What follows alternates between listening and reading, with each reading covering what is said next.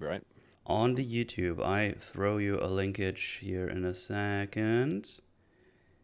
Here it is if you need the linkage to Nice. the thing. Thanks. I'm just gonna yeet a tweet. That mildly rhymed. First Eat time I've those ever heard tweets. that, oddly enough. Yeah. Let's see here. Give people times to arrive, I guess. Do do do do do do do.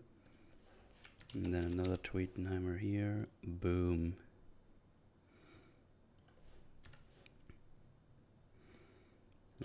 And we do this, and boom. Another tweet yeet. Where did my chat go? I assume there's people in chat already. Hello, chat. I can't see you yet because the window closed. There it is. Hello. Here we are. Hi. Yeah. What's going on? Oh, look at it. Marcus in Discord and in chat. That's just multitasking right there. That's insane. Well, I clicked the link that you sent and it brought me there. So I figured, oh, there's people there saying hi to us. That is I'm Canadian, fair okay? enough. I gotta say hi back. That is fair enough. Hey, what's going on, Chad? You doing all right? You doing all right? I was about to say on this fine Friday night, but it's actually Thursday night. But I have the day off tomorrow, so it's basically Friday for me. So suck it. This is getting out of hand. There are two marks. Oh yeah. It's quite crazy. We have all the marks, all of them. Which one's the real one? I don't know. I'm scared to ask. I'm the correct Mark spelt with a C, who Oh. also is part robot. That's my thing. Well, there you go. There's your answer. Apparently. None of you are allowed to lose limbs because no one is taking my thing. Thank you. You know what? That's fine with me. I'll agree to those terms. Let's do. Oh man. I don't know. My brain is all over the place today. I don't know what's going on. Like even more than normally. Let's just have a look, see at chat, see people arriving. Doing good. It's my day off. Nice. That's good. Just finished doing a roof in time for the forge on my drive home. Well, there you go. We got you covered. The first game forge of the year. One of many. There's gonna be plenty of gaming forges this year because there's a lot of games coming out that I wanna talk about and play and stuff. This one being obviously the Dead Space remake. So there you go. As for it being the first of two awesome horror remakes of mid 2000s games. We're a month away from another one, or like a month and a half, I guess. Yeah, the Resident Evil 4 one. That's the game that inspired Dead Space. That's true. It's, wasn't it that and something called Event Horizon or something? Yeah, Event Horizon, The Thing, Alien, and the gameplay style was inspired by Resident Evil 4. And I remember there actually being a quote that was kind of snarky from the guy who went on to make the Callisto Protocol. So Okay. I guess the Dead Space people. But he said, or the Resident Evil people, because he once said that he played Resident Evil 4 and said, I could do that better. And then he made Dead Space. And it's like, oof, that's a spicy statement. But I mean, yeah, you made a damn good game. I wouldn't necessarily say that Dead Space or the original Dead Space or Resident Evil 4 are better than each other, but they're both really good. Well, there you go. No, it's a pretty tall order and might come off as a bit arrogant, but I don't think there's anything wrong with aiming as high as you can, when you're trying. Yeah, and I might be misquoting, but I don't have the exact wording in front of me. He might have worded it a bit more like, I feel like I can get even better than that. I can see that concept and take it further, and maybe just got broken telephone, Gardic phoned, if you will. Right. Gardic phone. We're going to be playing that on Sunday. That's going to be good stuff. Oh, man. Yeah, what's you guys been up to? What's been happening? Good, except Dead Space. We're gonna talk about that, so we're gonna talk about something else first. I just decided that you don't have to. Hmm. I see. What else Very have I been exciting playing? times. I've been Been playing a a lot of Dead Space. Sorry, Yeah. go ahead. Oh, sorry, I was gonna let you go first. Go ahead. No. Go ahead. I got nothing. I've been playing a lot of Hi-Fi Rush. That's a damn good video game. It's Ah. very different from Dead Space too. Yeah. You I've showed me heard, that game, yeah. and then I looked at the trailer, and I was like, "This is very bright." I just minimized my Dead Space, and now there's many colors. Oh man, that's good stuff. All colors. Yeah, John, how was the last episode of Ari and the Chief? How did that go? I'm still super behind. Oh yeah. Well, yeah. It's done now. It's a long time in the making. My last season of the show, but yeah, I just put the finale out relatively recently, and it went down really well. I'm happy with it. Awesome. And people seem to think it's a bold but satisfying conclusion, I guess, is the general Okay. consensus. So, Well, I'll get there someday. I'm still super behind. I think it was like season, I don't even know, 5, 6. Oh wow. Yeah, I'm super behind. How many years were you doing that show?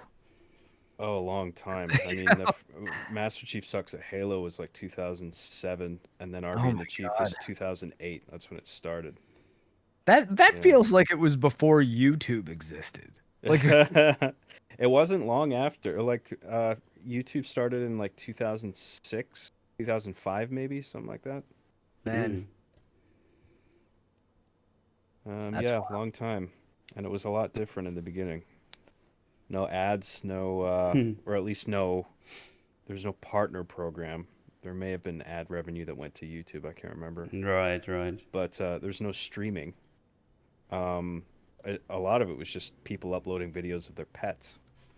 That was YouTube, basically. It's like That is, America's Funniest Home Videos on What do you That- even that do is with my- that? What do you even do with our e-thoughts on the internet? What's going on? Pet videos is pretty much my present day Instagram, though. It's pretty much all my dogs. That's pretty Still good. popular pet videos, yep. Yeah, they're cute. Animals are nice, man. Yeah. Right, Yeah. Kojo? Oh Yeah, God. Oh, I sort of I disturbed her in a way that I knew she'd do that. So That was great. that was timing. intentional for comedic timing. Hi, Rags. She's fine. Good stuff. Yeah. I'll watch it someday and I'll let you know what I think. So it's better Thanks, man. gonna be good or I'll beat you I up. hope so. I don't want to disappoint you. Yeah. I'm terrified. I can't. You're having sleepless nights until I watch it someday. Until then, Yeah. no more sleep. Yeah. Oh man, good stuff. Super cool. Yeah. Dead Space Remake. Well. That was man. It was a pretty good beginning to the year with gaming, I would say. Yeah. I mean, goddamn. It's quite funny to think about because everyone. I think I talked about that on my latest stream playing Dead Space Remake. I was like, everyone thought, oh, Callisto Protocol is going to be amazing, and then Dead Space Remake is going to shit itself. It was Guilty. the complete different way. It was exactly the opposite. That's crazy. Yeah. I could not believe how wrong I was in that regard. Because I was like, okay, yeah, that's the creator of Dead Space. He's with a new team. It's the PUBG publisher who like has not made a single player narrative game. So I just kind of figured they would give him just free reign to do whatever the hell he wants and unlimited money. It's like, hey, we want to become a major publisher, and this is our big AAA movie game. Like it's our Last of Us. Yeah, well, it's Snoy. It's, I heard Snoy did help with the motion capture for Callisto Protocol though, so it may not be inaccurate, and that was impressive. I'll give Callisto Protocol that. The facial animations were good. Karen Fukuhara is a beautiful woman, and yeah, but the Callisto Protocol is terrible. Yeah, I had high hopes for both. Because I liked EA Motive's approach when I first heard about it, like them talking about it. I'm like, oh, it seems like they actually really care about this. And then Callisto Protocol was like, well, I know Glenn Schofield's creatively helming it, and a bunch of people who worked on Dead Space is working on it, so it's probably going to be good. So I was looking forward to both of them, and to be honest, I didn't hate Callisto Protocol, but I got really frustrated with it, like especially halfway through when Mm. the combat encounters were like a multitude of enemies, and the fact that Yeah, the dodge in is oh programming god, terms is not like a global command. It's like the I, dodge movement is it's isolated to one agnostic. single enemy at a time. So if Okay. somebody else, you like dodge in a circular motion around whichever one enemy you're targeting, and then if some other enemy you're not locked onto shoots a projectile at you, the dodge is still going to potentially keep you in the trajectory of that projectile, and then you just get hit, and there's nothing you can do about it, Jesus. and it's super clunky, and I, The I got dodging is really pissed off. Sorry, I was saying the dodging is also completely agnostic of the direction the attack is coming from or the timing of the attack. Neither of them matter. You just need to be Right. holding a direction when the attack is being thrown. That's it. Already holding it, not necessarily timed perfectly. I think you get like a little slow motion flourish if you time the dodge perfectly, but it doesn't really seem to give you any combat advantage really. It's just like, oh, this looks cool for a second. You know, like I don't Yeah. know. I absolutely hated it. And it was to the point that like I like the Dead Space remake so much that I kind of considered firing up Callisto Protocol again. I'd be like, I gotta know if I was just being too hard on that game or what. Like, but I can't. I haven't brought myself to do it yet. Also, I'm working on an impossible playthrough, and Yeah. I've reached chapter 4, but Ooh. I'm horrified moving through this mode. I've never played the permadeath mode in Dead Space. It's Yeah. I don't scary. know. I might do it one day, but I don't know. This whole you don't get to die. It's just like, oh, I can't be arsed. Well, Like, so what I like about how they do the impossible mode is if you do an attempt at impossible mode and you make it say to the last boss and then you die, it doesn't just that's it, your save file's deleted. You can still just beat the last boss. You just don't get the achievement for impossible difficulty. I mean, yeah, but Right.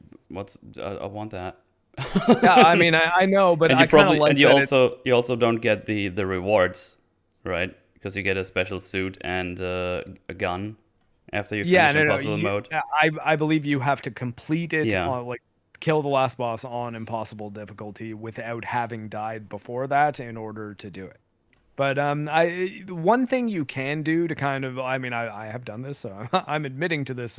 I'll not say cheat, it's more of an exploit.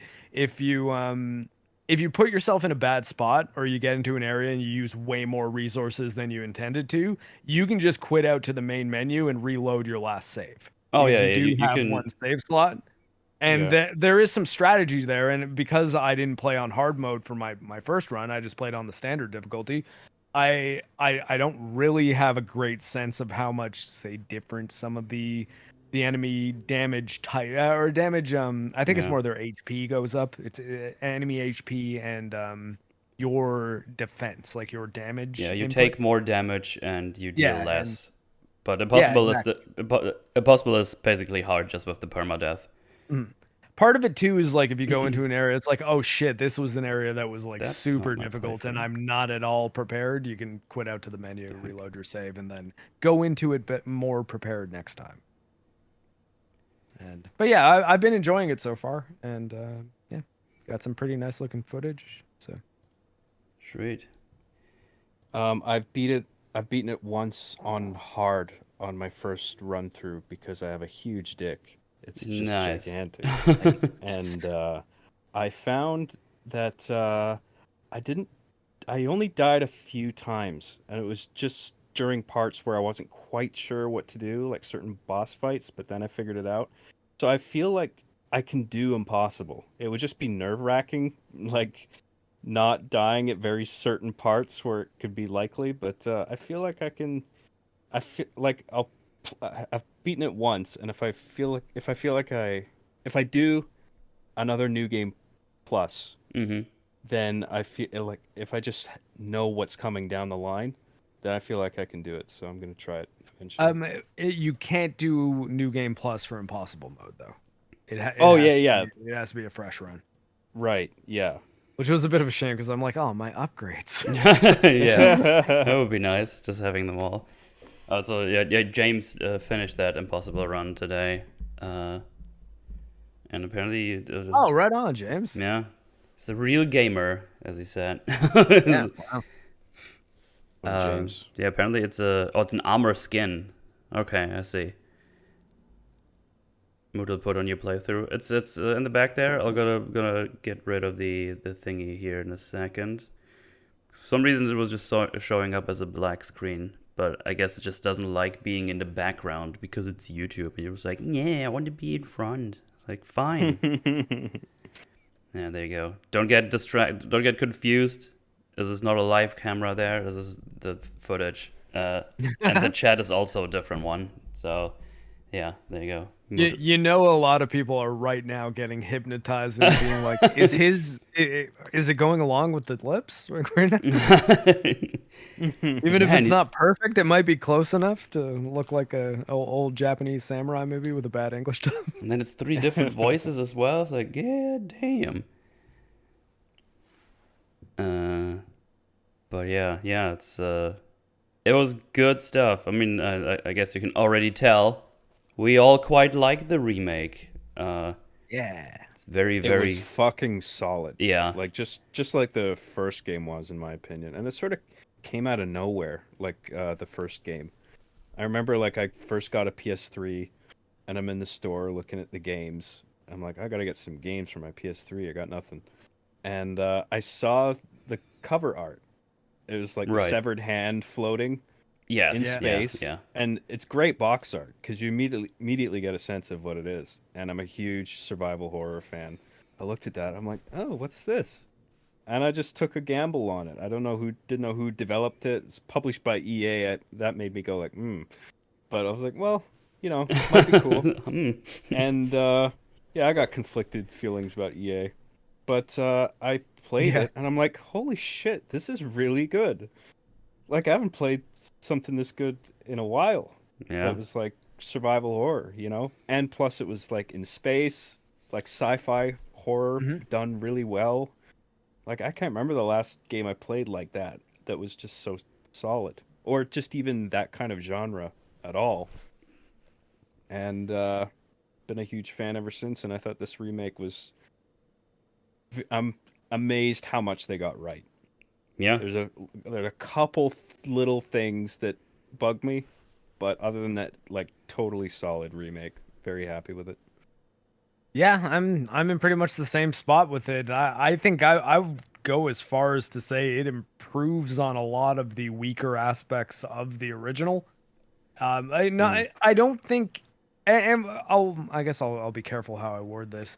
I think in a way that makes it unique enough that it is still worth playing the original game as like an experience to be like, hey, let's see what the original Dead Space played like. And it will be different enough that it's like, oh, I see some liberties they took here in the remake. Yeah, it kind of makes sense. Some of this might have been just limited for design scope and them trying to have it be as much of a tight, focused, linear game as the original Dead Space was. And I think that I think that it doesn't step on the original's toes in a way that seems disrespectful in any way at any point, and it improves on weaknesses in the original. So it almost makes it difficult to recommend anyone play the original first. You know, like if it's a new player, it's like, well, should I play Dead Space? Yeah, should I play the original or the remake? I would just say play the remake at this point. And that is kind of sad in a way because there's almost something that's nice about being like, no, go back to the OG. That's the one you want to play. But I think here it's very complimentary towards the job that Motive did. That I think they pretty much nailed what remakes of video games should be with this. I mean, I don't know if that sounds hyperbolic, but it feels like Dead Space while you're playing it. It doesn't seem like, oh, okay, well, this is a new game that just it's kind of like Dead Space, I guess, but like the Final Fantasy VII remake isn't anything at all like the original Final Fantasy VII. Like the gameplay is different, the visuals are completely different, the way the story unfolds is entirely different. But here it's like there's a couple little flourishes, but it's mostly an authentic and respectful experience, and I think that's what remake should do. And yeah, I see James in the chat says I say play both. I too would say play both, but I think you Definitely. would safely play the remake, and then if you like the remake, I would then say play Dead Space 2 next would probably be the move.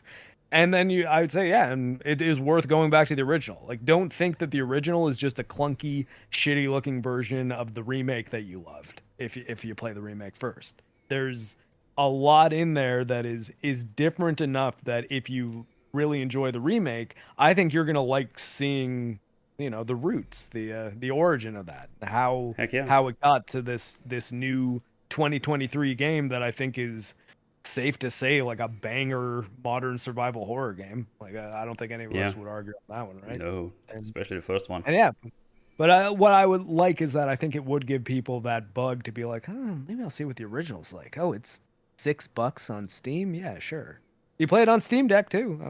I was actually nice. fiddling with it at work earlier because I was like, I Nice. should maybe brush up on my Dead Space. Yeah, with the gyro functionality. I fucking Yeah, love that shit. The gyro's a little weird in Dead Space though. I might have to get a mod for it because there's almost like a mouse acceleration thing that happens with it. So the gyro isn't true 1-to-1 if you're mapping it to the analog stick. It like moves slowly and then really fast. And because the reason I would use the gyro controls in a game like this is precision targeting the limbs of the necromorphs. Yeah. That the mouse acceleration or joystick acceleration thing that's at least stock with it if you don't mod it. Yeah, I mean, you need to you need to fiddle with the desktop version in general, anyway. Yeah, Uh, it needs a mouse fix. yeah, I put in like a little settings file that I found online, and then I could fiddle around with the not the acceleration, the sensitivity. And then it worked fine, but yeah, they never really bothered to fix it, unfortunately, on PC. So, but the community did. Yeah, and it was fixed so long ago that if you Google Dead Space mouse aim fix, you'll get 100 videos that will walk you through it, Yeah, step by step if you want. Like there's lots easy. of those, for sure. So it's the benefit to going back and playing an older PC game that a lot of people love, because you know that if anything was wrong with the game when it launched, someone has probably fixed it by now. Mm-hmm. Absolutely. I mean, yeah, I really really like this one. I had to start playing it offline because yeah, I guess what people didn't know, I started up the game. And I was like, oh, this doesn't run that well. And then I look at my GPU user, it's like, oh, that's at 100%, and I'm not even streaming yet. What am I gonna do? So I was kind of talking to myself. I was like, do I get the PS5 version instead? Or do I swallow that bit uphill and actually buy a GPU these days? And I did buy a GPU. Like an i7, i9. Also, secondhand GPU might not be a bad idea. I have a CPU. I have an i7 8700. It's pretty old, so I have a bit of a bottleneck at the moment. But it's still a massive upgrade for me. But yeah, the idea was like I'm gonna be streaming and covering a bunch of games this year. So like I'm gonna do the investment for the channel, if you will, and yeah. Got that going. Do you play in 4K? No. Not yet. I'm not I gonna got be an playing i7. in 4K. I don't think playing in 4K is worth it for the performance you lose. No, me neither. I agree. I got an i7 processor, got a 3060 card, and I managed to get it running really well in 1080p, ray tracing, anti-aliasing, all that, 60 FPS. Nice. I'm gonna go 1440p at some point. That's a good middle ground. Yeah, Right. but right now I'm still on my 1080p screens. Unfortunately, I can't use my 134 hertz monitor anymore because that went through the DVI connector, and this GPU doesn't have DVI connection anymore, so it's on HDMI. So I kind of losing out on that, but that's fine because everything's running very smooth right now, and it's pretty good. Write it off to Texas. Oh, I will. Asus has a really strong line of gaming monitors that they have lower end ones, like they're 1080p and 1440p, but I think they go up to 165 hertz and have G-Sync now, and are, at least in American prices or Canadian prices, in the $250 to $300 range. So I guess convert for euros. Oh, the prices here are stupid. Okay, the one that's like budget priced in the US is like 600 euro here for some reason. I don't know why. Oh, holy hell! Yeah. Never mind. I have no useful advice for you. Yeah, but there's an HP one that goes for like 250 apparently. So I'm probably be eyeing that one, which is also 27-inch and 144. But yeah, before I do that, I need a new CPU and motherboard. So I'm going to be incrementally upgrading my PC now. Oh yeah, sorry. No, see, if you have an AMD GPU, yeah, it's FreeSync you want, not G-Sync. Yeah. But most G-Sync monitors have FreeSync anyways, though, because AMD was much nicer about their technology. They're just like, yeah, put it in everything, everybody. Yeah, NVIDIA's like, you need to pay us for components. But yeah, it should be fine. I could probably get a DVI to HDMI cable to connect your high-res monitor. I guess that could work. I don't know how they pass through. I know I have to check it out. I haven't looked into it at all. I just wanted my PC to run again, because of course it didn't go without a hitch. So it's like, hey, I know PCs. I built all my PCs myself. So the new GPUs, they're all a bit bigger than the ones I have. I'm going to take the measurements. And it's like, yeah. Says online, whatever it was. Like, yeah, okay. How much space do I have? Oh, I still have like a centimeter plus left. It's like, okay, good, fine. I don't even need to do anything. That's great. Of course, it was larger when it came in here, and there was like half a centimeter too much, and I couldn't fit it in. I was like, okay, that's really annoying. There's just no way to get that in. So what I did is I yeeted out my liquid cooling, my AIO thingy, my NZXT Kraken, I think is what it called, and got myself a air cooling thingy now, and now I have plenty of space. It was just an annoying thing because I had to wait till the next day for it to arrive. It's just great. You do the measurements and everything. It's like, hey, I did all the things, and then it's like, yeah, but we lied to you, so get fucked. I'm team air cooler because my last time I had a liquid cooler, one of the pumps malfunctioned, and it took me forever to figure out what was actually wrong with my PC. Oh, that's annoying. It was overheating like crazy. Yeah, I mean, the air cooling is great. There's actually not that much of a benefit with normal liquid cooling. Yeah. It's good. It's good stuff. But yeah, back to the game actually. Yeah, I was thoroughly enjoying myself playing the game, and then I could finally stream the second half. This is what the footage you see on stream right now. I was able to stream that again, and yeah, it looks great. It plays great. There's a lot of things in there that they added in that I really, really like. Isaac talking is one of them. We have some characters that I like more. Some that I actually prefer the older versions from, which doesn't mean they're necessarily bad, but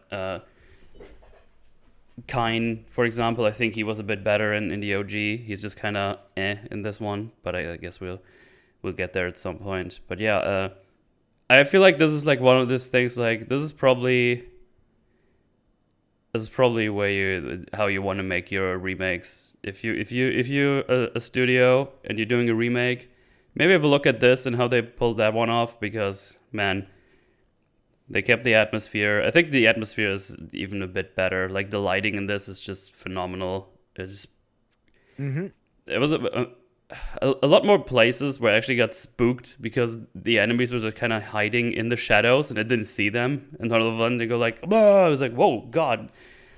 Yeah, the darkness in this game is legit. Yeah, Like, if it is there's tough to see in some areas. if And there's the no light, on your weapon. it's just dark. It's just But pitch black. It's crazy. because you always have the option though to light an area manually by aiming your weapon, it doesn't feel like, okay, great, another room where it's just dark. It's just a black room again where I can't see anything and there's going to be a monster. It's like, Yeah. well, no, you can see around this room if you want. You just got to slow down and bring your flashlight up. And I don't know, I liked it. Yeah.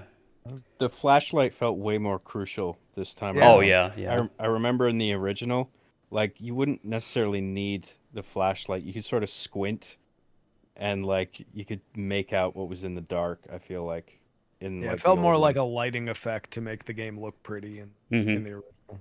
Yeah, but now it's like there's rooms that are actually pitch black, except for little things that are glowing, switches and pipes and whatever. And it's Fire, like, oh, this is sparks. spooky. Yeah, yeah.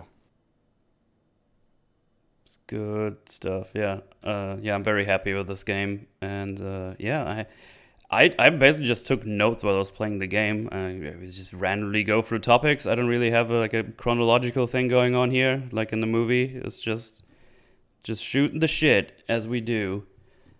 I mean, yeah, we can just start with Isaac's talking now. He's doing the talkings, and Gunner right. Yeah. goddamn, I was so scared about that part. Yep. It was That's like, what I oh, was most worried about. they make him Especially talk. because It's like, Have you- oh, are you gonna please don't make him like a weird quippy character now that goes like, oh, those necromorphs, am I right, Lamau? It's like, have either you guys played the Star Wars Battlefront 2 campaign or Star Wars Squadrons campaign? I don't remember. Haven't, no. Because those are the only other two single player games that Motive has made, and the writing is atrocious in Oh both. no. So when I heard that it's Motive doing it and now Isaac talks, I was like, oh, this is gonna be terrible. It's gonna be a horrible game. It's gonna ruin Dead Space. And everyone support the Callisto Protocol instead. And now I'm like, oh god, what have I done? What is happening? But yeah, he talks when he's talking to people. He very rarely just talks to himself. I think if you run out of ammo, he just goes like fuck, fuck, fuck, fuck, or it's like come on or something like that. But he doesn't, like, I don't know. He's not doing like monologues while no one is around. Ethan from Resident Evil. It's dark. It's like, And they brought in Then the I can thing squeeze from through this gap.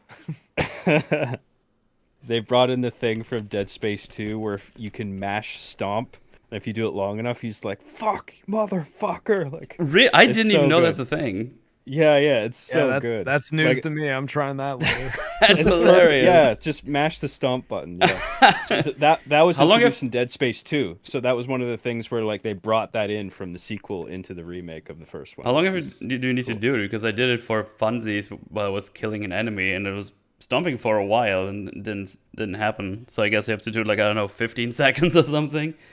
I mean, it shouldn't take that long. I mean, I guess maybe it randomly selects whether it's going to occur or Okay. not, depending on a single instance of mashing the command. So I guess just like keep initiating separate instances of continuous stomping, and you'll get it eventually. Okay, I need to try that out. That sounds funny. there was another moment where I was shooting and I ran out of ammo on all my guns.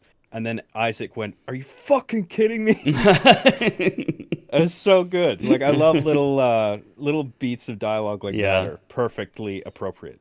You know, it's like that's what someone would say.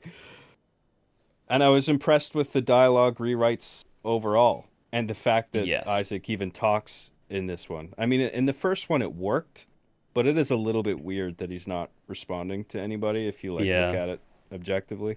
Well, because it seemed like an artistic choice to increase the sort of psychological horror element of like, is Isaac insane? Is he imagining Nicole? Is there even a Nicole? You know, like all Yeah. that stuff kind of. I think that him speaking, one of the fears I had was that they were gonna show their cards on that way too early, like have him say Right. something like, "Oh my god, am I going insane?" Yeah. But they didn't, and I think his performance was quite good. He seemed very like everyman-ish. Like he seemed like a guy who was there to fix the ship. Sure, yeah. Like And I don't know. he's got a great backstory. There's a file in the ship that they arrive on that you can find around the corner at the Yeah, very start of the game. And it's got like a little profile on Isaac, and it's cool. that's pretty cool. We It's get like like he some.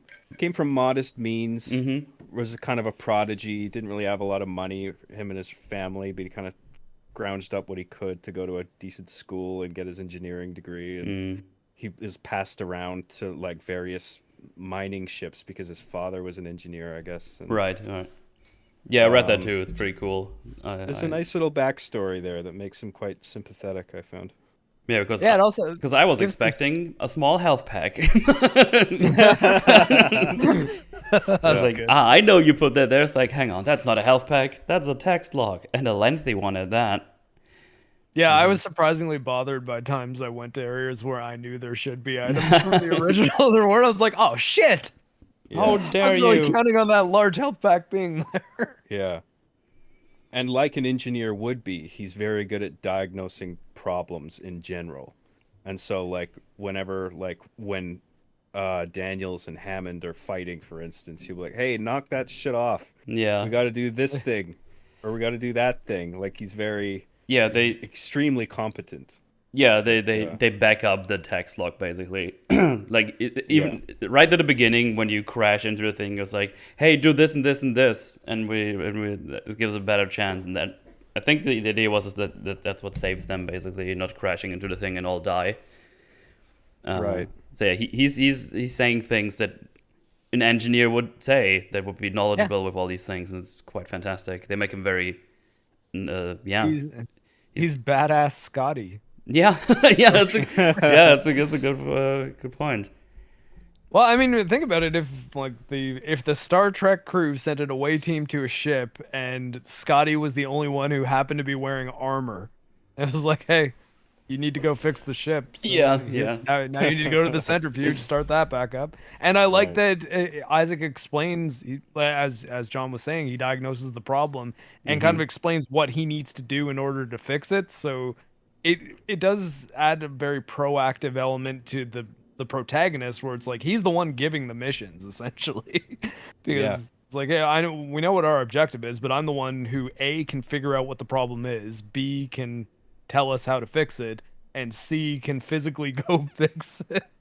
Yeah. So, Yeah. All the other characters are like, "Isaac, I got to sit here and drink cocoa. You go and do that thing outside the ship or whatever." which is It's also every time.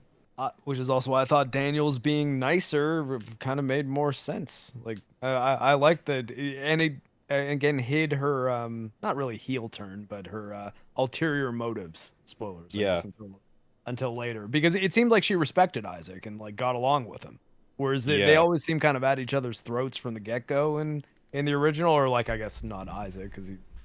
Well, I mean, He's just sitting there. he was ghosting her pretty hard. I will say. Yeah, that. yeah. Being very cold, but yeah, no, I like her characterization in the remake more. I think I like the actor who plays Hammond in the original more. He's the guy from Spartacus.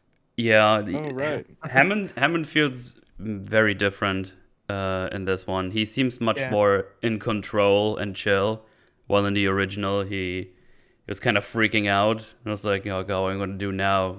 But here he's like, okay. He just stops talking sometimes and just takes a breather, reassembles his brain juices, and goes like, okay, should probably do this, and this. Can you do something on your side? And I'm gonna do this here. And yeah, it's not bad. I think I like the more stressed one more. And someone in my in chat while I was talking about that had the idea that they might have done that to balance it out a bit, so we just don't have three characters that are kind of freaking out. Yeah. So maybe we have one that seems like in control. Yeah, I don't dislike the new execution of Hammond, but I remember him being more memorable in the first one. Yeah. Like a little bit more short-tempered, I guess. he was more mysterious too, and I think that makes more sense with the tone of the storytelling in the original Dead Space versus the remake. Because the remake, I think they make an effort to make all the characters feel more like acting as if the way people would act in that situation. Whereas in the original Dead Space, there was a lot of, hey, there's something about all of this that seems kind of weird and creepy. And I think for a horror story, neither approach is incorrect, really. And that's kind of what I was saying earlier about how I sort of like how they approach things differently enough, but similarly enough that it still does feel like the same story. It's just a different Yeah. approach to it. Yeah. And the mystery aspect to his character in the previous game worked better with the fact that he's the like red herring in the story, right? Where like Yeah. Daniels is making you think like he's got something up his sleeve, like he's secretly a unitologist or whatever, and he's like she's doing that to throw the trail off her. Yeah. Yeah. There's I loved how the withholding of information on Daniel's part was handled. Like there's certain scenes Oh yeah, where yeah. it's just like it's all in the facial expressions. Yeah. Yeah, there's a- especially towards the end Yeah. when Isaac Yes. starts talking about Nicole. Hey, Yeah. tell Nicole to go there and there. We're gonna meet her there. And she's like, yeah, leave it to me. And just kind of looks at the camera. It's like, yeah, sure. Right. Yeah, you found Nicole, did you? Did Yeah. you now? Like Okay. it's something she kind of delivers it like that, but in a way that we know that it's weird, so we can understand it. But you can almost get that Isaac wouldn't be like, "Wait, why did you just roll your eyes?" or anything like that. Yeah. Like it's subtle enough that you Right. could understand him missing it. Like I think the actress, the Daniels actress, nailed it. I think. Yeah. There's a part, Absolutely. I don't think it's the same part, but like it's near the end of the game as well where Isaac has like a plan. I can't remember what it is exactly. But he says his plan to Daniels, and it's a good plan. But Daniels isn't really reacting. She's just kind of got this weird blank stare and like nodding kind of half-heartedly, like, yep. Yeah. Like as if like she's thinking like, well, that's not happening. I'm gonna make sure that doesn't happen. Yeah. Like, I mean, you don't know that obviously, but like it's just in what she's not saying and how she's not reacting. It's like you can tell that something's up. And I guess Yeah. like Isaac is just he's not willing to believe that she's not on his side because like if she isn't, then he's fucked. So I guess I don't know. It's partly like just the desperation of the situation he's in that he's just praying that she's on his side, and yeah, it's a very subtle, impressively subtle the way some of those moments were handled. Yeah, I like it a lot. She also has like a it's like a little arc almost, because at the end she tells Isaac, you know what, you probably find a way off anyway. You're a good You're a great engineer. engineer, You're a yeah. great engineer. It's like, oh, that's neat. Yeah. Feel like Yeah, I'm telling you, like she respects him, and I think that was an interesting Yeah. twist.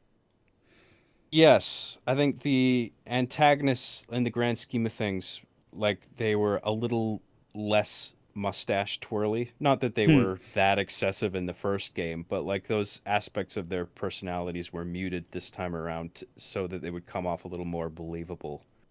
Right. Like you guys were saying, Daniels, she has a respect for Isaac, and it's like she's kind of probably has some regret that things had to turn out this way, but whatever, she's got her job to do for EarthGov, and she's gonna do it.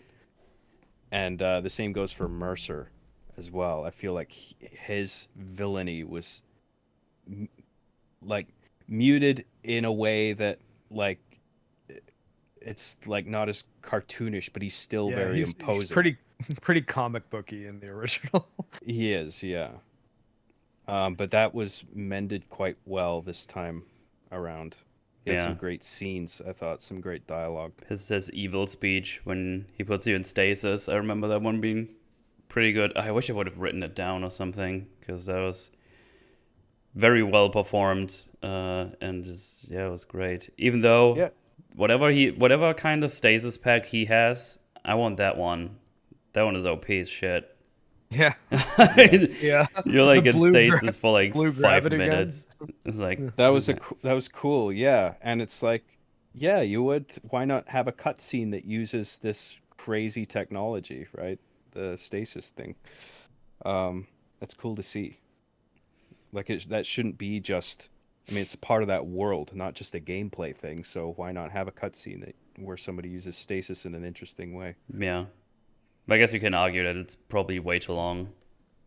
Because Yeah. none of the ones that you get, even on full, even goes remotely that long. Right. But yeah, I like that they used it. But yeah, it's just a bit long with the stasis, and I want it because it's really useful. Yeah. Yeah. I really felt I needed stasis in this game much more than I did in the original. I hardly ever Same. used it in the original. I didn't put a single node into stasis. Either when I originally played it on PS3 or more recently. I think around the time the remake was announced, I replayed it on PC, Hmm. and I just didn't really ever felt like I needed stasis in combat. Whereas in this game, I'm like, oh, I'm dead without stasis. Yeah. And even if that's not true, because I'm sure there are people that are going to be pulling off no stasis runs or no kinesis runs, obviously outside of puzzles. But yeah, no, I didn't think that it felt as necessary in the original game in combat. Whereas this one, I felt like I needed all my tools, and they give you more tools too, so it's neat. Yeah. I had a similar experience. I'm kind of dumb with things like this where like I'm like very single track minded where like I figure out one thing that works and I just keep doing that. You're the target demographic of the plasma cutter. You're just like, yes, plasma cutter only. Fuck yeah. I did basically plasma that. cutter only again.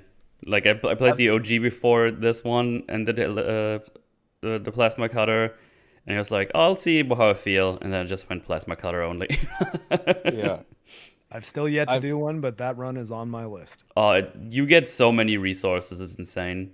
When I started my new Well, you just sell all the other ammo you pick up, right? I'm guessing. Well, the thing is, if you don't have them in your inventory, you just get plasma cutter ammo anyway. Oh, okay. But what alright. what I ended up doing is I had the gravity gun, the force gun. The kinesis? Mm-hmm.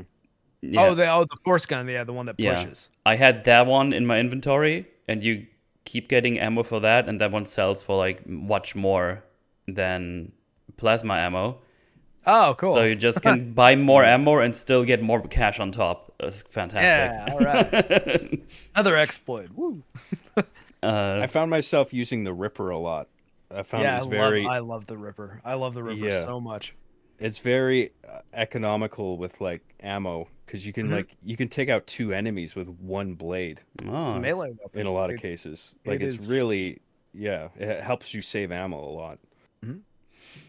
yeah. And I lost like there's so many instances where like I would use so much ammo in a room and then in the aftermath where all the bodies are lying around it's like there's explosive canisters and stasis canisters and pointy limbs lying everywhere. I'm like, I could have used all of that. Yeah. Yes. Fuck, I'm an idiot. And the environment kill things, those are very effective. They're very, very effective. Yeah. I think if you shoot one limb off and just use that to throw it at the enemy, it's basically a kill with normal necros. Want to hear right. something cool that I learned about that? If you've peeled their skin off to the point that their bone is exposed, but the limb is still on, you can just use telekinesis to rip it off. I think there's an nice. achievement for that. Oh, is Wow. there? Yeah, I think so. That's really That is. cool. I watched Sphere Hunter's video earlier, and I was like, "Oh man, I never noticed that, and that's amazing." Yeah, that's pretty. Yeah, that is cool. Yeah, the vents they come out of, those fan blades, you can use those to basically just get a one hit rip off of a limb if you aim it correctly. You have the Poles. the stasis tanks you can use, which do like a huge yeah. zone of stasis for a pretty long time. That's pretty useful. Of course, you have the explodey barrels. Those are always useful. Classic. The game really does give you a lot to use other than ammo. Yeah. And it's just like embarrassing that I didn't utilize it more. Like It's super satisfying as well. There's Those like shelving units you can smash, and those give you 4 poles, and they're Yep. all instant kill weapons. Like, it's Yeah. crazy. They're they're a lifesaver against oh crap, I forget the name of them. The little fuckers with the 3 tentacles that shoot Oh, those projectiles babies. at you. Yeah, the Baby babies. things, Baby things. I love getting one of. Oh man, this is gonna be a terrible sentence if someone calls it out. I love killing one of the babies with a pole. Yeah, let's go. Chucking a pole at it and just pinning a baby right to the wall. It's incredibly satisfying. I'm talking about Dead Space enemies. Really though, I'm not even. I find it's quite over the top that it'll launch a corpse like all the way to the other side of the room so fast, but like That's great. it's very satisfying in a video game sort of It's way wonderful. where it's like, Yeah. I'll Yeah, go with that's it. great. This is great. I shot one back right into a vent, just came out of. It was great. Just shot the lip off and just spiked it back in the vent. It's like, you go back. Yeah. Fantastic. Back in your hole. Back in your hole, yeah. Was there another thing? Yeah, all those pole thingies you can rip out of the walls and stuff. You just mentioned that. But yeah, I think that's it. I mean, you can throw chests and stuff at them. That kind of knocks them back for a bit. I don't know if you can kill them with that if you throw that often enough. I never tried.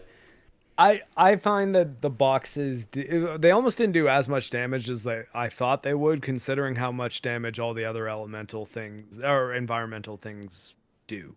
You know? Right, Like yeah. you throw a heavy box at someone and it's metal, and it's even got one of the kinesis icons on it, meaning that this is not intended to be lifted by a human. It's super heavy. You need to use kinesis. And it's weird that you chuck that and it almost bounces off like it's made out of like plastic or rubber or something. Yeah, it was definitely less effective than I expected. It's just a standout because of how satisfying like the barrels and the poles and things are. So it's like, once you have these big heavy boxes you can throw that do very little damage, it's like, oh, okay. Yeah, yeah, it's They're good for slowing them down though. Like if you put something in their path. So Yeah. man, you get a I guess bunch that's of the intention. weapon upgrades as well. I mean, I haven't tried any of the weapons like the plasma cutter yet because I just did a plasma cutter run, but I already see there's a bunch of fun things you can do.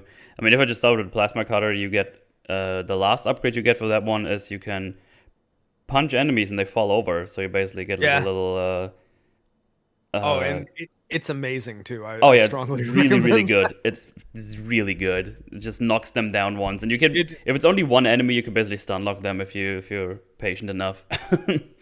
It turns the melee with the plasma cutter into like the Falcon Punch from Smash Brothers. Yeah, it's fun stuff. Then apparently there's like proximity mines on the pulse rifle now, which you can put on the ground.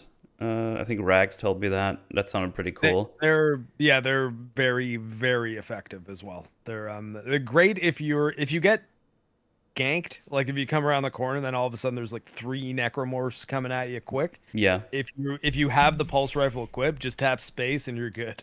You'll kill all of them. You'll kill all of them, or at least blow off enough of their limbs that they'll be very non-lethal or slowed down. Yeah. I'll be checking out those weapons on my New Game Plus, which I'm probably gonna be streaming until I play something else. Just gonna try out all those weapons. I ended up really liking the flamethrower in this one, and it was kind of useless in the original. Okay. Like I remember thinking that the flamethrower was going to be tons of fun because it's more of a late game weapon. You get it right before you fight sort of a new type of enemy, the one that they come apart into different individual body parts and they can like replace your head. Some of the worst kill animations over there. In fact, that's probably the enemy I'm most scared to encounter in the Impossible one. But yeah, it wasn't very good though. It hardly did any damage. But here it really does a lot of HP damage to the point that if you switch to your plasma cutter or something, you can essentially one-shot any limb. Or against the Guardians, the guys that are stuck to the wall and have the 4 tentacles that come out that constantly regenerate unless you kill them all at the same time. One small burst to the center of that and he's done. Nice. It's almost like an instant kill weapon on that. So I was like, oh man, they've made it really, really useful for me to have the flamethrower on me. and to be using it a lot. And the extra bonus to that is, even in the original, the flame effects look incredible. Yeah. Oh, yeah, it probably like, looks yeah. great in all those dark rooms. Yeah, I know. It was like, I'm like, yeah, man, I kind of want to just be using the flamethrower just because it'll look really badass if in the middle of this fight I just set a whole bunch of them on fire. Yeah. Great Good. flame effects, great fog effects. Mhm. Like when you're in that decontamination chamber and Oh, yeah. the floor's all foggy and you're looking around on the floor for these things. Oh, Like, there's those babies that's so crawling cool. around. It's like, I can't see them. Where are they? Yeah. And they get like Oh, hit by yeah, one of I these hate things. Like, God damn it, where are they? That felt really like a horror movie moment, you know, like walking around the fog, looking at the floor, trying to find them. Yeah. And I'm telling you, go just ahead. you blanket the floor with flame. Then the Right. little ones are done too, like the little insect ones. I hate that too. That's the one that PC players get handicapped the hardest on too, because tapping E is not very easy to do, like ergonomically. Oh right, yeah. Because I think it's like tap A or something on console, or X, I guess. Oh, it's just I play with a controller, and I would much rather have used the mouse for some parts, like for like for combat like and shooting. Yeah, yeah. Oh, and that's why I play with a keyboard and mouse. But yeah, the quick time event enemies that get you in a lock that you have to tap your way out of, like button tap your way out of. Tapping E, I find the most effective way to do it if you're looking for a method at home. Right hand, if you're right-handed, off the mouse, cross it over to the keyboard, and just tap it with the index finger as hard as you can. Because I find I can just do it way faster with my dominant hand than I can with my left hand, which is obviously the one that's on the keyboard. I just did it with the left hand. Just go over there. Works fine for me, but I guess it's just a thing of how you used to do it. I guess I'm not very ambidextrous. Well, I'm neither, but it's just like, I don't know. It feels natural to me. I've done it so many times. It's fine. Well, a good thing, another thing that this game offers is that you can completely customize the controls on keyboard and on the controller. yeah. Like every button. Yeah. you can Because map I it to put whatever you my want. secondary immediately on my middle mouse button. Because that's where I switched around the placing of the plasma cutter. And I pressed the middle mouse and nothing happens. Like, that's, Right. If I could map the escape from lock button to my left mouse button, then the move is you just use your index finger and middle finger and you kind of drum roll it. Yeah. Right. Doesn't work on a keyboard though. No. But yeah, I haven't checked out any of the other weapons, which I will on my New Game Plus playthrough. I'm gonna fuck around with those. But yeah, fun stuff. Weapons seem to be very satisfying all over. I saw a clip online. I think James sent that to me, if I'm remembering correctly, where someone put from the line cutter those lasers on like a couch or something, and just took it with him and just melted enemies with those lasers. It was like Right. like yeah. You attach a laser trap to a dynamic object. You lift the object and you just point it around. Yeah. Oh, that's amazing. Yeah. It's the line gun couch thread. No, The new good meta. stuff. Yeah, that was funny. That was very creative. That was good On a stuff. couch only run. Couch only run. But yeah, that was a funny clip. I like that. But yeah, we already talked about the backstory log in the beginning. That's a pretty neat little touch. And yeah, you can walk all the way through the ship. The tram station is like a shortcut you can do. You unlock, but it's not basically just the loading screen in between levels. You can go back and forth, you can backtrack, you can go continue, you can explore. It's all connected, and I like it a lot. It's great.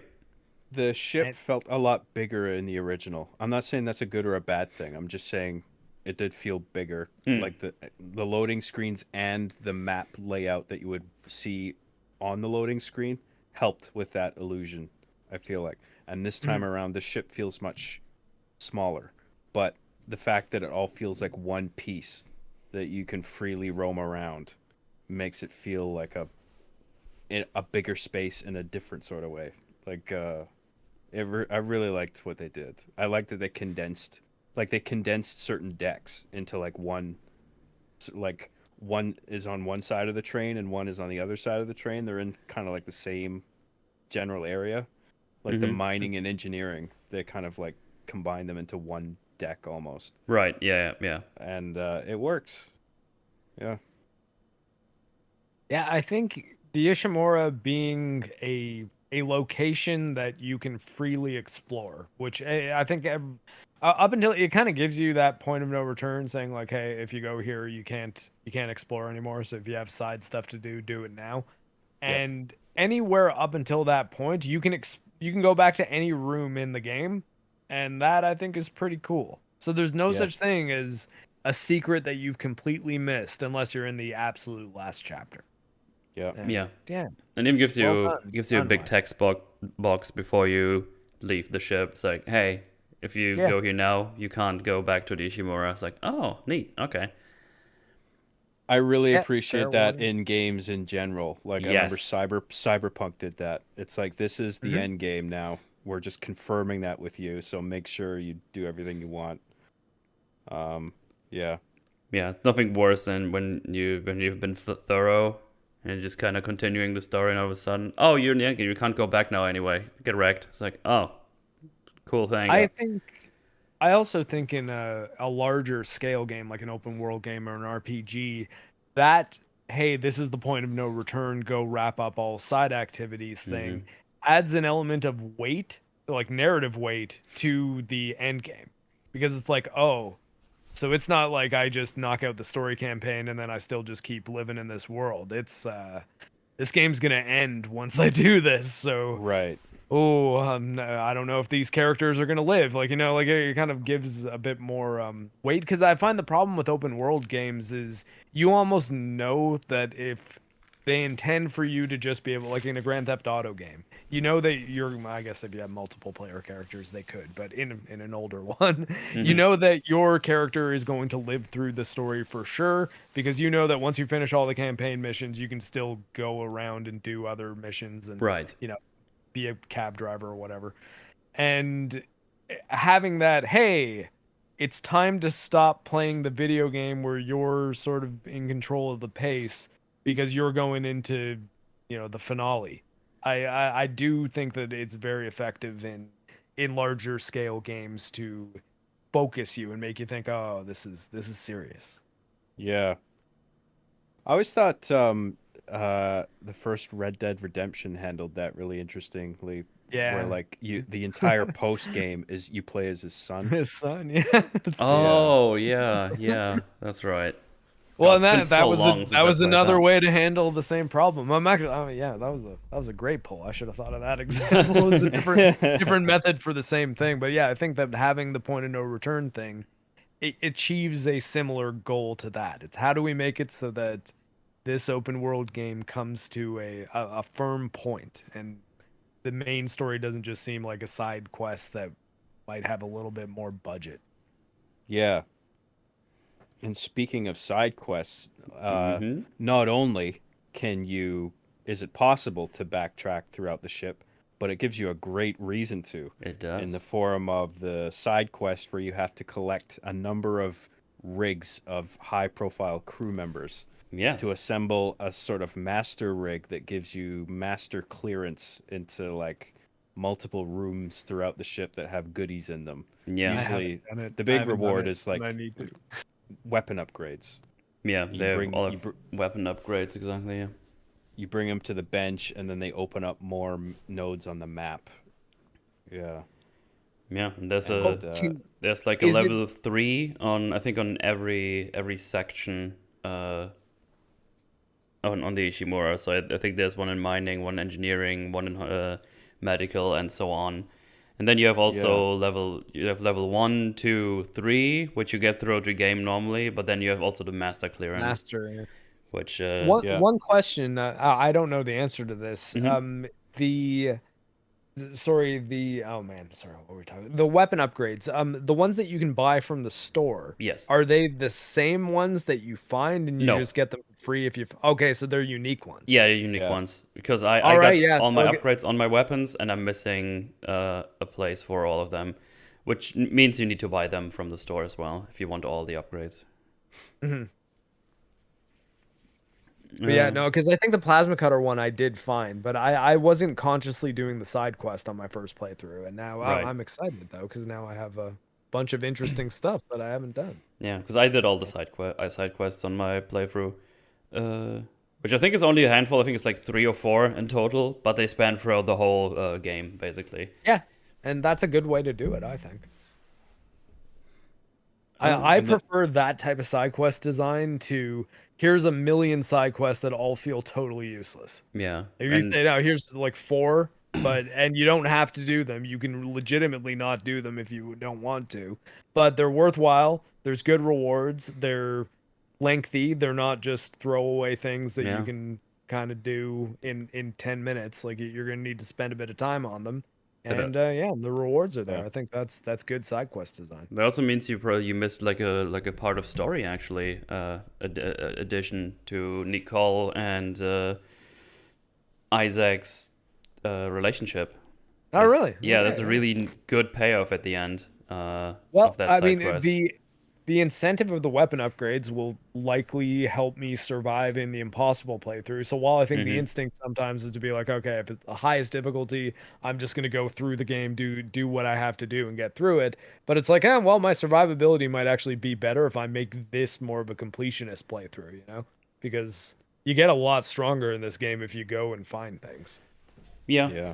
And I think all the upgrades of both the weapons and the suit are notable because they don't have the blank nodes in the upgrade path. Because like that was one thing that it always felt kind of shitty about the upgrades in the original game, because there would be a bunch where it's like, oh, I just want to upgrade the capacity of my, I don't know, my plasma cutter. But now I have to spend 2 nodes on nothing to get to that capacity upgrade or damage upgrade or whatever. And there's no blank spaces in this one at all. It's like just every single thing will give you a little bit of a boost. So Yeah. And the game gives you the ability to backtrack really smoothly without loading times, and it gives you a reason to backtrack.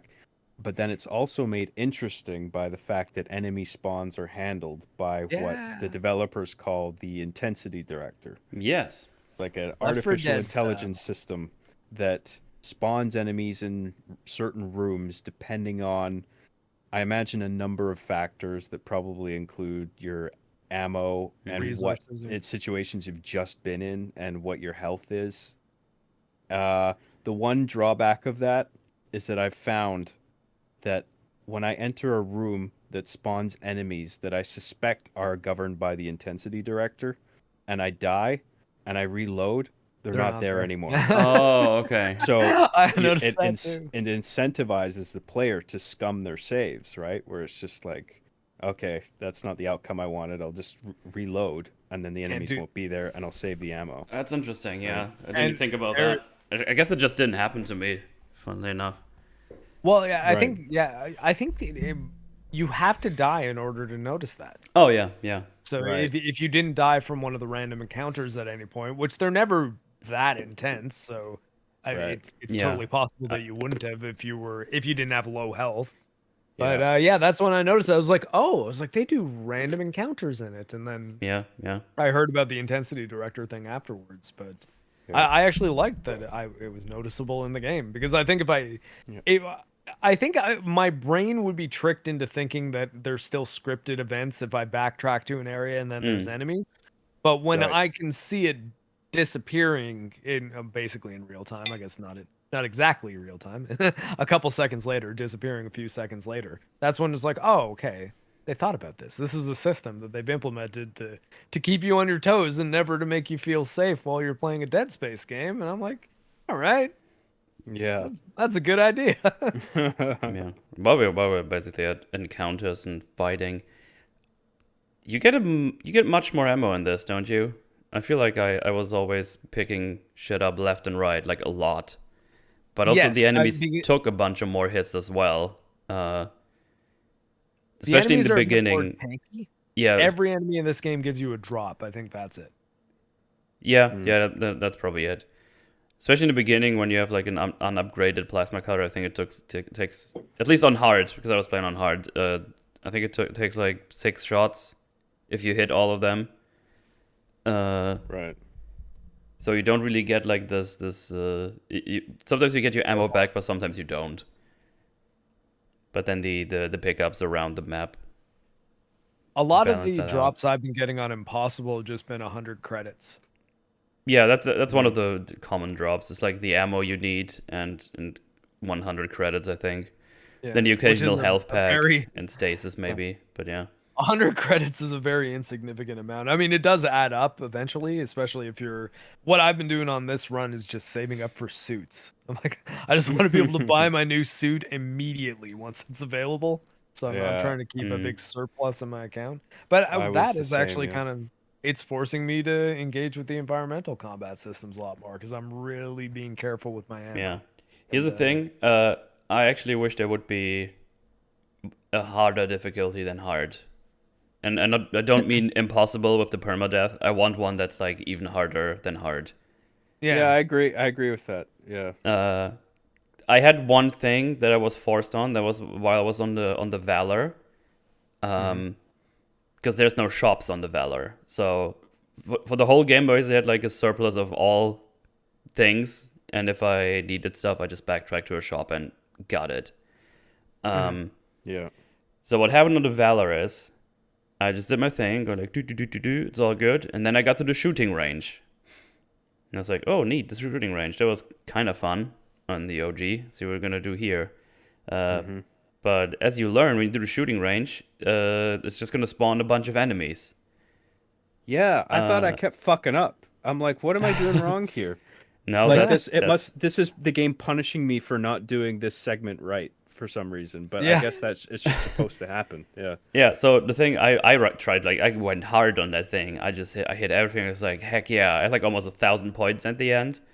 But yeah, what happened is, of course, it spawns a bunch of enemies. You kill them, and then all the lockers open up, and they give you like a note, a little bit of ammo, credits, circuit board, that stuff.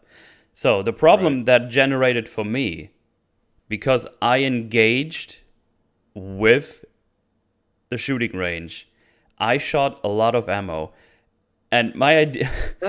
And in my brain, it's like, oh, I gotta shoot all these monsters, but I'm also gonna keep shooting the targets so I get points, because I want all those lockers. Yeah. Turns out you just kill all the enemies and all the lockers go up. What that made for me is the problem. I was very low on ammo, and I couldn't get new one. And the game kept dropping me line ammo, line racks. And I was like, but I'm doing the plasma cutter only run. I'm not gonna throw away that run right now because I had plenty of that ammo, but I'm not going to use it. So if I wouldn't have had that in my inventory, I guess would have been a bit better. But on your first run, you're probably just going to waste a whole bunch of ammo there. Because you're just going to engage because you want to do this. And I was like, oh, is this going to give me unlimited ammo? And it's like, oh, and I'm using my own ammo? That's kind of weird. And I hope I get that back. But yeah, then all the enemies spawn. But yeah. It's I was a bit annoyed after that. I was like, oh, great, thank you. You made me waste all my ammo. That's great. Yeah. And because you fight that brute there at the end, I had 10 shots left in that room in my plasma cutter. And funnily enough, that was the most engaging encounter I had in the whole game. Because there were like a couple of babies. There were 2 of the stasis necros that you had to beat. And then at the end, you have to fight the brute. That was such a fun encounter. That was awesome. Because I had to look for all these environmental things. And it's like, oh, there's an explodey thing. And then here's a vent you can break and get this. And then I used my stasis and grabbed the things and I beat him up. I just used all my ammo on the brute, basically. I think I picked up like 1 or 2 more plasma cutter ammo drops, which is like 12 shots, I think. And yeah, it was great when I did that encounter on like second or third try. It's like, yeah, that was awesome. I wish there was like a difficulty that could make this for the whole game. It was awesome. The game does, assuming you're playing on the hardest difficulty, it does quite a good job of putting you in desperate situations, and through the dynamic systems at play, gives you like a last ditch attempt to be like, oh, I can get out of this if I use this thing that the game laid out for me to use, and you can fight your way out of it. Like it's not always like there's a room in the crew deck. It's like sort of a central hub that connects a bunch of different rooms, and the game throws a shitload of enemies at you. And I remember being like at like almost zero health. There's still a shitload of enemies. I'm running around in circles. I'm like, oh my god, I'm gonna die. This sucks. But there was a large health pack amidst the enemies. And I'm like, if I can just get that health pack, holy shit, I can't believe it's there. And then I grabbed it and I used it and I got out of it. I was like the developers, I think, were really conscious of the fact that players would enter that room and get into a situation like that, where it's like, we'll give them this health pack, and if they can get it, they can fight their way out. You know, it's just very well implemented. Yeah, there's always something you can grab and throw at stuff. Like even if you have to destroy these tendrils later on. There's always like, I don't know, like a thing you can throw at them in case you don't have the ammo to spare, which I found quite nice. I think even if you just use a chair or something and throw it at the thing, it bursts. Yeah. So yeah, they definitely thought about that. You can do quite a lot of damage just with environmental stuff. I mean, I was kind of playing with that in the beginning, but at some point I had so much ammo to spare, I just went blasting. I was like, I don't care, I'm just gonna shoot them all. Yeah. I think Mauler went kind of hard the whole game. I think he had like, I don't know, 200 plasma cutter ammo in his inventory and 150 in the banks, 150,000 in the bank still. A shit ton of health packs. And I was like, dude, damn, I thought I had a lot of resources. I hopped on his stream. I hopped on his stream once, like just in the chat on his stream, and he was at a workbench, and he was like looking at the upgrades he has left, and he's like, well, capacity. He's like, I don't know if we need a capacity upgrade, guys. This thing, it already has like 20 rounds and it reloads in like instantaneous. Yeah. You have like 30 rounds in that thing in the end. It's crazy. It's like I almost feel stupid spending this on capacity at this point. I had so many notes at some point. It's like, oh, I got the new upgrade thingy for my plasma cutter. Okay, I have all the upgrades now. Because I had so many notes that I didn't use for anything else. I watched you, Metal, and Mauler play a bit, and I was surprised how much like credits and ammo you both had. Maybe like one of you had more of one thing than the other, but like I remember being impressed where I was low on both health and low on ammo and credits. I was just like, how the fuck are they saving so much credits? Like, I'm always spending mine. So yeah. But Mahler was doing a very particular thing. He's like making a plasma cutter build, like min-maxing the fuck out of it. So it's at the end he was still like, I'm gonna wait getting this this cap update. Because it refills your ammo. And I was like, I have like 150 shots and I can buy like 500 more. I just don't care. I'm just gonna get the upgrades. Yeah.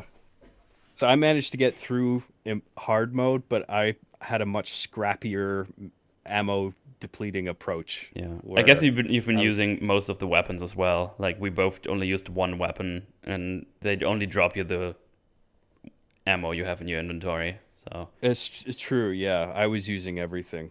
I liked having the pulse rounds for like stupid shit, like the balls that you have to shoot to like open a door or whatever, like the tentacles or whatever to destroy those things. I liked using the pulse rounds. I wanted the flamethrower to deal with the wall guys because they fucking piss me off.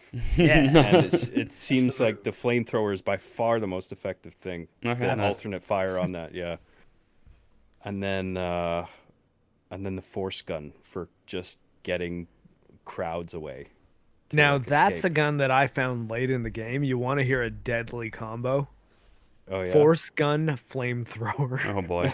Like do a little like wombo combo with those. Either order, it actually kind of doesn't matter. Just set them on fire and uh, yeet them across the room. Yeah, it's nuts. It's like you can deal with crowds so well with that method. It's yeah, that was one I developed very late game, and I haven't even got the force gun yet in my impossible playthrough, or the flamethrower kind of thing. Or maybe I just got. I don't know. I just got to chapter 4. Not sure which Interesting. weapons I have. I kinda didn't wanna use them in play now. combination like that. I'm gonna try that. That's cool. Yeah, it's a good one. I found that out. I think I was streaming when I found that out. So on my Rumble channel, there is a VOD where I figure that out, and the look on my face is one of childish joy. I'm sure. Like, ooh. Like I was like, oh, that's wonderful. Right. That's great stuff. I don't even know where we were. That's fine. What do I have here in my list? I just have random notes here. Oh yeah, there's like this weird thing that I started noticing. If you use your quick heal, it doesn't use your smallest one all the time. Yeah, Well, And it depends how much health you're missing, right? Yeah, it's- I was talking about this with James earlier on Discord, because we were kind of wondering what actually the thing is, and yeah, you were about to say it. So apparently the way it works is, let's say you lost one of your health thingies on the bag, and you have a small health kit and you have a large health kit. It's gonna use the small health kit, because you only need one, so it's not gonna use the triple in that regard. Same thing Right. with if you have 2 damage and you have like a small, middle, and large health kit, it's gonna use the middle one. That's basically it. Which Oh, really? I actually thought it was order in your inventory. that's what I thought at some point as well. I went through all of the theories in my brain, but nothing really aligned. It was so weird. But then James pointed this out today. It's like apparently it's the way I just described. It's No, if you've got enough depletion in your health bar to make full use of a large health pack, and you have one in your inventory along with other sizes, it'll use the large one. Yeah. Oh, that kind of sucks though, because I like storing the large ones for like boss fights. Those are my boss fight panic buttons. yeah. Like often when I pick up small health packs, I use them instantly, because I kind of try to think of those as like, okay, these are the ones that now I'm healing whatever damage I got over the last little bit. And ideally, I will get to the point that I'm picking up small health packs and storing them because I'm already at full health. And I find that method works pretty well, and that helps me stash my medium and my large ones when I get them. Yeah, Right. I just started using my inventory to heal when I'm out of battle, so I can use the ones I want the game to use and not the game wants me to use. Yeah. Because I quite like the just use the smallest one first. I know I was so used to that as well.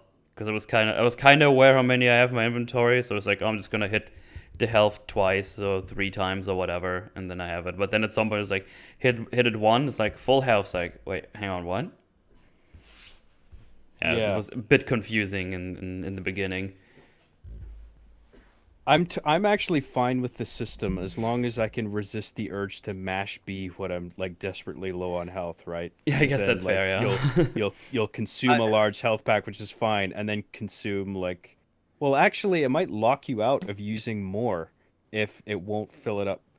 Well, I guess if you have like a little bit of a gap in your health and you have a large health pack in your inventory, and you press B, it'll use that and waste it all. Yeah. If it's your only one, then yeah, you're just gonna use that one. Which is why I really have to move heal off of Q. It's not a good spot. Like a few of my impossible run mulligans have been like, oh fuck, I used the health pack when Yeah, that was like a weird thing. It's just figuring it out over time. I quite like the heartbeat they added. Yeah. That's pretty cool. Oh, yeah. When you see like gory things, and it's like, oh, and there's like the heartbeat going on with Isaac. It was pretty cool. Already get it. I think it has like in so many places that are fitting. Like, I think if he's grabbed by one of those big tentacles and just gets thrashed around, and right after that, when the adrenaline is wearing off and goes like boom, boom, boom, boom, boom, boom, boom. It's like, I like that. It was a pretty cool thing for atmosphere. Kind of makes sense too that in his suit, like in his helmet, sort of blocking out organic sounds, at least to a degree, he would probably be able to hear his heartbeat.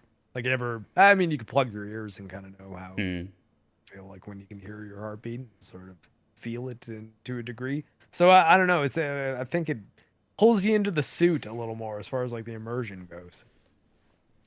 Yeah, that was something that impressed me really early on.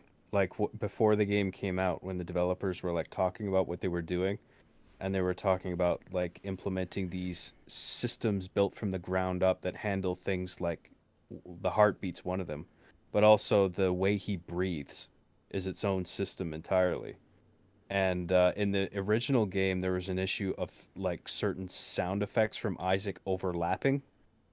Like for instance, if like he was exhausted from sprinting, that would like be its own audio file, and then you would like you would take a swing at an enemy, and that would be its own voice from Isaac, and the sounds would overlap without one canceling the other out. And this new system addressed all that to make it more immersive, and it was just refreshing to hear a development team talk about new systems that didn't involve like graphics or whatever.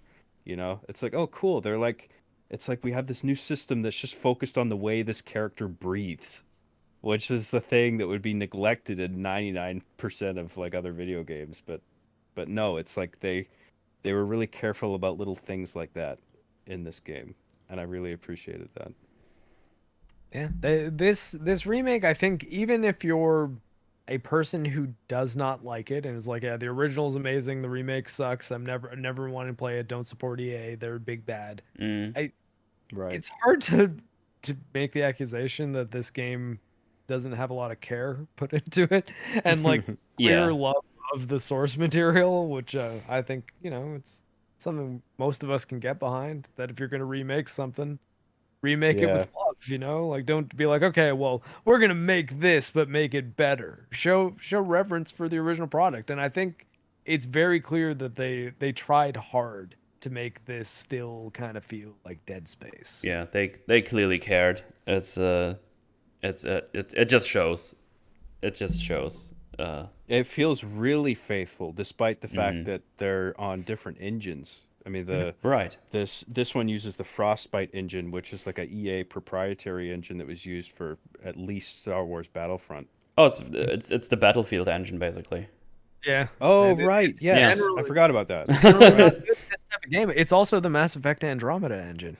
So really, and the Anthem engine. Like this is an engine that has done a lot. It has made for a lot of very terrible games that do not have the title Battlefield. It's a great engine for Battlefield, although it was, because I hear 2042 isn't exactly fantastic. Oh, God, don't remind me. What a shame. But for the most part, though, it's actually the thing that EA's been moving away from in the last little bit. I think Jedi Fallen Order was the first major EA title that was like, yeah, we're doing it on Unreal, though, because we're just not going to be using Frostbite. Although Apex Legends was made also around that time by the same team, Respawn, and that is made on Source, which is the Half-Life 2 engine. And yeah, but so it's interesting that I say most successful, I'd say it would be safe to say, single player EA game that's come out in at least the last year. Yeah. Is a Frostbite game, and it's not super glitchy. It's not ultra unstable. The performance has at least on PC, I find there's a little bit of frame hitching when you're moving through new areas. Yeah. And almost every single time, at least when I'm playing it offline, when I'm streaming, it's a bit of a different story, but playing it on my own, every time I'm reaching for the settings menu to try to like scale things down, the frame rate evens out, and then it looks just immaculate. And I'm like, oh, okay, well, it looks good now. So yeah, I had some I had some weird things happening after I put in my new GPU, because I think it already, because I played it offline on my 1080, and obviously the stuttering was worse in the worst in the beginning, and then it started loading in all the things, which is kind of weird because the game does load all the shader stuff in the beginning. It even it tells you, but then you still have these stutters here and there, which is kind of, I don't know, just feels silly. That shouldn't happen. Full stop. Shader compiling is the worst thing going on in PC game ports right now. Yeah. But yeah, I think it had to reload a lot of them when I started playing in the middle because there was a lot of things that just happened that it had to load, like explosions and stuff. You had like a short stutter for the first one, and then it was fine. I also had a really weird issue, which was actually on my first stream. It just randomly had stutters pretty consistently, and the FPS went from 60 to specifically 57, but it definitely wasn't 57 because it started just stuttering. Well, it's the timing that's causing the stutter, not necessarily the amount of frames. Yeah. It was like every couple of seconds. And I was like, that's weird. And then sometimes it was a restart worked out, but then at some point it didn't go away. Oh, really? Yeah, but I never had that happen. Yeah, but then I did, I changed into borderless window, which I didn't have on for some reason. I guess I just didn't change it back or something. Oh yeah, it runs way better. And I also clicked in. You know how sometimes games start in like this in a smaller window and then resize themselves after like a couple of seconds. Yeah. What I did, the time. What did I do? Hang on, I just lost track. Oh right, yeah. When before it resized itself to a full screen, I clicked into it. And there was like a different thing I did before. And then it didn't do the stuttering anymore, which is weird. Like it wasn't properly focused anymore. It was super weird. But then the next day, when I played the rest of the game, it didn't do it once. So I don't know what happened. I don't know what happened. You caused a boot glitch that tricked it into working? Maybe. I don't know. Like, I mean, that sounds like that is what happened, even if it's not accurately under the hood. I think it's probably the for some reason the borderless window fixed it, and I don't know why. Yeah, I did find I was having a lot of trouble in full screen mode. Actually, the reason I started this impossible playthrough and the reason the footage that I sent you the link to looks as good as it does is because my playthrough that I streamed, my footage just looks horrendous. So like my plan was I was sending it over to True Pop Culture 7 on Twitter. Everybody follow him. He has a channel too, and he just did a video on the Suicide Squad games apparently leaked story, which sounds not good. So, wait, what was that one called? Suicide Squad Kill the Justice League. Yeah.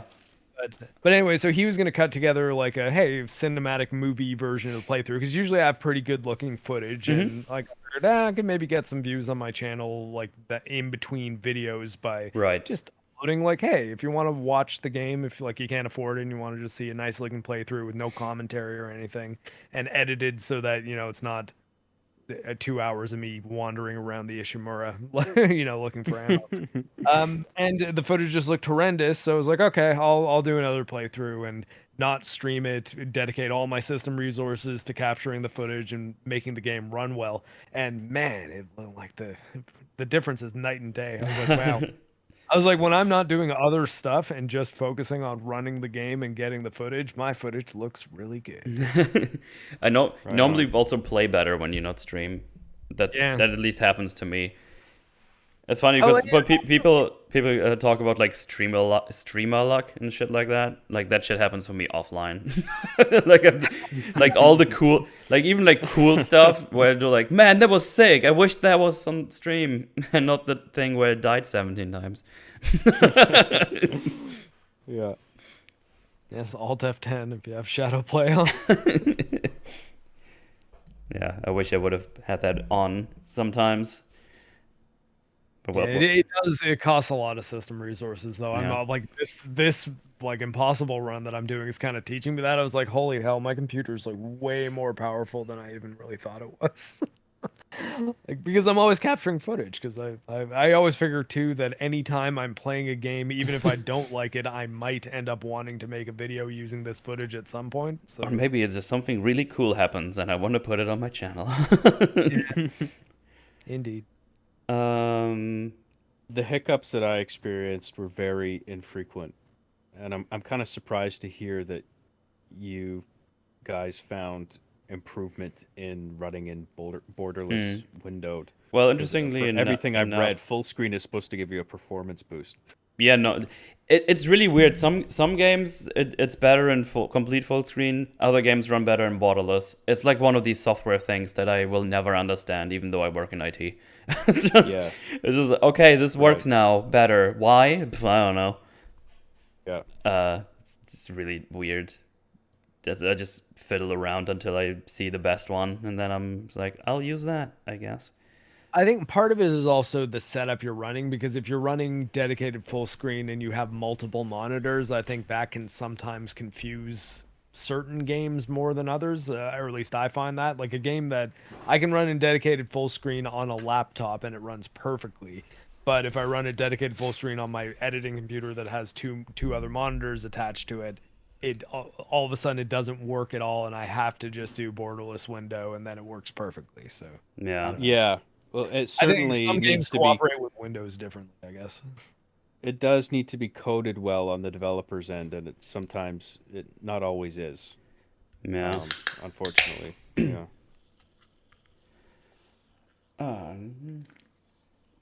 Dr. Pepper, always good. What else do we got? I mean, there's still plenty. What did you guys think of the facial remodeling? Yeah. Like, I was for Nicole, because she's also the first person you see in the game and she looks so much different than the original. I was initially kind of put off by it, but especially once you get to know Isaac and you see his face more often, and then you see more of Nicole through the game as well, not on a sort of pixelated transmission. Yeah. I think it's like, yeah, no, it's good, and her performance is solid. She has kind of more of a character too, because you find all those like hollow videos of her. And Yeah. I was saying earlier that I think the Daniels actress knocked it out of the park. She did, I- yeah. I Absolutely. didn't like Hammond. I thought Hammond was good, but I like the original Hammond more. But I Same think for part of me. it, I like that Spartacus show that he was on, and yeah, he was a cool character. Yeah. I enjoyed it. I enjoyed it for sure. That was back when an actor that you saw on TV popping up in a video game was really novel too. It was like, oh hey, Oh, I know that guy. yeah, it's like a real person, and he's in this game. Oh, at look, that. Far Cry. It's Kevin Spacey. Oh, damn it. No. That was Yeah. Call of Duty, I think. Was Yeah, I think that's why it was for. Wasn't he in Far Cry as well? Am I mixing up? I don't know. There was multiple. Basically, I'm pretty sure was Call of Duty Advanced Warfare. I want to say with Troy Baker, where it was actually Troy Baker's face. Yeah, I think someone mentioned a model stream earlier. She's now modeled after the voice actress as well. Oh fucking hell! Advanced Warfare was made by Glenn Schofield too. Oh, okay. Wow. I just put that together in my Yeah. brain. I was like, wait a second, it was made by the Dead Space guy. Advanced Warfare and Modern Warfare 3, I believe. I think I think they helped with that, and then Infinite Warfare was there. Oh no. Then Spacey. World War II. World War II was the one. Oh, okay. With Josh Duhamel, who was in the Callisto Protocol. Right. We didn't talk about Callisto. I say that. I didn't even play it. It's getting to the point that I hate it so much that I want to play it again. Oh, no. Like I just kind of feel like, oh, it's something's bugging me about it. It's like I kind of have to be sure, because I feel like my opinion is getting skewed by my memory. Yeah. It was disappointing, but as combat aside, I really like the atmosphere of it. I thought that was really well done. I think I mean, it's everybody. a gorgeous looking game. Yeah, but I think that's Yeah. what everybody still says. Like, yeah, it looks really good, though. I don't have Yeah. any problem with the art direction in any spot. I think that the armor looks cool. I think all the monster designs are neat. I think the tentacles as a concept was pretty cool. I just hated all of the gameplay systems and almost every aspect of the design decisions that were made in that game. Yeah. I almost didn't have anything that I was like, yeah, that was a good call. Unless you say like, hey, it's a Dead Space, but there's more melee combat because you don't have that much ammo, so this guy needs to just make use of whatever's around him. I'd be like, okay, conceptually, I don't have a problem with that. It's just everything about how they implemented it, I do. Yeah, I guess funny enough, the Dead Space remake probably does that better, and it's not even what it's going for.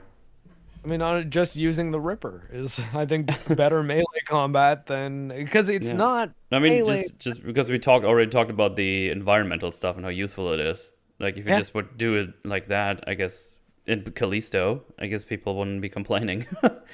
Well, but also, if the game would run, that would probably be good as well. The kinesis in, or the TK, the kinesis and telekinesis in Callisto Protocol is you can pick up the enemies and just chuck them into shit. And oh, right, okay.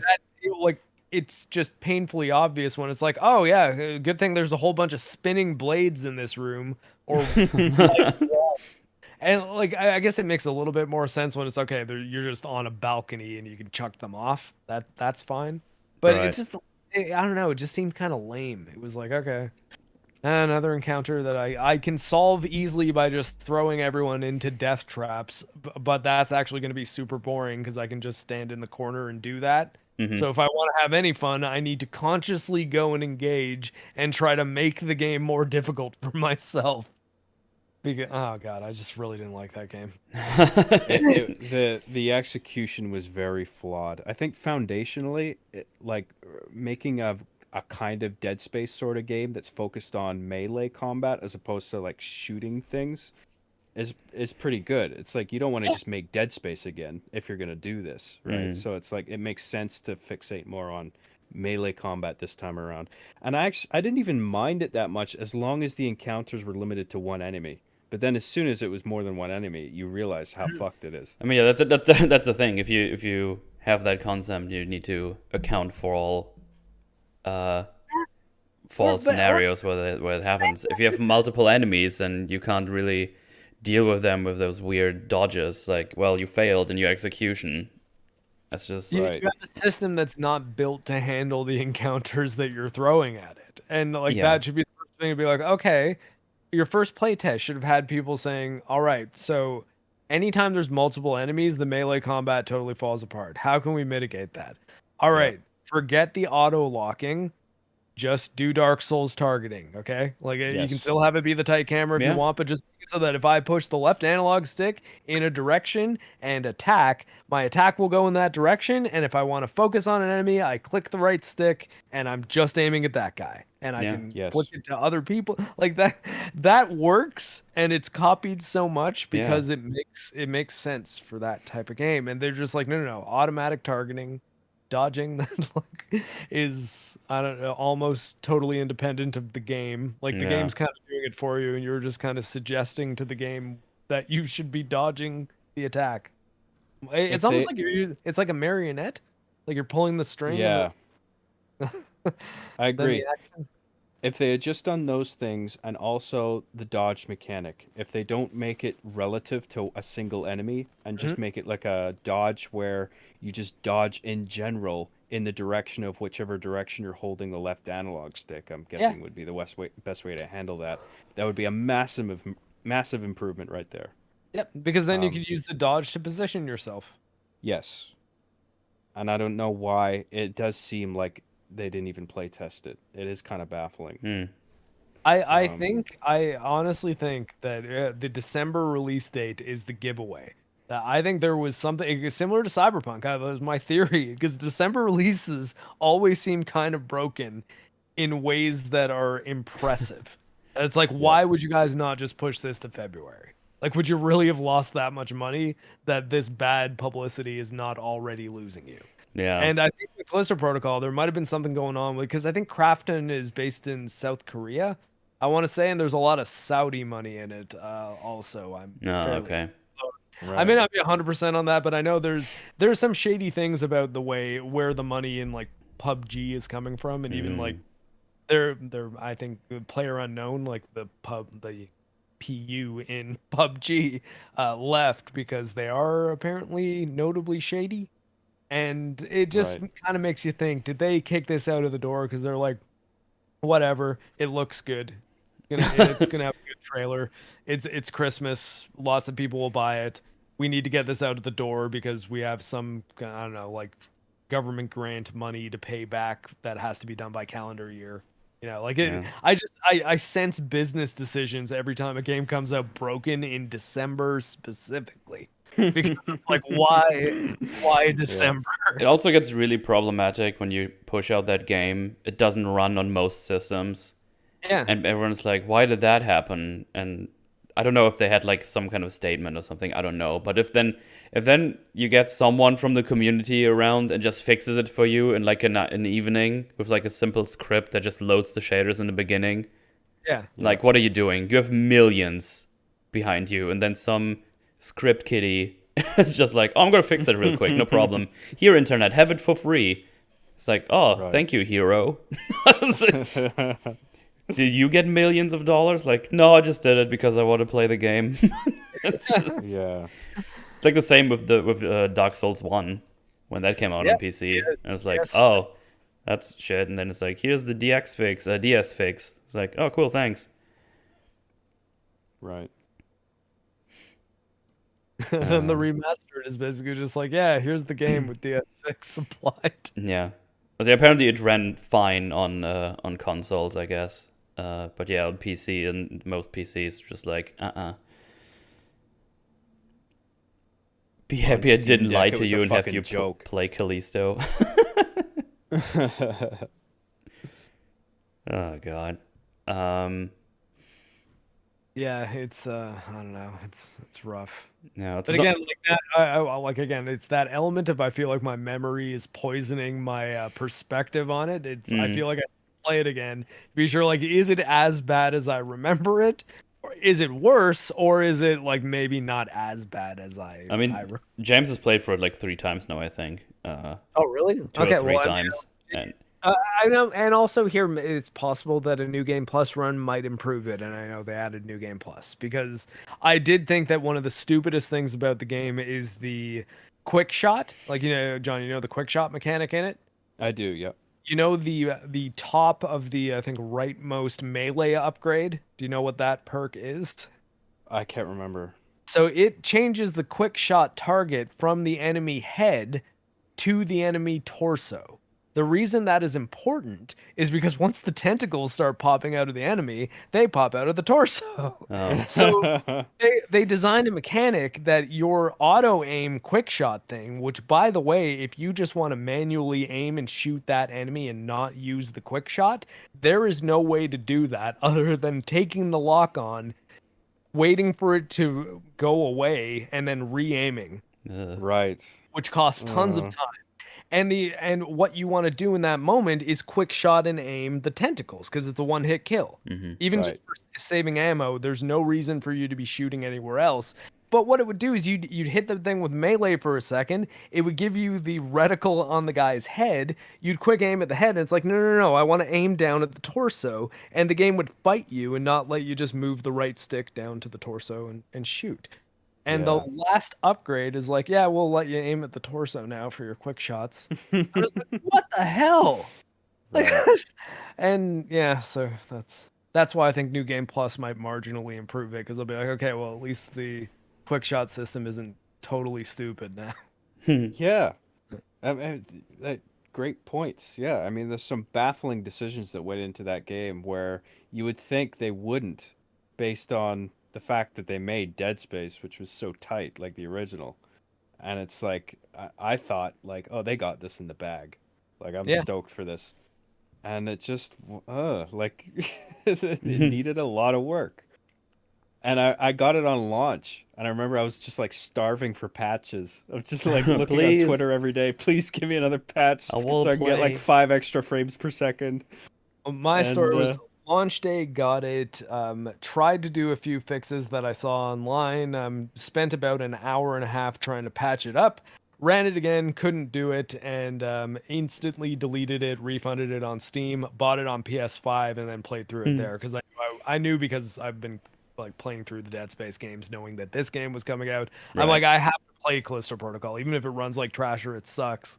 I need to get through this game for I guess, you know, work purposes, although, you know, this is my part-time job, but you Yeah.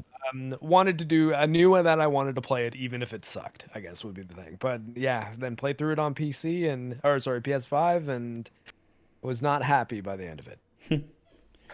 It's a Although, you shame know, because I like seeing Sam Witwer again. I like him. yes, yeah, he was good. There's some great stuff in it. I mean, the death animations are fucking brutal, and Those are good. I They're more love that sort of thing. Like, I got a cheeky throw out of that. I just Just think though that you don't have to buy the game. Like you look up a Callisto Protocol death animation or death animation yeah, highlight video on YouTube, and you'll see all of them, and they all are honestly they're done with as much care as the modern Mortal Kombat fatalities are. I'll give yeah, them. Callisto Protocol did nail that, but I yes, mean, like, I want a game, not nice death yeah. animations, you know? It's true. It's not enough to save it. And but like there are moments where, like I said, I really appreciated the atmosphere of it. Like when you go into the old world, like the part of the planet or prison or Mm. whatever where there's been an infestation for like a number of decades. Ugh. And it's like the deeper part of the game where the enemies are more powerful and everything's creepier and slimier.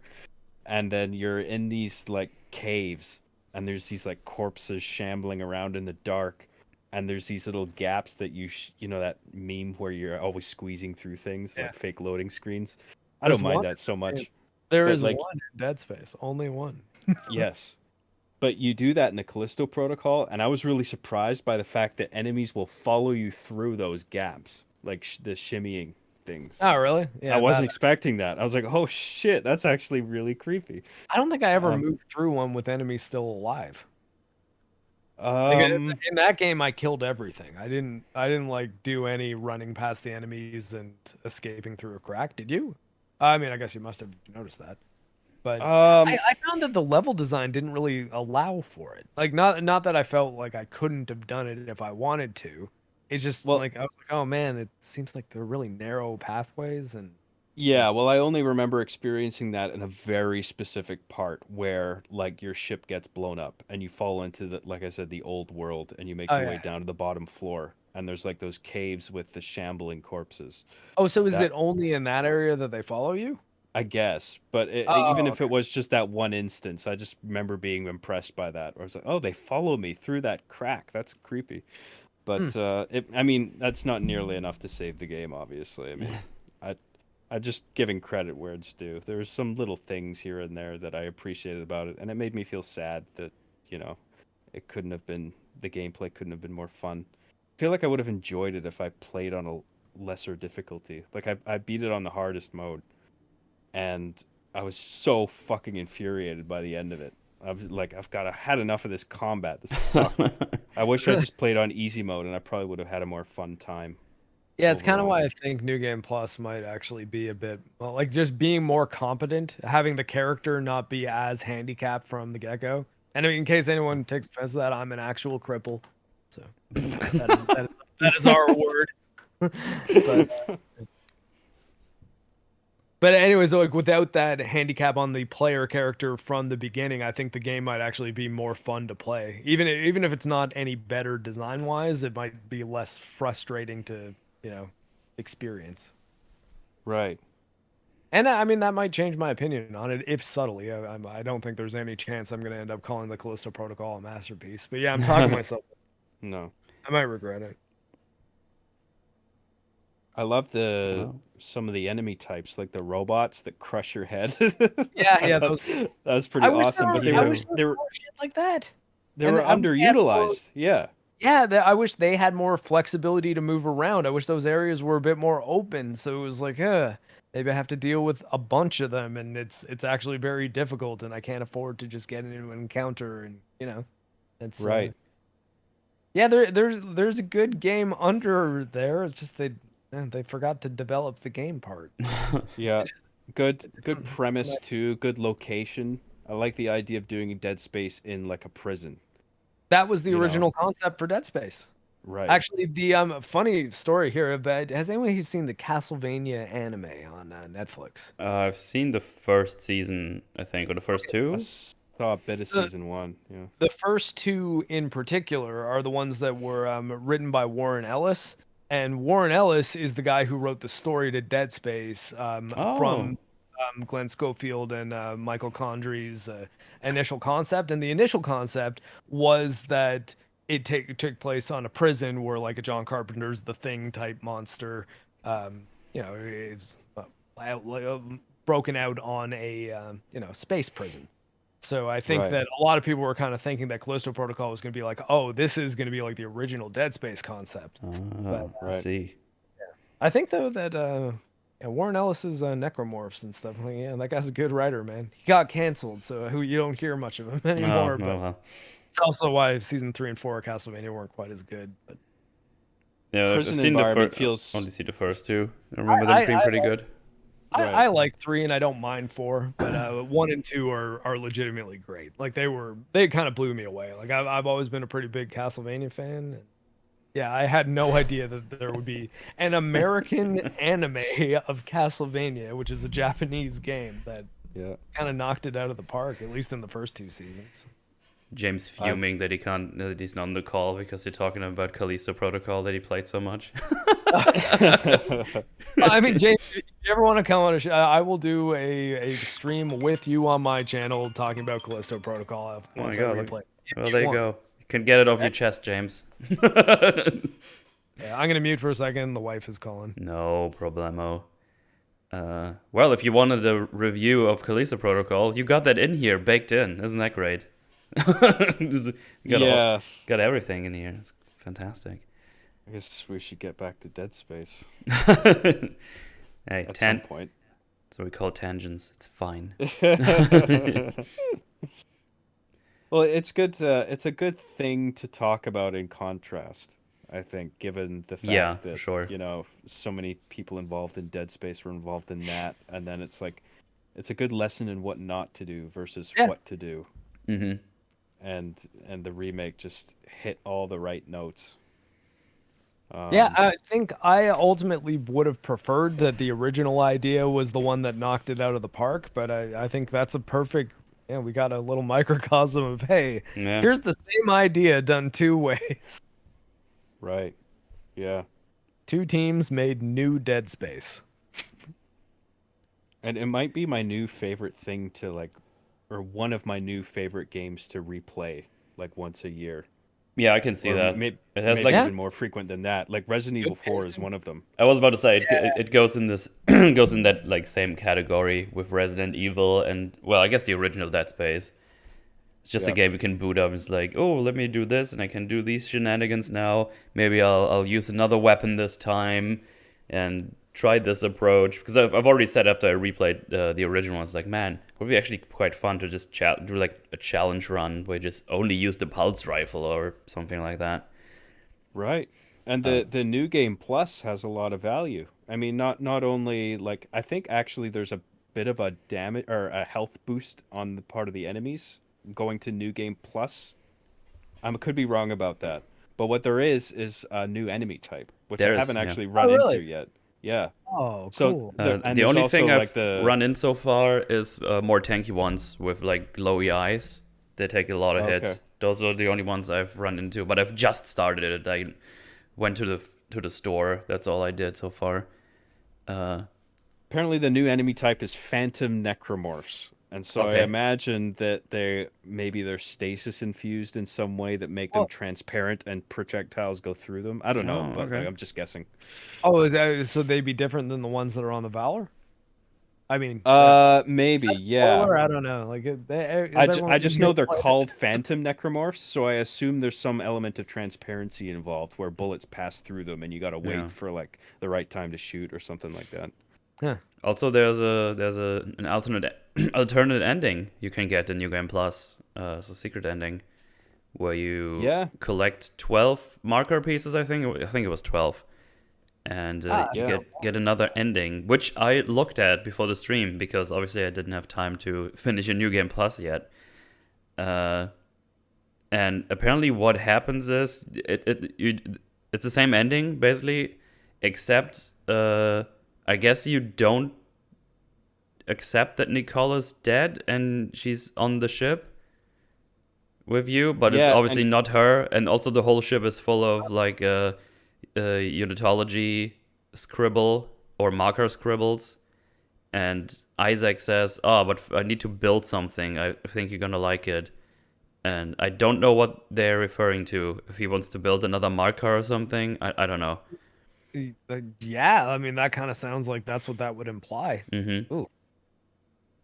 is it trying to say that he's become like a unitologist devotee at that What? point, or I don't know what it's. It's either that or just fucked up by the marker. I'm not sure. Yeah, that's what I Well, mean. I Yeah. Oh, mean, it's the lead into Dead Space 2, apparently. Okay. well, in Dead Space 2, isn't it? He's not. He doesn't like consciously build the marker though, doesn't he? Don't they like pull the instructions how to do it out of his brain? I don't remember. I haven't played Dead Space 2 since it came out. I've I only did- ever replayed 1 for some reason. like, I didn't play it again. Oh, I just finished it for the first time about a month ago. Oh, okay. And yeah, no. Apparently, I didn't log as much of the details of the plot to properly answer that, but They pulled it from their brains using the eye machine. Okay. yeah, it's I really like Dead Space 2. I think it's a really solid Yep, sequel, amazing. if more action oriented. I think Dead Space 1 and 2 go the way they were handled goes kind of hand in hand with BioShock 1 and 2, where Right. the mechanics are way better in the second one, but the story is not quite as strong as in the first one. I think it's the same with Dead Space 2, if I recall correctly. I could be talking out of my ass, but I think that's what I remember. I think There you're is the story in 2 though is pretty good. I mean, there's new characters that come in that are pretty decent. One named Ellie, not to be confused with Last of Us Ellie, but same name. And funny enough, though, I think there's a lot of things in Dead Space 2 that are very much okay. The people who made this game recently played Uncharted. Because Okay, really? like okay, now you're on a monorail that's like exploding and you're like flying on a Oh. jetpack and stuff, and when you land you're upside down and shooting a bunch of necromorphs, and I'm like, wow, this is very Hollywood set piece video game momenty, and it's not bad, it's fun, and it's pretty cool, but I can easily the puppy doesn't like it. Jojo. You take that back, goddammit. Love It's Dead Space 2's action sequences. it is more it's more like a linear like Universal Studios ride. Yeah. Gotcha. Where it's like a string of set pieces. There's not much backtracking involved. But I didn't mind that about it. I actually quite liked that. It reminded me of like Half-Life 2, where it's They just like do cool things with it. Like it's Yeah. not used as like, oh, okay, now this is where Dead Space sold out. It is much more over the top Yeah. and linear. It's not really linear. I like the original Dead Space was pretty linear, but they would have a lot of difficulty doing the Dead Space 2 location as a fully explorable place the way they did with this, because it covers a lot more ground. yeah.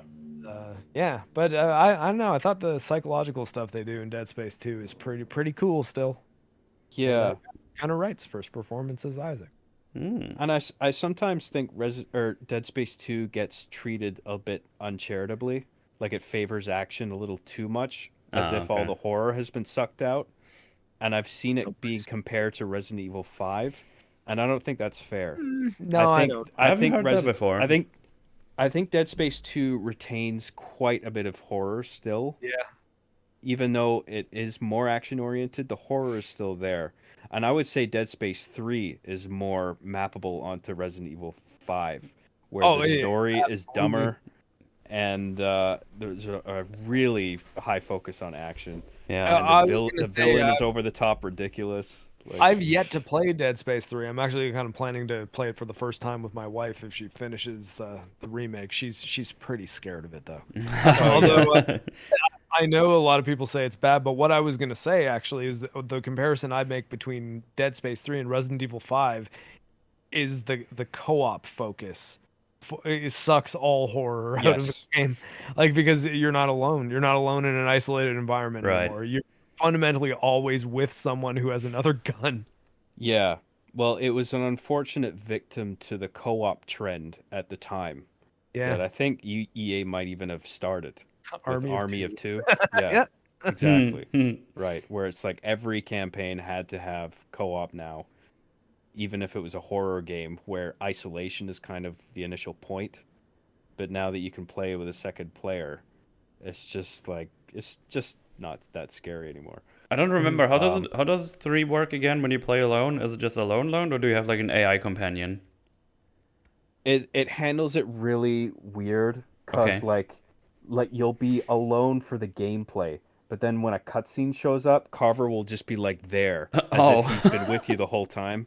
That's Like weird. it doesn't really James Moore work. is making the case to play as Carver. Right.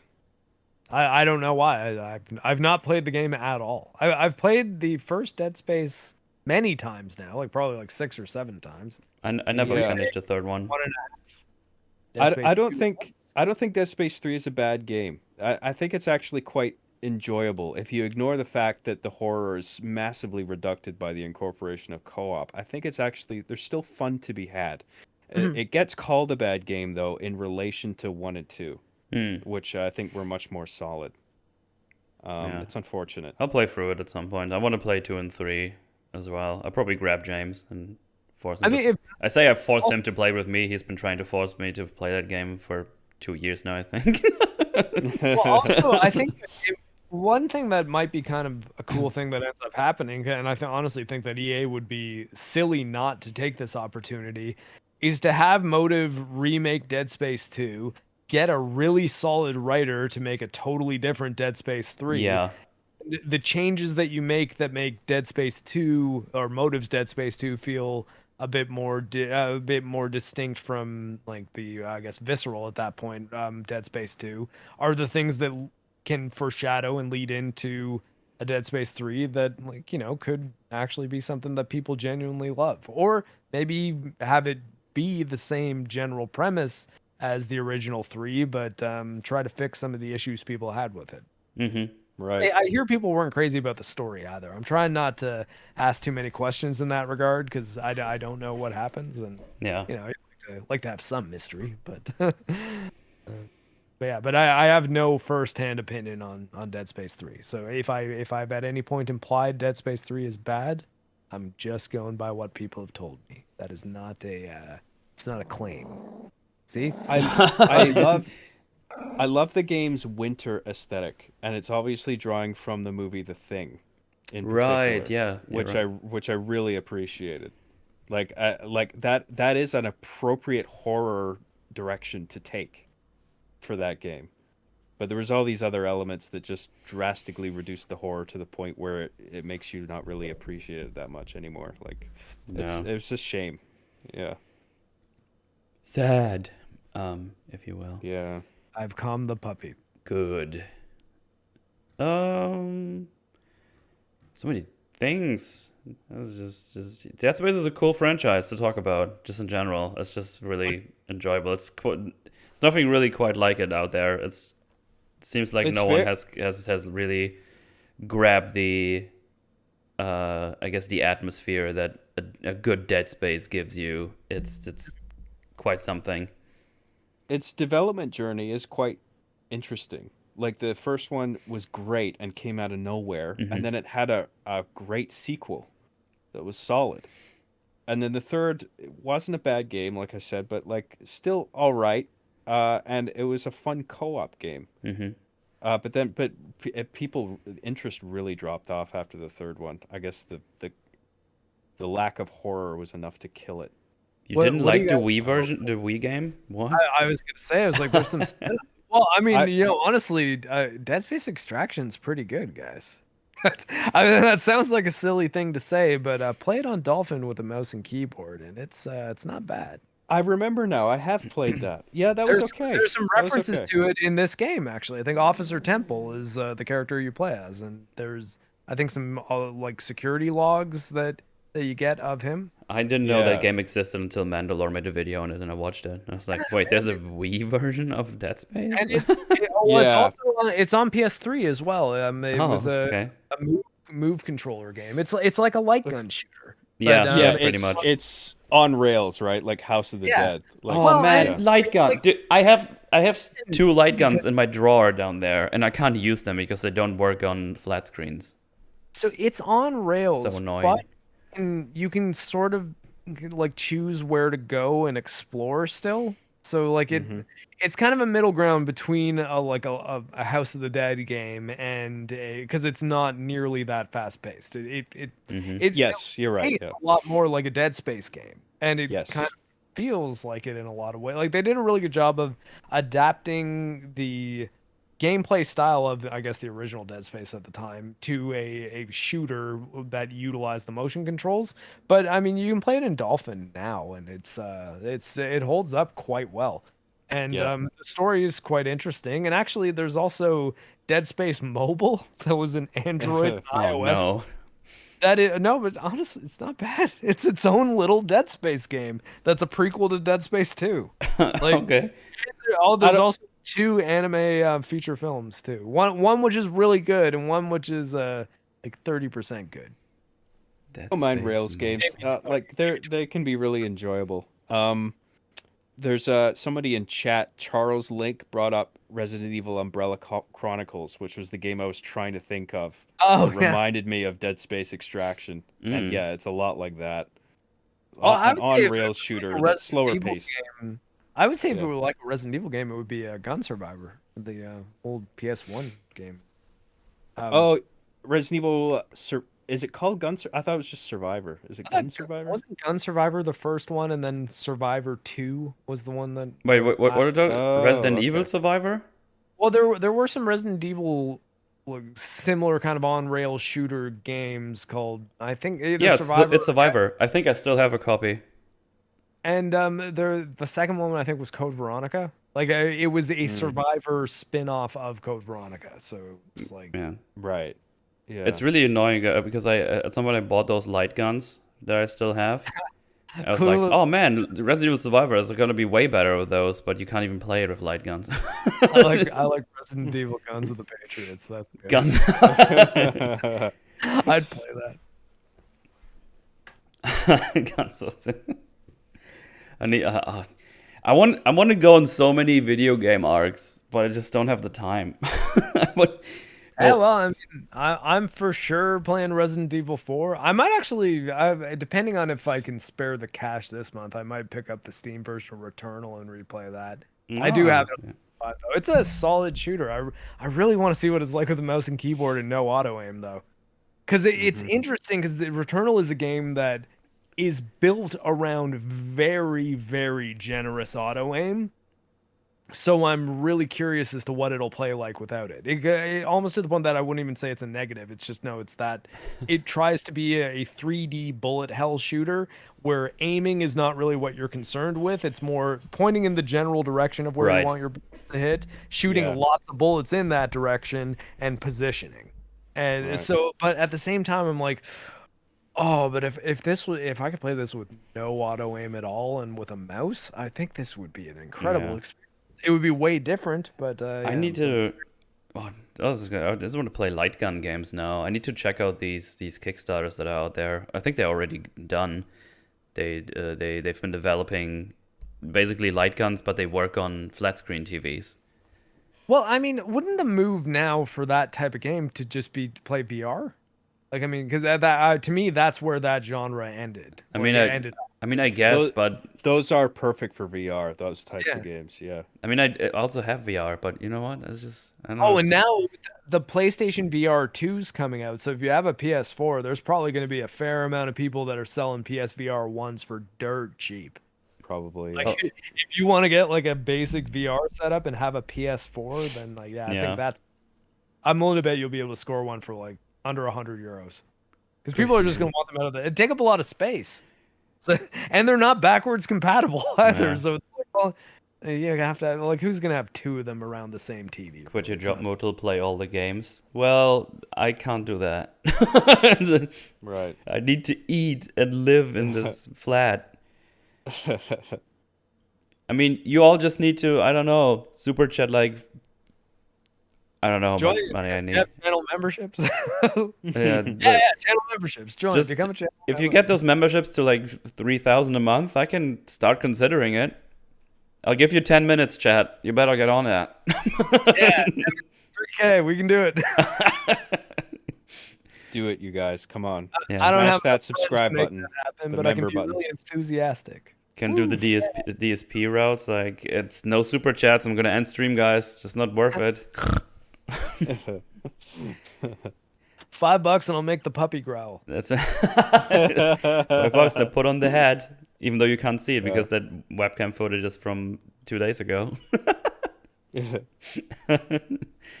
God, that's been just an ongoing meme on chat now. Oh God, work for one. Let's go. There you go. Let's go. Thanks for the membership, Gorn. I don't even know where we were. We were just been all over the place. But it's fine. Oh, the there it goes. Yeah, well, I mean, I said $5 and I'll make the puppy growl. Yeah, well, there you go. We deliver here on the Forge. The whole thing with the flash ripping away, that's pretty nifty. I feel I haven't really paid that much too much attention to it because in the heat of battle you just don't really see it.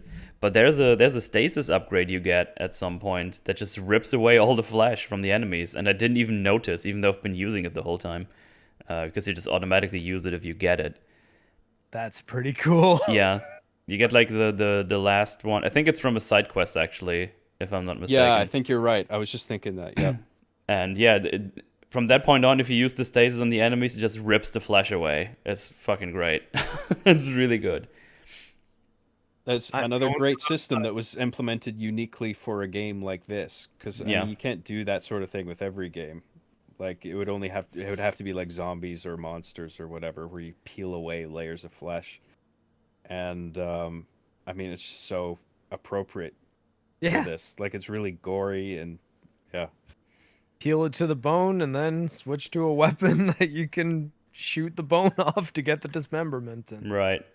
Space is uniquely perfect for that. I'm gonna be looking what happens to their bodies when I use the other weapons. It's gonna be fun to see. Oh yeah. And it was another thing where like I was really impressed with the BTS footage I was seeing from EA Motive before the game came out, where like I saw a tech demo where they were showing off the flesh system, right? Like just an empty kind of dummy room with no textures, and like they really cared about it. It's like, look, you can do this thing, and the layers get peeled back one at a time. Like, fuck, that's really cool.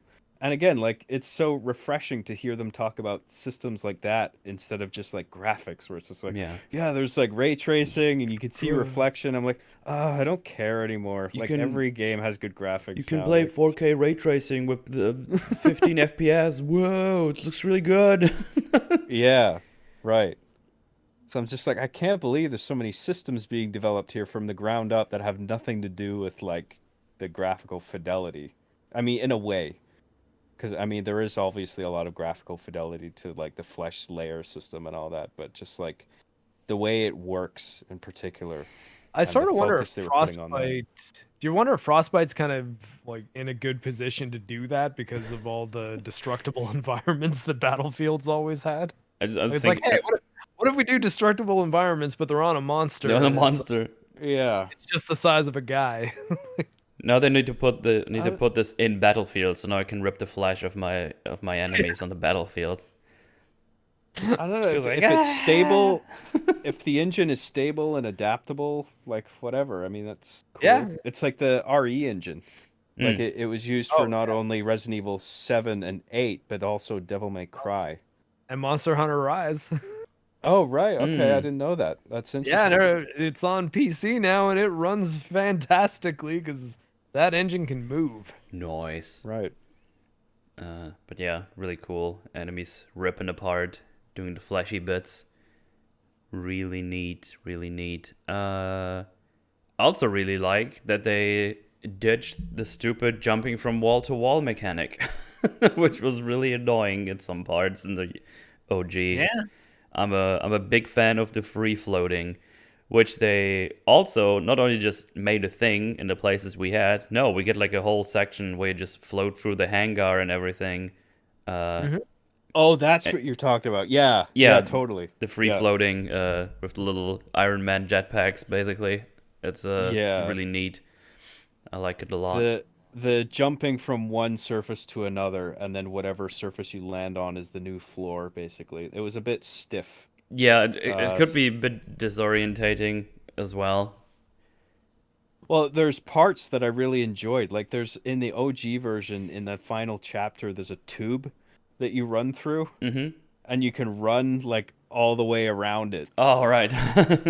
and you have to navigate through fan Whee! blades. It's not in the remake; it's only in the OG version. And I Hmm. remember I really liked that part of that level. It was really cool to play, and it was like fun. It didn't feel janky. Mm-hmm. I was honestly a little disappointed that it wasn't incorporated in the same way, but it was still the final chapter was still fine. Like it was just a little thing. I would have liked to have that pipe again to run through. Metal, did you do the basketball challenge? I did play Z-Ball again, and while it was smoother to play than in the OG, I still think it's a very boring thing to implement. I kind of hate it. It's so lame.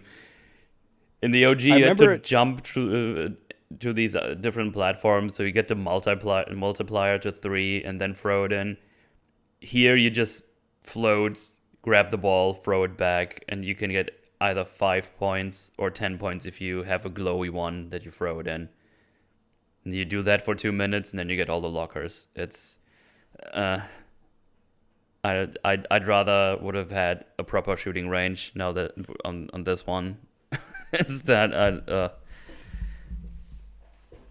what do you guys think? Did you like the Z ball? I didn't take the time to play it this time. Yeah. I guess I that's did it. one way to say it. I remember- probably will on the impossible playthrough. I didn't really want to. I mean, it's basically the same rewards. You get a note, you get a semiconductor, some ammo, credits, and a health pack, I think, yeah. I remember it being more difficult in the original version. Oh, yeah. Also took way and- longer because they stopped after the levels, and then you had to go back, restart it, and then jump around again. Yeah. Yeah. This time around, the first time I tried it, I screwed up, and I'm like, okay, for real this time. And then I did it. And then I did it that time. I beat the high score, and I unlocked all the lockers. And I'm like, that was all right. That was kind of fun, a fun little distraction, and I didn't mind it. That's fair enough. It wasn't the headache that it felt like in the original version to me. Yeah. 'Cause I found it frustrating because I wanted to open all the lockers because I'm OCD with shit like that. I'm just like, fuck, I gotta open all of them. I want that power node. Like I figured that's probably what it was. Yeah. I think I'm kind of the same way, which is why I didn't even start because it was like if I start this, I'm gonna be here for like 6 hours. Yeah. No, it's very quick in this one. It's quicker than in the OG. But I definitely as well would have liked a version of the shooting range that was isolated from the threats of Yes. like the main game. It's like Resident Evil 4 where it's like a separate room Yeah. entirely. Yeah. And you can just kind of get lost in that little target practice section. It's its and own you can- game. And then do Yeah. high scores and then get rewards. It's like, yeah, I find fun in this. Yeah, it's very absorbing on its own. And then it's like you walk out and it's like, oh yeah, this game. Yeah. The whole game. I forgot. As James just said as well in chat, it's like the shooting range looked cool in this. Yeah, it was, because it was more like a parkour shooting. Like I don't know, like the beginning of Call of Duty, where they determine your difficulty and how well you do in the shooting range Yeah. or the shooting course. Look kind of the same, but then just all the enemies appear, and it's like, ah, do I get to do it again? It's like, no, it's out of order now. It's like, ah. Yeah. Yeah. We got Z-Ball. Yay. I hear before we move too far away from the Zero G though, apparently Oh, yeah. Motive's game is going to be an Iron Man game, which to be honest, I'm not thrilled about. Yeah. I don't really want them wasting all that time making a stupid Marvel game. Yeah, go make more Dead That's- Space. So I imagine they're going for like an Anthem style 360-degree flight controls kind of thing. I don't with know this one. anything about it other than that is rumored to be their next project. I don't think it's been officially announced, but I think it's one of those Jeff Grubb rumors or something. Mm. Not a bad idea. I would say that's a good like find a Marvel, like if you're gonna do a Marvel game, find a Marvel character that can map onto an interesting gameplay mechanic, like That is marketable. 360-degree air travel. Yeah. Well, And I guess then with the success of like the Spider-Man games, and now Insomniac's doing Wolverine after they're done Spider-Man 2, so you know, I guess. I think they might be trying to do like a video game has its own kind of MCU type thing, but maybe make them ambiguously connected. I think because in Spider-Man, there's like you can see Daredevil's office, like the Murdoch and Nelson Murdoch, and the Avengers Tower is there, so you know. Although I don't think they're going to integrate the Square Enix Avengers stuff because that game's basically been memory hold. The story in Insomniac Spider-Man, I think it's surprisingly good in that I think it's comparable to like some of the movie narratives, you know, and it doesn't often get considered in that category, you know. I think it gets neglected because it's a video game relative to like the film entries. I think the ending of Insomniac Spider-Man does, without spoiling it, because if you have not played it, like please do not spoil what happens at least in this moment. But I think it does one of the best metaphoric examples of with great power comes great responsibility in a way that Peter has to deal with that great power and great responsibility, totally independent of him being Spider-Man at all. Like, the power he has is entirely disconnected from him being Spider-Man, but it's like it's the same thing. It's the same lesson that he has to apply, and he knows it. And it's good. I'm like, yeah, this is good Spider-Man stuff right here. It is. It's really good. I mean, throughout the entire course of the game, there is some like dumb video gamey kind of stuff that wouldn't translate well directly to film, but like the thematic and the ending and like the heart and the characters, that's all there, and it's really strong. Yeah.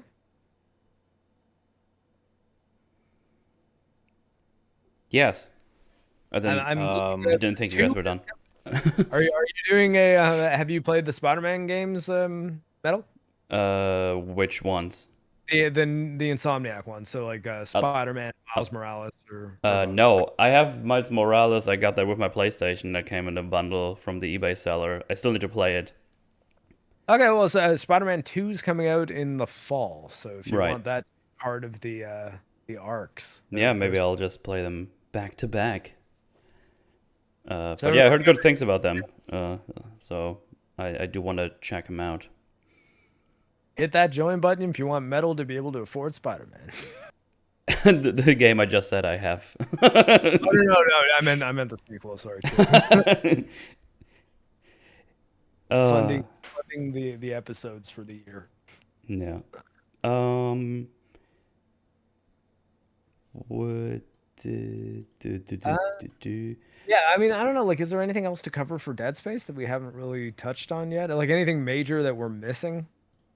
Let's see here. I mean, of course, yeah, we got the different Nicole twist. Oh yeah. That is definitely that's definitely the biggest one. So basically, if you remember in the first one, Nicole is dead, and that didn't change in this one.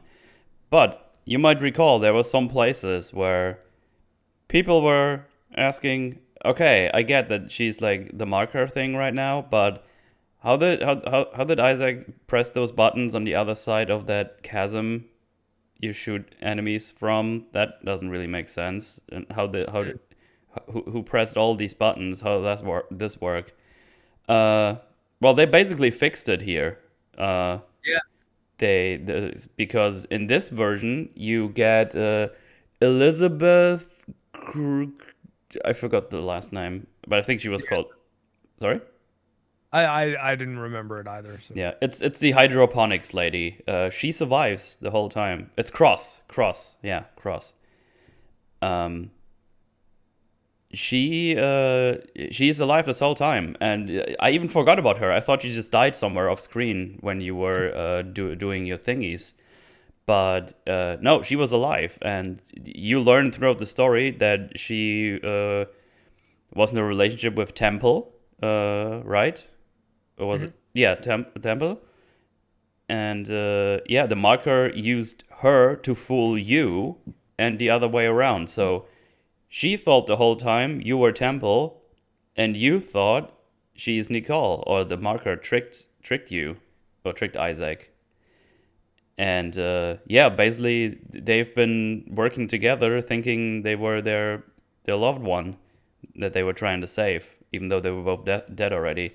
And yeah, and normally towards the end, you see Nicole just walking behind the marker, and she is gone, and then Davis or David's, I don't know why my brain is just not working today. She Daniels. Oh my god, that was so wrong. Holy shit. I was wondering who you were talking about. I was like, Dave. I was like, is that a character I just totally forgot? Frank, Bob, what was it? Bob, Kevin. I don't know. Jack. So she holds Nicole actually hostage, and when that happened, I was like, wait, what? How is she like holding a necro? It's like, no, that doesn't make sense. She's just not holding a necro like that. That doesn't make sense. And then she says like, no, here, it's the hydroponics lady, Isaac. I was like, oh shit, yeah, we never saw her die. And yeah, that's how they put that in. And I think, which is, it's really interesting to see from a meta standpoint as well. Because when you played the OG and play this, it's like, yeah, Nicole is dead, we know. To see how they make this happen. But they basically put a twist in for the people who do the original twist, which is kind of fun from a meta standpoint. I quite enjoyed that. I was like, oh, that's really good, because now we actually have an explanation how all these buttons have been pressed, because it was cross. I'm a big fan of this. I think it's pretty fantastic they put this in. Yeah, I agree.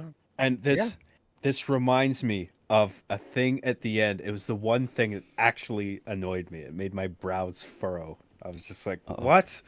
So after the big reveal, right? Mm-hmm. Where like you watch the video, in the original game, you're walking through the sludge hallway, and there's this really heavy percussion that's playing on the music layer. Okay. Where it's going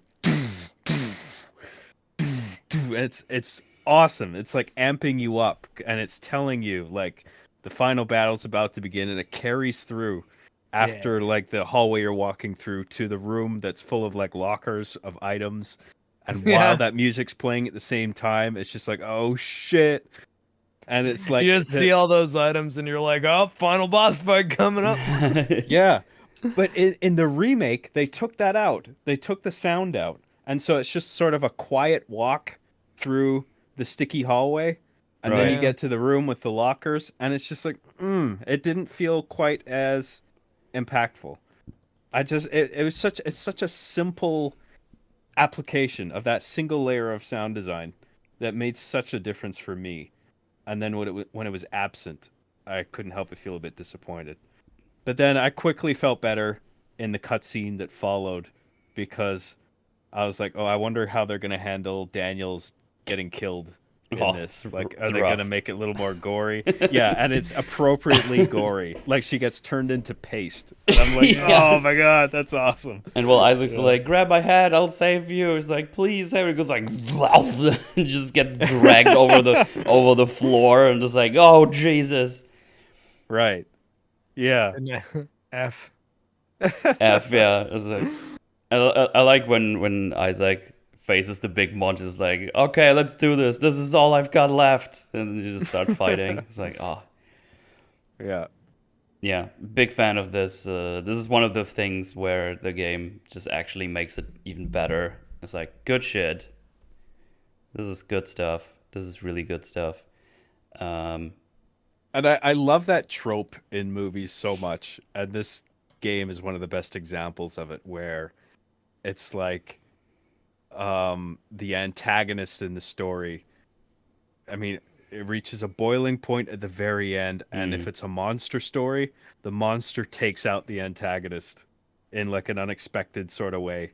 And like you see the same kind of thing in like treasure hunt movies where like the antagonist kind of like dupes you into leading them to the treasure, but then the antagonist is killed by the mystical power or whatever it is, like Their own Indiana trap, Jones in yeah. The Last Crusade, for instance, right? Right. Where he shrivels up.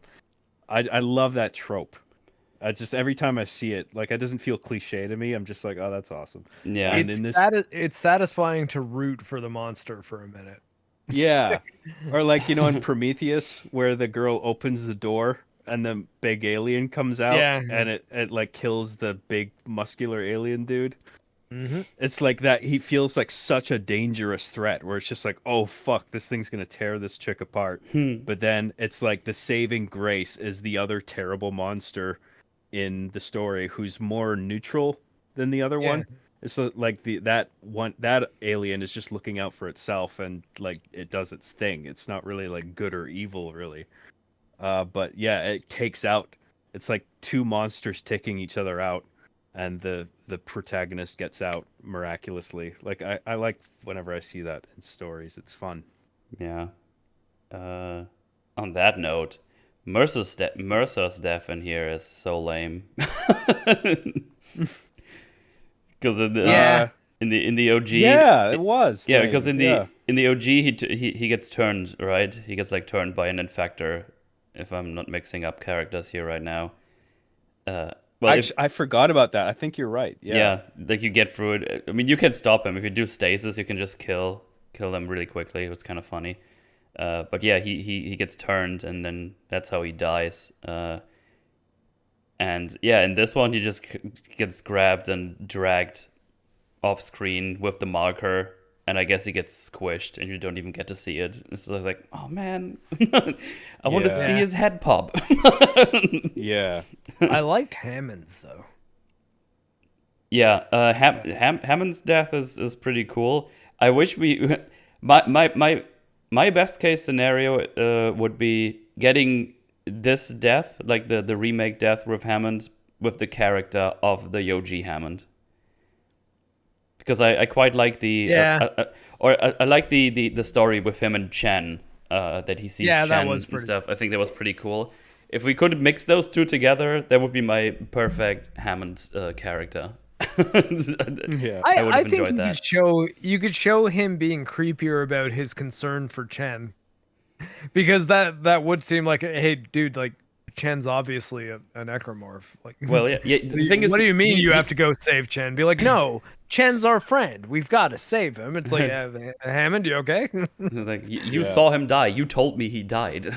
I've already shot off one of his limbs. Yeah, right.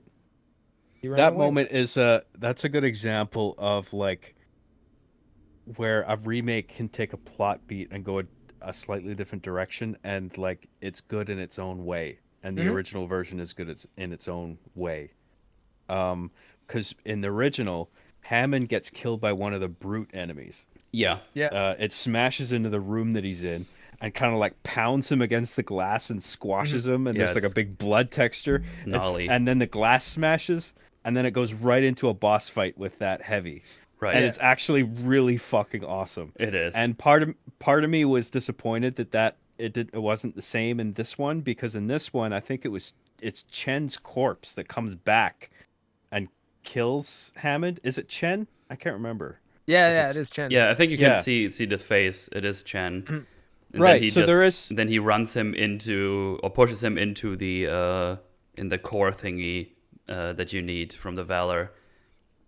Right, and that execution on its own is good in its own way. Oh, yeah, because yeah. it's like ironic, poetic, however you want to think about it. Like the corpse, his friend. It not only is it his friend, but it was the corpse he ejected, and it came back on the Valor, and it took him out. Like there is something really cool about that too. So I'm not sure what I like best, to be honest. I like the bombast and goriness of the OG version where the brute squashes him. Well, in the remake, there's blood everywhere. Like there's splatter all over the room. It's quite gnarly as well. It's just like right. Yeah, that's true. Oh yeah, someone just in chat just pointed out they still really fixed the issue how Chen managed to get a whole ship infected, because it's just a slasher. That probably shouldn't happen. Oh, right. That was a problem in the OG as well. They probably should have made it like an infector or like one of these spore thingies. Yeah. That probably Oh, would I have made didn't. more sense. I actually, man, I've seen a whole bunch of even Dead Space supplemental content, and I didn't. Is infectors the only way people are turned into necromorphs? I sort of thought the infectors just kind of make you a super one. Uh, Or I kind of thought any of them killing you turned you into one. It Because it seems seems the like I'm pretty the sure people infect told me that slashers definitely cannot infect other people. I think that's the whole thing, right? oh okay. it, Oh it yeah, so seems it's that that. Okay, now I get it. So you can the you can get killed by anything, and then the infector can always just come back and revive any corpse, well Yeah. right? Oh, infectors yeah, speed up the and process apparently. Okay. Oh, okay. well, I think the infector is the only version of necromorphs capable of spreading the infection. The See, other ones I just guess I kill. didn't realize that. I kind of thought that if you're killed by a necromorph, you become a necromorph. And I thought it was kind of vague in that regard. Well, I think it's actually made. It's laid out in some dialogue from Isaac, where it's just like I found one of the infector ones that create more of them. Mm-hmm. Like I can't remember. I'm paraphrasing. Yeah, that but- I mean that would make sense in the I mean God, that was a boss fight that I just finished too. The one Right. where you go for Matthias in the morgue. Yeah. Though yeah, I mean I don't know. I might have missed that detail, but it's neat to think about these things. Oh yeah, because the marker changes dead tissue slowly. It's creates necromorphs passively. Okay. Right. Oh, okay. Uh, I guess that still doesn't explain how they would change so quickly. yeah, yeah. Neat, Uh, okay. I mean, the marker thing works on like a lore level, but in terms of gameplay, it's not affecting the way enemies spawn or turn into necromorphs or anything like that. But I know what you mean. It's just the Well, infectors I guess that create I guess more.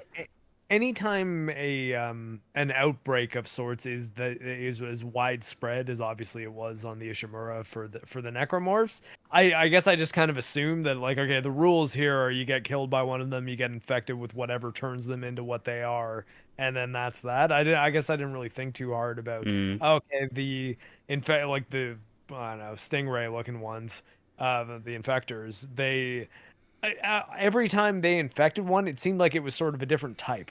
Like so, I Yeah. kind of thought that the ones they make were kind of their own Hmm. thing, and yeah, I guess I don't know. I should look into the lore more. I have not made a big Dead Space documentary video yet, but if I do, I will make sure Yeah. I research.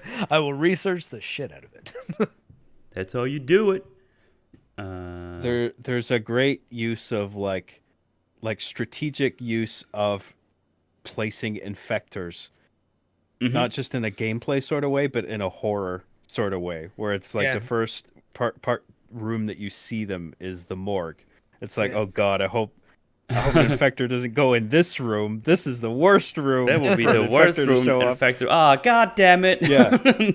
not- They're sort not of only- the scariest. Like, Sorry, in the just to game. finish this point, not Oh, only God. does it show up in the room, but it's sort of in the background as you're dealing with the captain when you're trying to get his rig. So you're preoccupied Yeah. with like emaciating the captain, but like you can see during that time the fucking infector going around reviving all the corpses. And you're like, oh fucking shit! Like, do I run out there and deal with that first, or like? It's cool the way it puts you in dilemmas like that. Yeah. Yeah, I like how the infector's introduced as well, because he kind of just infects one like on top of you, like it just makes a corpse fall on you while it's turning. The captain's Yeah. corpse, I think it is. And I was just like, oh Yes. god, gross, yo.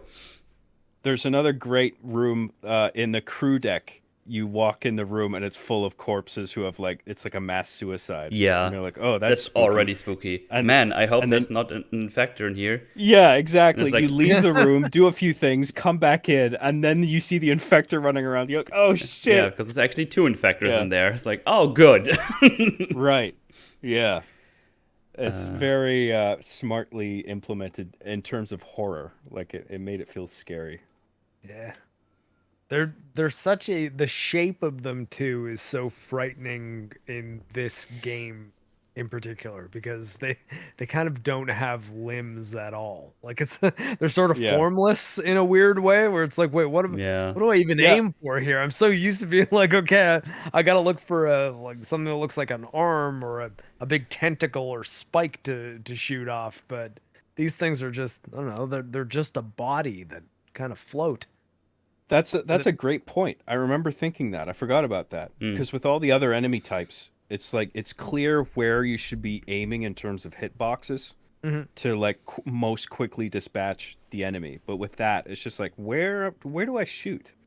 Yeah. Like where am I going to cause the most damage? Is it all the same? With them, we just start blasting. It's like die, die, die, die, die. Yeah. That's basically what it boils down to. Yeah. Which I guess is kind of cool. You know? Yeah. I don't know. Apparently, I realized that the infector is the lower half of a torso with the back legs all messed up. I always thought it was an alien creature. Is it really? Oh, I never really? Yeah, I should have probably looked at. Holy shit! I should have probably looked at it closer because in Mercer, I think in Mercer's office, it just has one hanging above his desk. Oh yeah, no, I kind of thought alien flying Yeah. stingray thing, like manta ray, you know, like Steve Irwin killer. Too soon? Oh, and there's a text log. Okay. Yeah, it's quite gross. What I also liked. So I don't know. This might have been in the OG, but I didn't notice it as much, or maybe it just wasn't as detailed.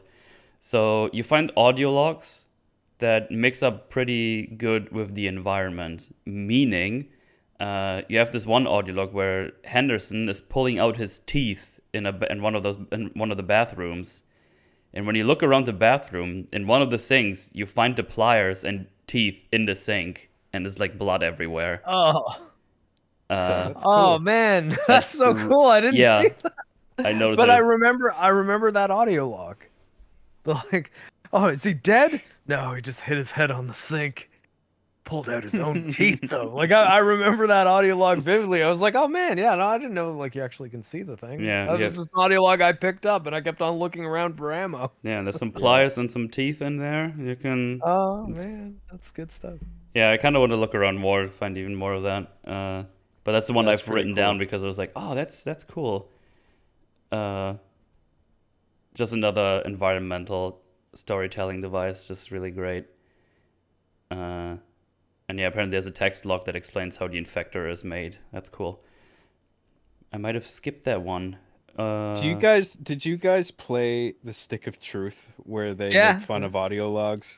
I did the play. UFO. I played both of them, but it's been so long since they came out. I don't remember that. But yeah, I remember liking those games a bunch. It's I so never funny. finished Fractured Butthole. Oh, I think the audio logs joke. I think it's a Stick of Truth thing. It's on the UFO section specifically. But I just remember thinking, "Fuck, that's so true and funny." That it's like weird that there's be so many audio logs left behind of like people in distress, where it's like they're scared, they're under threat, but they're taking the time to like record a memo. Yeah. You know, it can be a little silly sometimes, but this game is just like, we're gonna do this and we're gonna make it cool, especially with shit like that where you can look in the sink and find things that adapt to the whatever it is you're listening to, and it's just like that's great, even if it is a bit silly. It's Oh awesome. my god, I need to record this. Oh my god, I need to record this. Wait with the teeth. Yeah, Wait with the teeth. I'm not live yet. A Stick of Truth is such an interesting combination of it's Obsidian making like a Paper Mario game with the South Park writers. Right. It's pretty wild. Fractured I Butthole, I think, was Ubisoft internally developing it, but yeah, I know Obsidian made Stick of Truth, and I think it was really good. I never made that Paper Mario comparison, but that is a great comparison. Yeah, Like it is a lot like Paper Mario, like in terms of combat as well as exploration. Yeah. Well, because I mean, like, I think that a lot of a lot of, especially I mean, Stick of Truth, I guess it was like late PS3, early PS4 era. So in that era, I think a lot of AAA games were trying to do a lot of very big things, and it's sort of the reason we're at the. I mean, I'm going to speak in U.S. prices, even though I'm Canadian. The $70 AAA game that has become a thing now. I think less due to increasing cost of video game development and more due to just the targets people are shooting for. And I think that Stick of Truth is a great example of a game where it's like, hey, wait, there was a time where a full price AAA game was Paper Mario, right? And Yeah. and we could make those are still good games and they're still fun. How can we make a game like that that'll appeal to the demographic that will buy a game like Dead Space? Like what's the like males 18 to 35 like demographic, the like key demographic for video games, you could say. And I think that Stick of Truth was a really good example of them being like, yeah, let's keep it in the pocket as far as like our scope goes, and let's try to make it look a lot like South Park and get the South Park guys to write a whole bunch of it, if not all of it, and put something together that's just well designed and fun. Yeah. Oh yeah, on that, because I was about to talk about something else. Okay. Oh, I thought you wanted to say something else. Okay. No. Go ahead. Yeah. Okay. Yeah, the one side quest that concludes. I guess that's spoilery for Mark here, but I guess you don't mind. I guess you expected that. I've committed to the commentary lifestyle. So yeah, the one side quest concludes with us seeing the last conversation that Nicole and Isaac had before they were about to see each other on the Ishimura again. And as you learn in the audio log in the beginning, is that his parents died and they took the bodies, right? If you read that one, that's what you get to know. And we learn that the mother killed the dad and then killed herself because of ionotology. And Nicole is told them, it's like, hey, you're getting better, you're fine to go home. And Isaac blames Nicole for their death. He legit says, oh, you might have killed them yourself then, might as well did that. And Nicole just says, you know what, Isaac, go to hell. And then she stops the call. Yeah, and Isaac's like, no, not you too, because he immediately realizes he fucked up big with that one. Yeah, he was sad. He just splurged that out. He's like, oh god, why did I do that? And this just adds onto him desperately wanting to see his girlfriend, on top of being his girlfriend, but just making this right, talk about it. And it's the fact that she's gone makes that much more devastating. Yeah, right? it's just another gut punch in his whole scenario that's been going on. It's and it's very well executed as well. Like the voice acting and everything is excellent. It's it's fantastic, and what a great way to pay off right before you finish the side quest, because it's right before you go into the last room for the side quest where you get something about Mercer.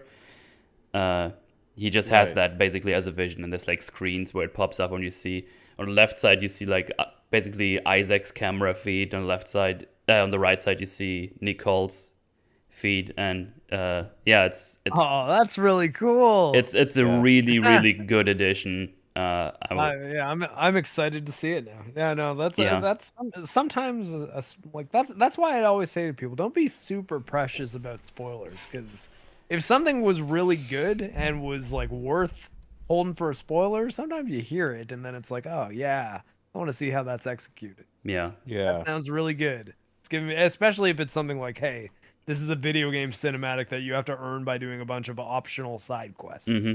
There's sometimes you do need to incentivize outside of like, hey, you'll get another story video, because there's no guarantee that that's going to be good, because a lot of video games will just give you, here's a little like end credits kind of tag thing that has nothing to do with anything. And some games will really go all out and be like, hey, this is going to be a reveal that will fundamentally change something major about everything that came before it, which that sounds like, and that, like, I mean, I kind of want to see that play out. Yeah, it's great. Because I know it's coming. So because my first question to Chad was at that time, I was like, oh, is that something they added from the other games, or is that new? But no, that seems to be a completely new thing. That was never, they just added that on top, and it fits in really, really well, and it's done very, very well. I was very happy to see that. That was great.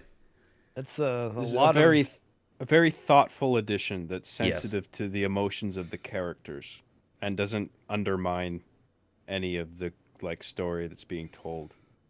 A lot of meat that they could go through in the sequel too. That could be new stuff. Right.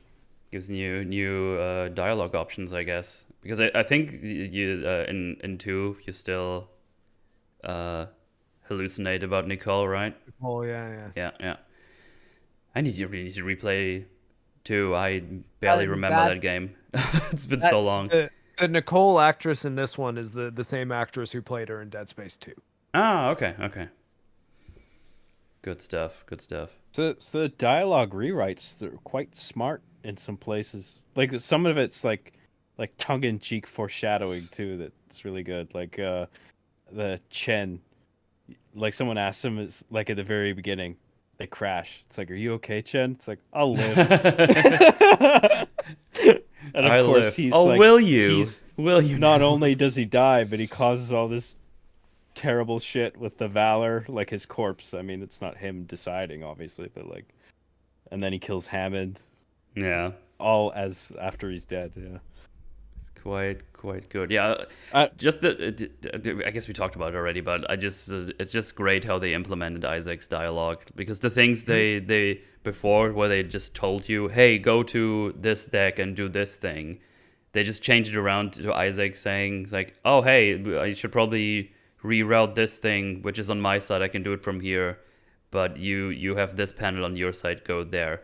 They just do a really good job portraying him as what he is, a veteran engineer with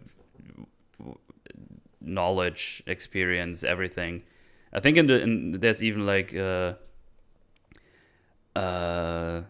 was like medals he got or something in the beginning log. He had like some kind of title or something. I think I would need to check back. I could be wrong, but I think I remember something like that. But yeah, he's very well portrayed. I'm a big fan. Yeah.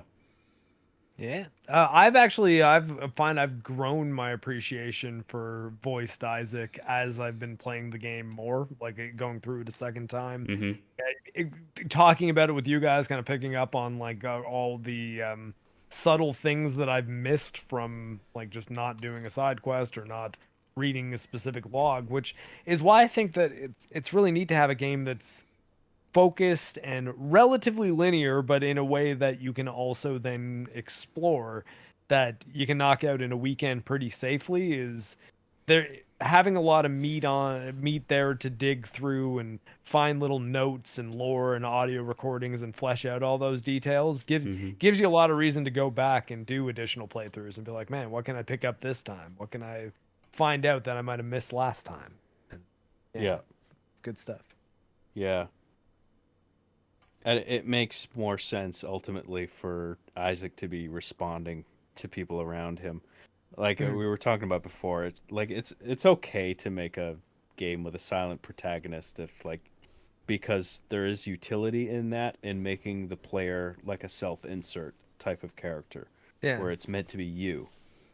Like as soon as a character like that gets dialogue, it's like there's an external element where it's not you, it's like you're playing another person, which can add a buffer that you could argue might reduce some of the immersion, because you're not thinking of the player as you anymore. But I think it works just as well if I'm just playing a character like Isaac who has his own thoughts and ideas and says his own things.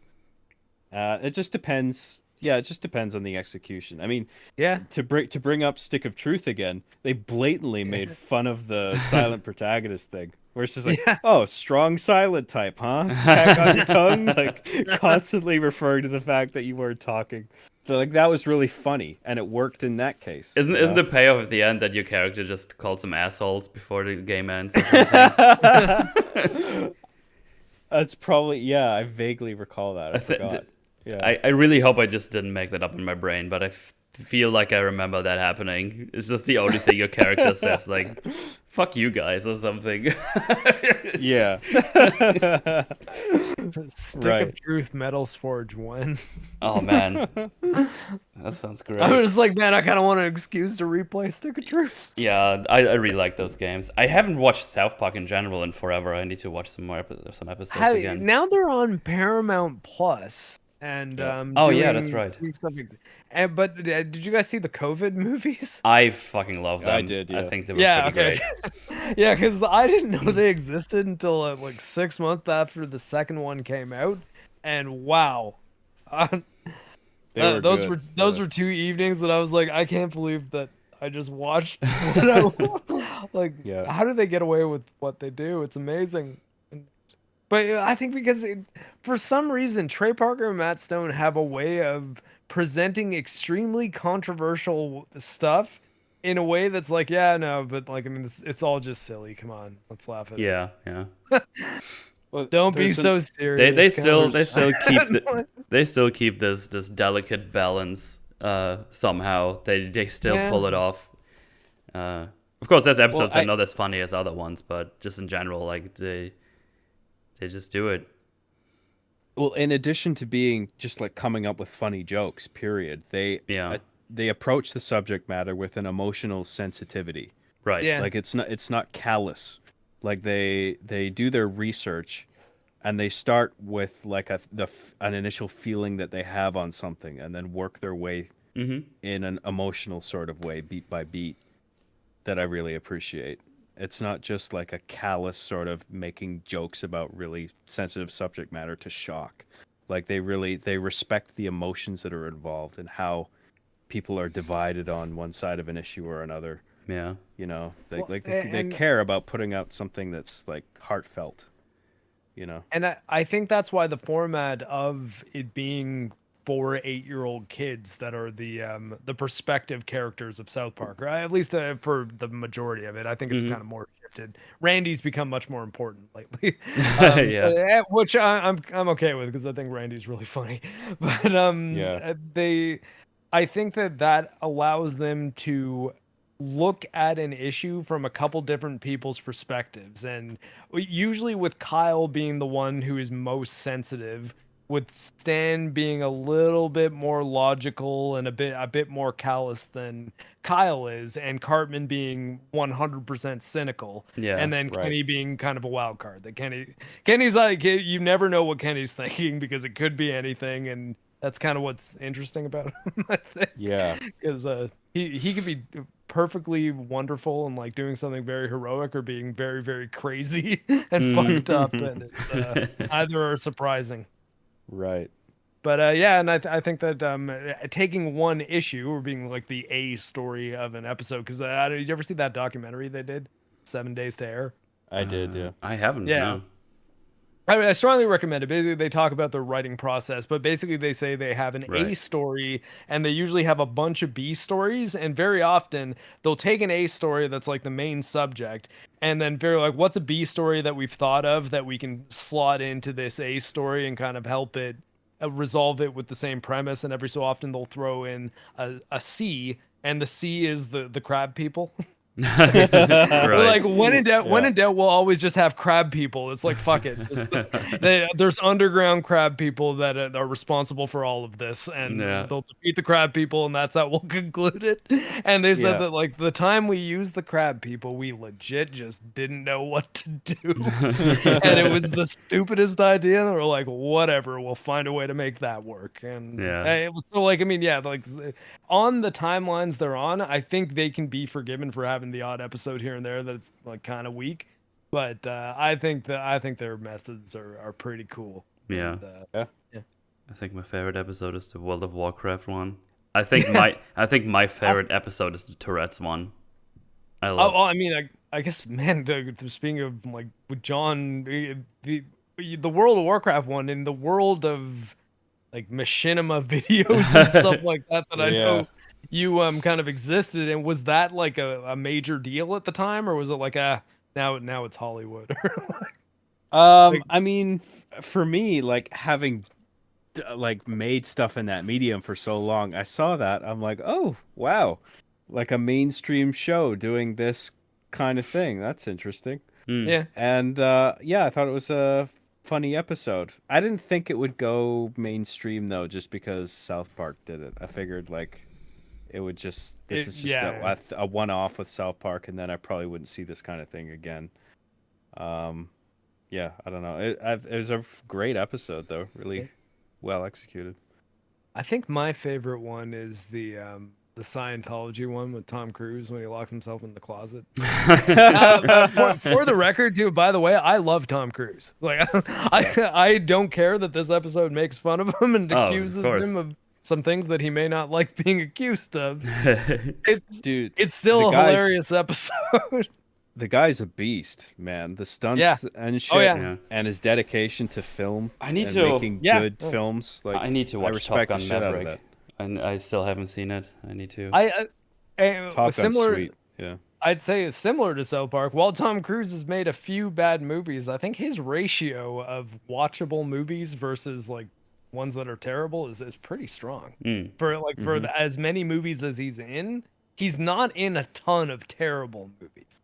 Right. Like I could maybe name Right. 3 or 4, and I'd probably have to think to get to 4. Speaking of Which I mean, Scientology. Yeah, it's so funny, right? Tom Speaking of Cruise is a Unitology- Scientologist. Yeah. South Park Oh, made yeah, wow. fun of Scientology, and yeah, Dead Space Unitology. made fun of Scientology. Basically. And it's the name is literally a combination of Unitarians and Scientologists. Yeah, Like, they're just the Unitologists. right. Yeah. I'm just looking. I mean, we covered a bunch already. I don't really have that many things left. It's just one odd thing out. I found a bug actually while I was playing offline. So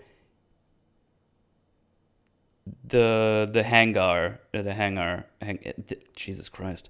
There's normally there's the Peng statue, right, in the OG, but this time you get an audio log or text log, sorry. Of course you don't know that because you don't have kinesis immediately. So Right. you kind of go your jolly way, and I got the kinesis, and I was like, oh shit, I can backtrack now. I'm gonna go grab that thing, whatever it is, because it's definitely not a statue.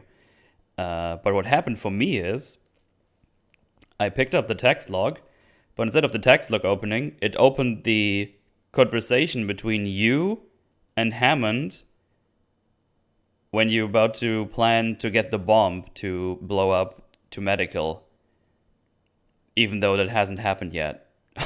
Oh, to get rid of the barricade? That Yeah. bomb? Okay, yeah. It played that log for some reason.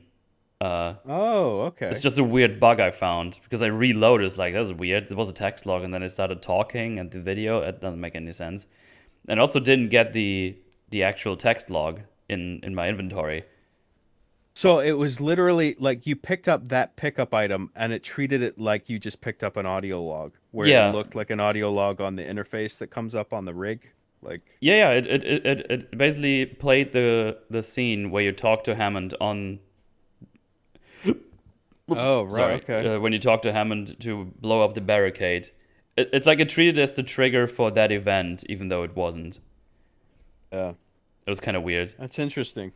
Yeah, because Yeah. I tried it a second time, but this time only the audio played and the subtitles didn't go away. So it was definitely a bug. Because then it just left it there, came back later after it happened, and then it was just a normal text log. I think it was just a weird little bug I found where it loads the wrong trigger or something. Yeah, games can be weird like Yeah. that sometimes, where a function in a game's code unpredictably reaches for the wrong variable Yeah. that's stored in RAM. I mean, look And at fucking Ocarina of Time. where they do some Yes. weird inputs, and you're in Ganon's tower at the end. I was just thinking that exactly that. Yeah, because that's how people manipulate entryways to get to different areas. Yeah. So like you walk out of a room in Ganon's castle, and all of a sudden you're in fucking Kokiri Forest. Or Yeah. whatever. Yeah. And it's all just like manipulating variables stored in RAM. Yeah, it's crazy. Yeah. Crazy shiznits. Then one thing that I found kind of neat when you travel around in a tram, sometimes it stops and you like hear monsters on the outside trampling on the tram, and it all gets dark and you're just kind of looking around ready for a fight. It's like, oh shit, here they come. But then it just resets itself and you go ahead. It's just a nice little addition for atmosphere. I like that a lot. Because they got me with that one. I wasn't even on my keyboard. No. I was like, oh, I'm just going to go to this place now. Let me check my phone real quick. All of a sudden, I was like, oh, fuck. Oh, shit. Oh, what's happening? Oh, God. Yeah. Yeah, it kept me on my toes. Yeah, it's cool. Funny. With an area like that, it could go either way, you know? Because you would think, like, you go into the tram, it's like, okay, this must be a safe zone, right? Because this is just like a sort of transitory area to get me from A to B. You know, there couldn't possibly be an enemy that shows up here, but maybe. I don't know.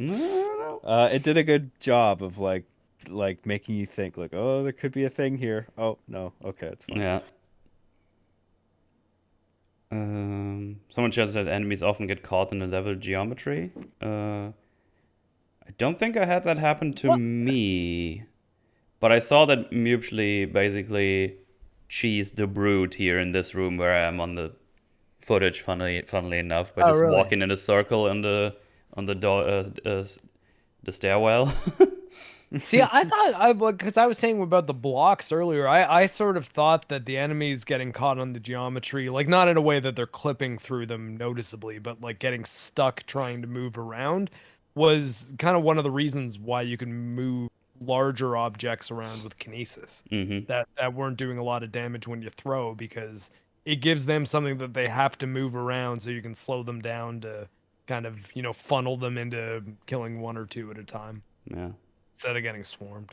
Oh, just remember the footage. I'm immediately. Oh, go ahead. Sorry, go. No, you go ahead. Oh, just the footage on screen. I actually had to reload twice and restart the game because it didn't load in all the enemies.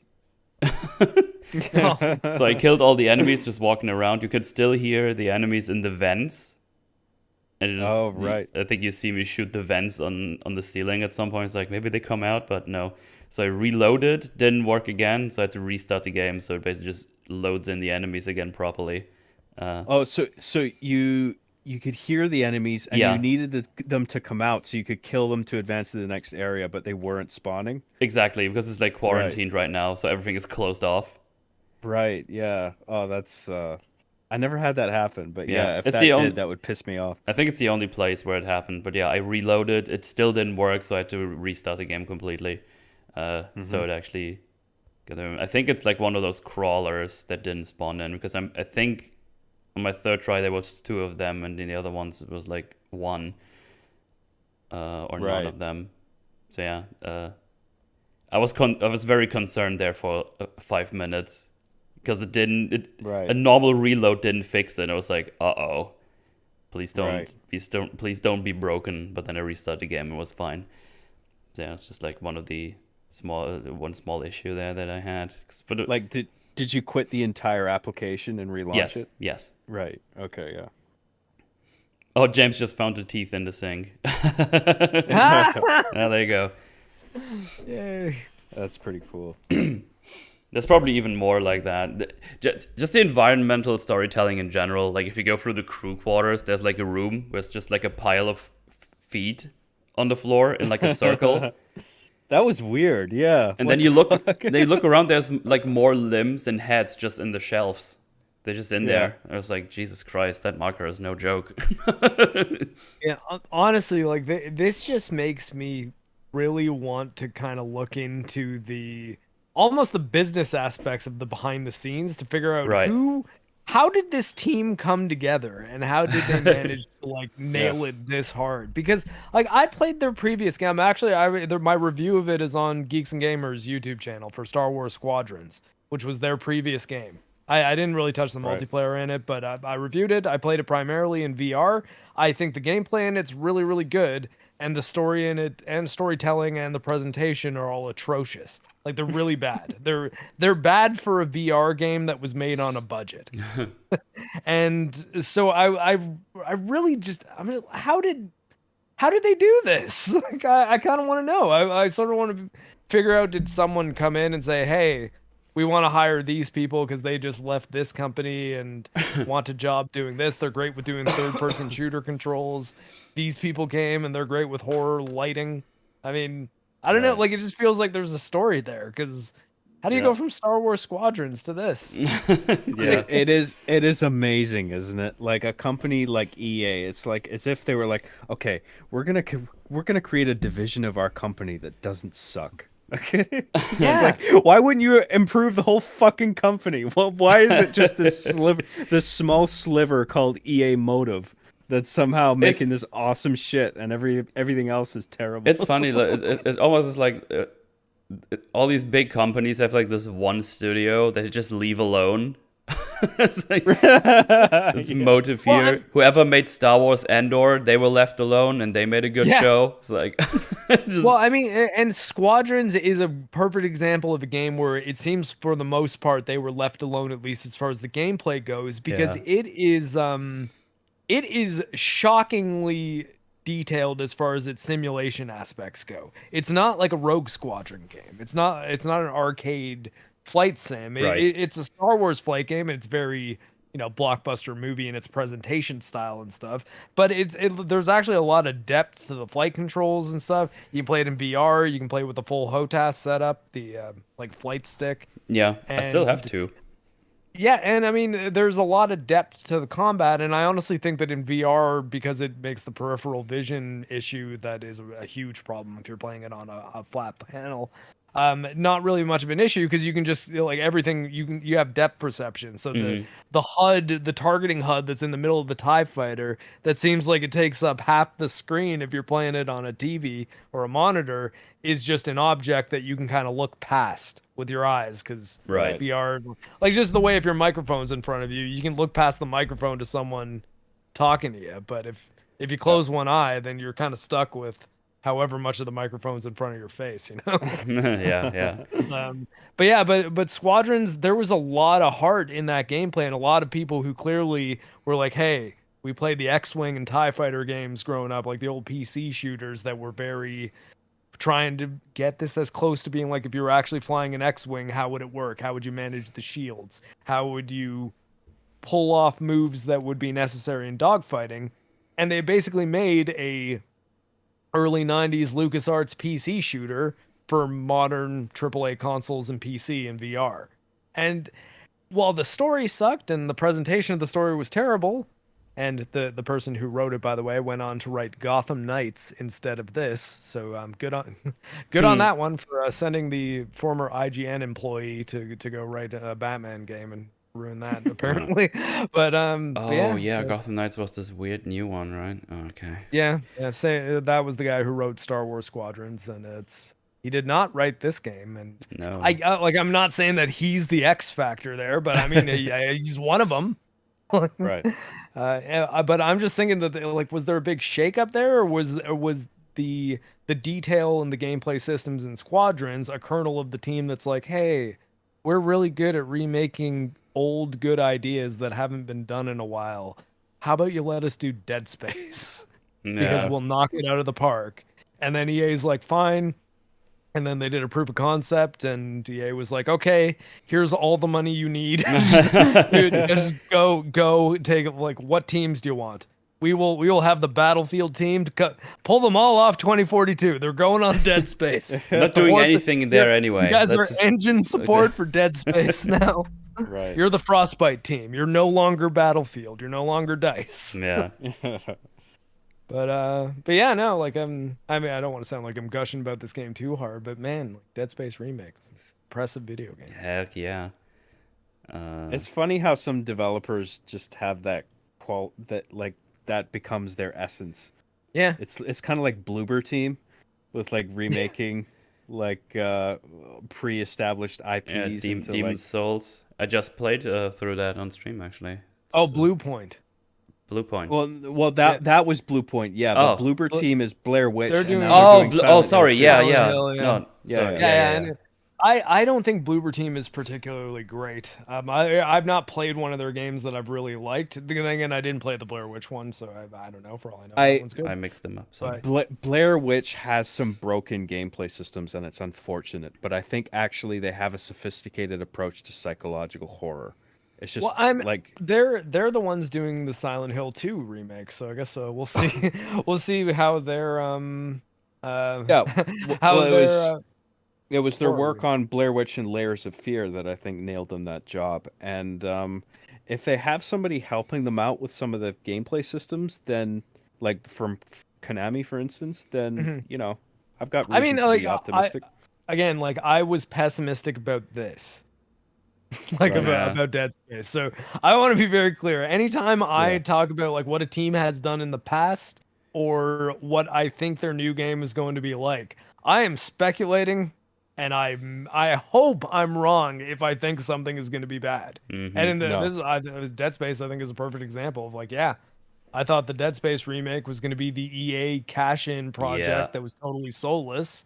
And Callisto Protocol was. I think it's. You mentioned the cash grab. There's no microtransactions in this.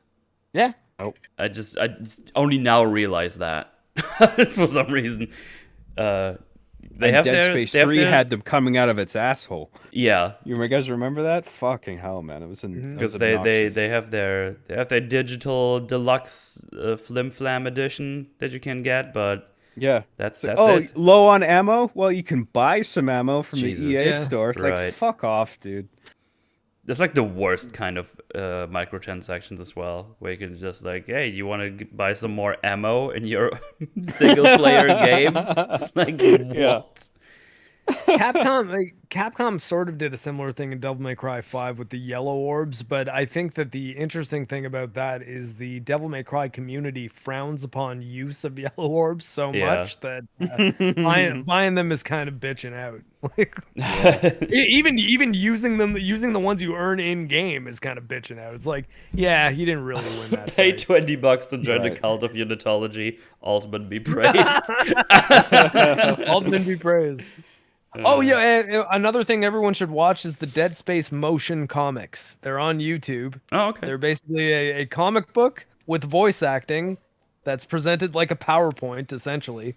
It's basically like animated storyboards that are actually pretty solid and give you a lot of good marker lore and pre-fall of the Ishimura stuff on Aegis 7 or Aegis 7? Aegis? Aegis. How do you say the name of the planet? I think they said Aegis, I think they said Aegis. Aegis? Okay, Aegis 7. Yeah. I saw a Dead Space animated film that I quite liked. There's two of them. It was anime. It might have been Aftermath. Was the one that I saw. Oh, really? Aftermath is the one that's like a series of shorts that it's almost like a Rashomon type thing, where it's it's something that happened on the Ishimura from a few different perspectives, and then it keeps cutting back to an absolutely terribly animated CGI kind of interstitial where it's an interrogation of the two people, or I think it might be 3 or 4 of the people who are like involved in the shorts. And the shorts are basically just different animation styles that all kind of tell the same story. The one that is just a straight up movie that I would very much recommend is Downfall. Downfall is pretty solid. It's it's an animated movie about the fall of the Ishimura.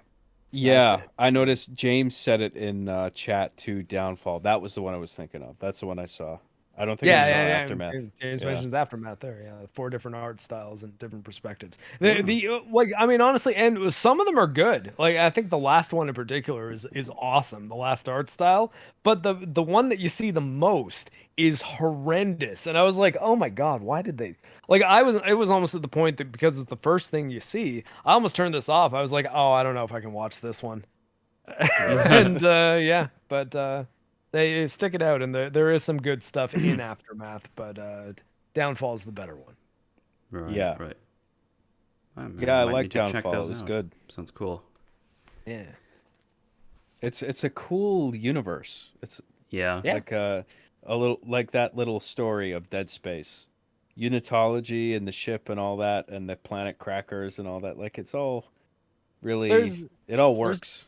a Good. nice link between the cult fiction and like not cult as in like people like it even though it wasn't popular at first. I mean cult as in literally about cults, like cult Yeah. religions. Cult horror and that kind of Lovecraftian, like, hey, there's giant monsters that you can't even comprehend the horror of, as well as things that distort the human body into something that's absolutely monstrous and unrecognizable. Like all of those things work together so well, and then like throwing it in space gives you Yeah. a lot Yeah. of flexibility to be like, yeah, Good stuff. you can do some really scary stuff with this. Because you Right. got Yeah. all the planets in the galaxy, all the types of vessels and space stations. The Yeah, fact that it's in space automatically makes adds an extra layer of fear to it because you're Mhm. so isolated and the environment around you is like uninhabitable. You can't escape the ship that you're in because like and, space is lethal. What? and You know, it's you're so utterly vast. alone. It's so vast that you have no idea how big the threat you're dealing with is. Mm-hmm. Like Right. for all we know, the Necromorphs have gotten through most of the known universe at this point. Yeah. Yeah. That's true. And out in the depths of space, anything's Yeah. possible. So like you don't know what is gonna get fucking thrown at you. It could be some weird alien shit. Like you don't know. And if the first thing they sent out was just signals from the marker that like created the cult of unitology and made it so that there would be people who would actively facilitate the invasion of the necromorphs further into the universe. And like, Right. I mean, all that it's pretty interesting. See, the puppies love it. Yeah, puppy. Sorry, one puppy is cleaning the other puppy and she's not having it. Stop it. I hate being clean. It's relatable. What? It's good though. She gets the poodle tears, like the kind of streaks that poodles get in their eyes, but the Chihuahua cleans her and she doesn't get those anymore. He's a good brother. Yeah, good boy. Nice. Nice. I have only one thing that I can think of right now. Still, you don't need to use nodes anymore to open up resource thingies. They changed it so you do the energy redirection panels. Or So instead security and access. Yeah, and the security access thingies as well. Yeah. I just remember in the first one that you find, I think it lets you decide between do you want no lights or no air. I was like, no lights, please. I want air. I'm so stupid and I was panicking in my impossible playthrough the other night. I turned them both off and I did that sequence on impossible difficulty with no lights and no air. Oh my God. And I lived, okay? Oh, okay. Nice. Fair play. But Every yeah, so often, the circuit I breaker. rise above game journalist here. The using nodes to open doors thing is interesting because in this remake, it's been replaced by a security clearance system. Yeah, where which is one locked of your doors- side quests. Yeah, well. so you progress a certain amount in the story, and eventually you'll get level 2 clearance, level 3 clearance, and then as part of a side quest, you can get master clearance that unlocks everything. But for a while, playing through this remake, I was always saving one node because I figure like there's gonna be a door eventually, and I want to open it up. But then I'm just like, is there no doors in this? So I guess I can just spend them all on weapons, I suppose. And then I'm like, okay, I guess that's what the game is doing this time. And I was okay with that. That's In the army, don't we know call those training scars. yeah. You're like, but I have to save a note. It's like, no, man, you really don't have to do that anymore. But oh, okay. Like you Right. just accept that it's like, oh, wait, that redundancy that I thought was super, super important is now totally irrelevant, and I've got to just learn to relax. Yeah. Yeah. And like you were saying, Metal, the circuit breakers, I really enjoyed the Mm-hmm. Yeah. incorporation of that as well. Because like it's a very they provide very tongue-in-cheek moments, you know, where it's like do you want lights or do you want to have this door open so you can get through it, or like an oxygen or whatever, and it's like you fucker, you're making me You know turn off the exactly what lights. I'm gonna Like, choose. yeah. Yeah. It's like no matter what I choose, I'm guaranteed a difficult time or a scary time Yeah. or whatever. And it's like, good job, developers. Like this is One of them is just a secret area in the. I think it's like an operating. No, it's not an operating room, or is it? Nicole has like a little almost like storage unit that you open up and you have to use kinesis to like slide the door to the left. yeah. And It's like a that's shower one of the room or things. something. Yeah. Yeah, the shower room. That was it. And yeah. I remember thinking that like, oh, that's a room that you might be able to just miss. Oh wait, or is there a quest item in there? Is there? Maybe there is. I might be thinking about it wrong. That's It fine. might just be In my like head, I'm a- processing that as a bonus room, but that might have actually had a quest thing in it. I think it was a side thing. Maybe. I don't know. I don't remember. What was in there. I'm second guessing myself, and now No, I don't no. know. One of those memories is wrong. I'll tell you that. Yeah. It's part of Nicole's quest, apparently. Okay, well, there you go. Oh, maybe I just did that quest then. Yeah, so some of the quests you kind of stumble into and finish them. I think the last Yeah. one, I was just kind of exploring and realized, oh, wait, I finished the quest now. Okay, I was just exploring. Yeah. Of course, that wouldn't have happened if I wouldn't have done the other things before that, of course. I love that those Nicole cutscenes were part of an optional branch of exploration. You know, where it's like you as a player, you're just interested in the relationship between Isaac and Nicole, Right. and it's like, well, I got to find out what happened. But even though it's not a primary objective, it's like I got to go and do this because I'm interested. You know, I appreciate that it wasn't part of the main objective. Yeah. Yeah. Just in general, the way they, I guess, like, I don't know what to say. Did we say reintroduce or I guess, like, change things around? I'm trying to figure out how to phrase this best. Just, like, they place things differently. There's some new things. You have the whole Yeah. you have the whole floating around in 0G now. If you played the OG, they incentivize you to re-explore the Ishimura. Yeah. Because you quickly realize, I think this actually might be another thing why they got rid of the small health pack in the beginning and put this backstory thing in there. Maybe that was like a small hint, like, hey, not everything is going to be in the same place again. So you might want to. Things aren't always what they seem. Yeah, you might want to explore, and that's what I did. I looked at every nook and cranny I could find, because I found like things on top of shelves I had to get with kinesis, and it's like things somewhere on the bottom somewhere I could grab from above, so I don't need to go down later or something. I was really, really invested to rediscover the Ishimura and see where all the things are and what they have in store for me. Like Mark was saying at the beginning of this podcast, like it's a remake where they don't intend on changing an awful lot, but they're changing enough about it that you, having played the original version, are willing to play the remake, and you're constantly wondering like, oh, maybe there's going to be a new thing around this corner, you know? And it's like you're always like, even if it's just like relatively a low amount of changes throughout the whole thing, it's like you're always wondering where those changes are going to be and when and how often. And it makes an entire playthrough fun, even though you already played the original one. It's like you're always waiting for like what slight thing are they gonna change here or there, or whatever, you know. Yeah. And like I always liked the changes that they made, and some of them were like deliberately surprising, like parts where the tentacle grabs you.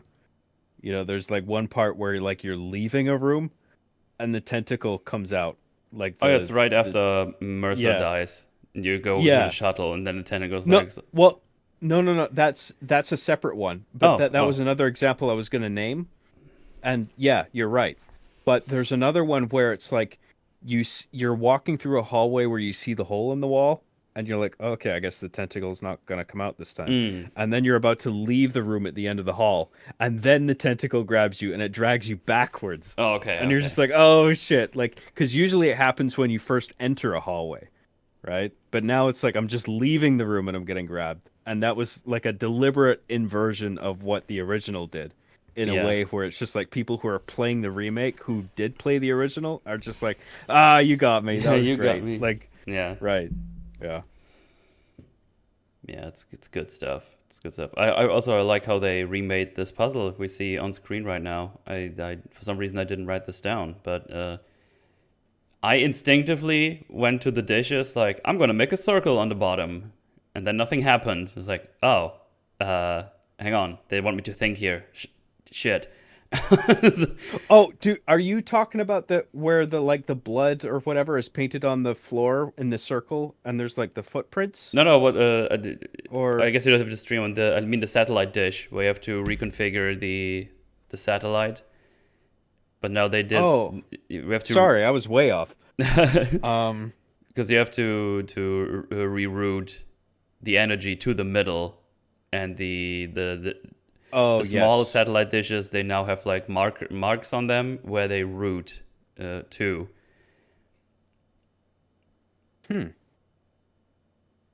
I mean, you did the puzzle. I mean, you had to. Yeah, yeah.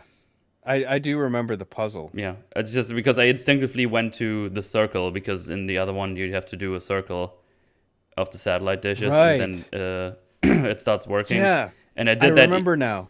Okay, Yeah. okay. And I did that and nothing happened. It's like, oh, wait, okay, well, there's cables and stuff here.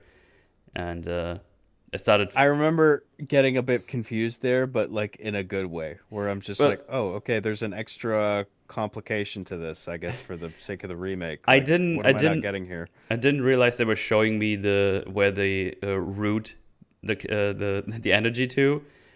I realized Right. there's a brighter spot, but I thought it was just my flashlight doing like a light thingy that's been happening.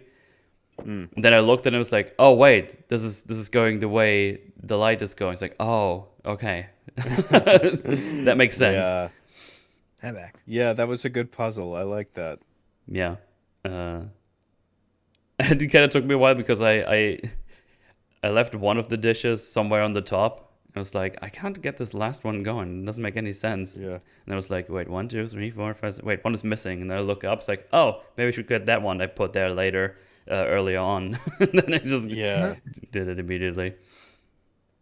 I like little moments like that are isolated from the main game where you just kind of get lost in that one room and you're just Right. like, okay, what do I need to do here? And then you finally figure it out and it's like, oh, great.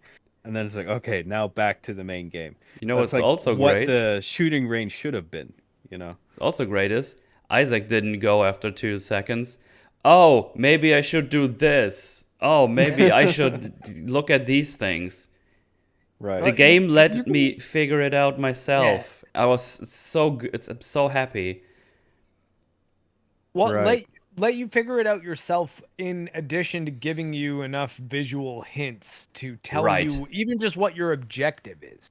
Because like that can sometimes be a problem in video games. It's like, okay, I'm here as a room, it's obviously a puzzle. What the fuck am I even trying to do? Like I'm just going to start doing stuff and clicking on things and pressing buttons until stuff happens because the game may not communicate, hey, you're trying to start this engine by moving the power from here to here. Whereas I think the premise even of just Isaac being an engineer and having like expertise in fixing stuff Mm-hmm.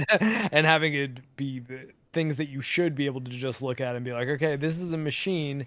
it is meant to be able to be fixed. It's designed in a way that you don't have to, like tear the entire thing apart in order to fix it.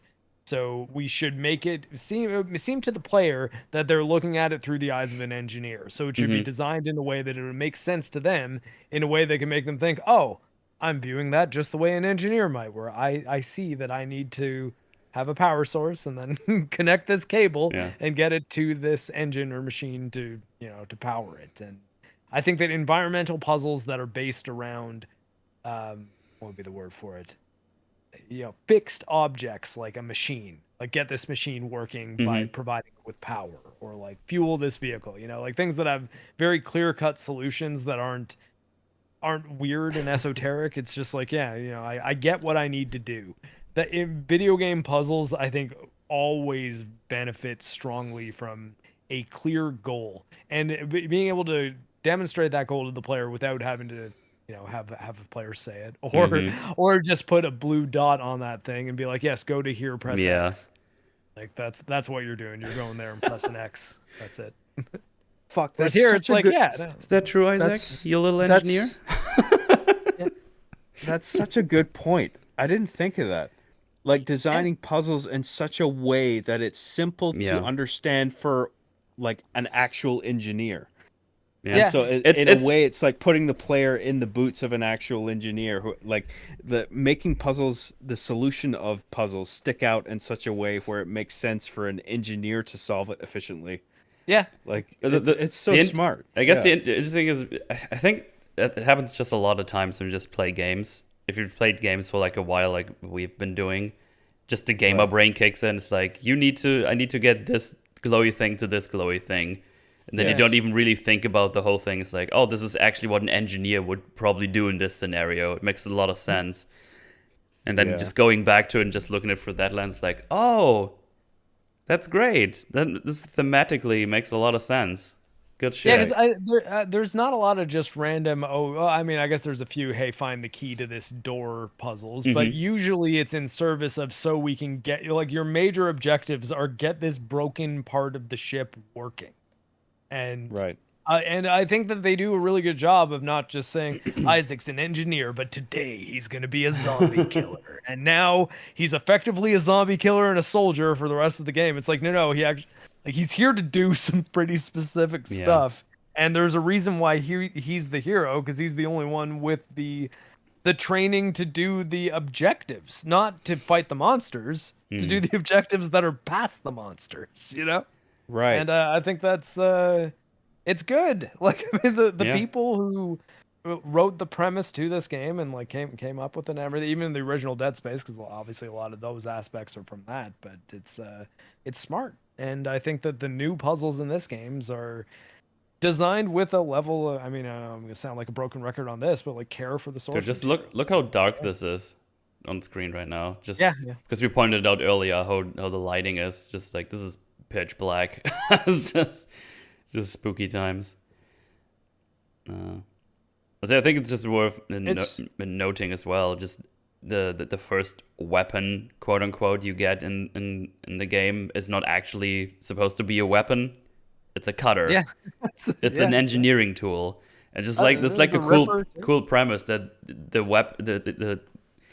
the tool of choice for an engineer, or one of them, is like actually really good against this kind of threat, which gives you a bit of the edge in comparison to just the soldier with like a pulse rifle, because rifles are normally not made to, cut off limbs. It's just to shoot the weak spot until dead. Here we have this mining tool that's really good at cutting off limbs, which is exactly what we need to do with them. And it's it's just a neat little thing. Also, and hello, he's, how you doing? Like, I just Isaac is a guy who canonically would be good with those tools, or at least a big chunk of the tools in the game. Really, the only one that it doesn't at least make canonical sense why he's good with it off the bat is the pulse rifle, because all the rest of them are like tools that are adapted to become weapons, not just weapons in their own right. And that still relates to what I was just going to say, just to go back to the puzzle point, because I think, like, Mark, that point you made was so good. Like the simplicity of puzzles is rooted in the skill set of the protagonist that you're playing as. Like, he is an engineer, therefore the solution to solving problems sticks out in such a way that it's like diegetic to the situation. It's not just making a puzzle easy for the sake of the player being able to get through it with ease. Because you could argue that, like, it's like, oh, this is dumb. Like, this isn't how it actually would be. You know, like if you were stranded on a ship trying to figure out like a satellite issue and just, oh, just plug all the arrays into like the proper boxes and then it works. Yeah. It's like it's all justified by the main character's abilities and backstory and all that. Like it's yeah. And I think it can functionally be executed with the level design and the puzzle design and Yeah. how you present the clues to the puzzle to the player can be done in a way that just make you feel like, oh, I can kind of figure this out just by looking at it.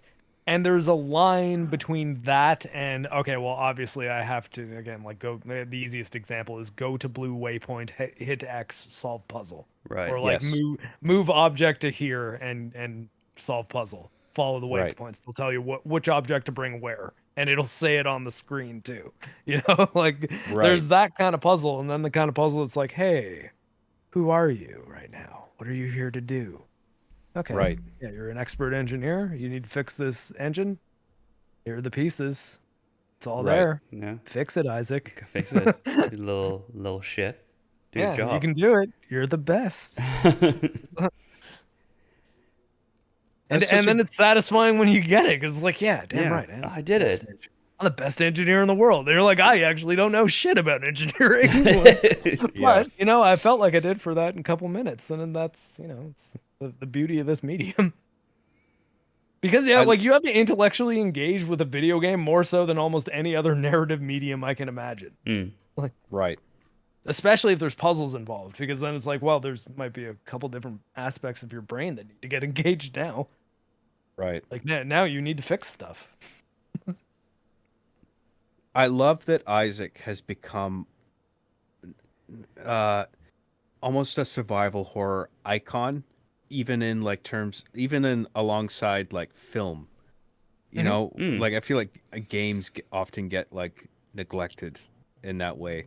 Like if you think of like great sci-fi horror action protagonists, it's like people say like Ripley from Aliens, but like I feel like it's people have to like do a double take for video games and be like, oh yeah, I guess Isaac Clarke as well. But like Isaac Clarke deserves to be absolutely deserves to be ranked among protagonists like that. Hell yeah. You know what I mean? And it's like it's such a humble character. That's what I like about Isaac. He's just an engineer who's like a prodigy, didn't have a special upbringing or anything, like the backstory revealed in that little text log at the beginning of the remake. Worked his way like, through the ranks as well. From humble means, pulled together what finances he could for an engineering education, and he's very good at what he does. And he's resourceful, and he's not an action hero. This is probably the first action he's ever seen. He's probably not like a wartime person. Like he's probably never been in military service. I don't know, maybe. I'm not sure. But like I imagine he's just like up until now he's just been fixing ships and shit. And now it's just like all of a sudden he's thrown into this environment where he has to kill monsters with and not just with like I mean sometimes like generic weapons, but with like engineering tools. Yeah.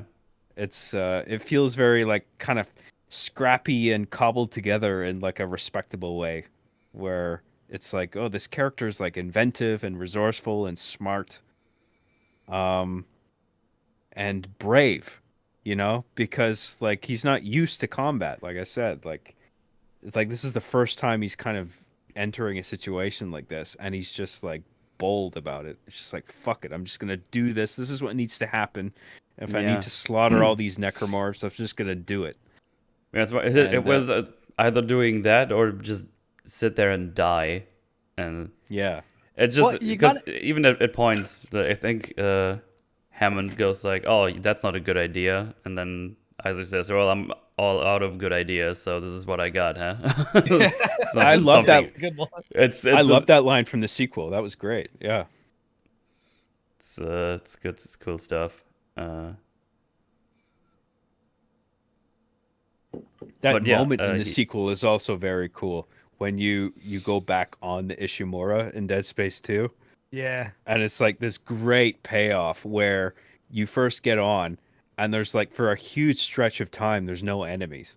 And so it's fucking with you. And you know that the game is fucking with you in a tongue-in-cheek sort of way where it's like, we know you're thinking we're going to throw enemies at you at any moment here, but we're not going to do it quite yet. Not yet. Not yet. Not yet.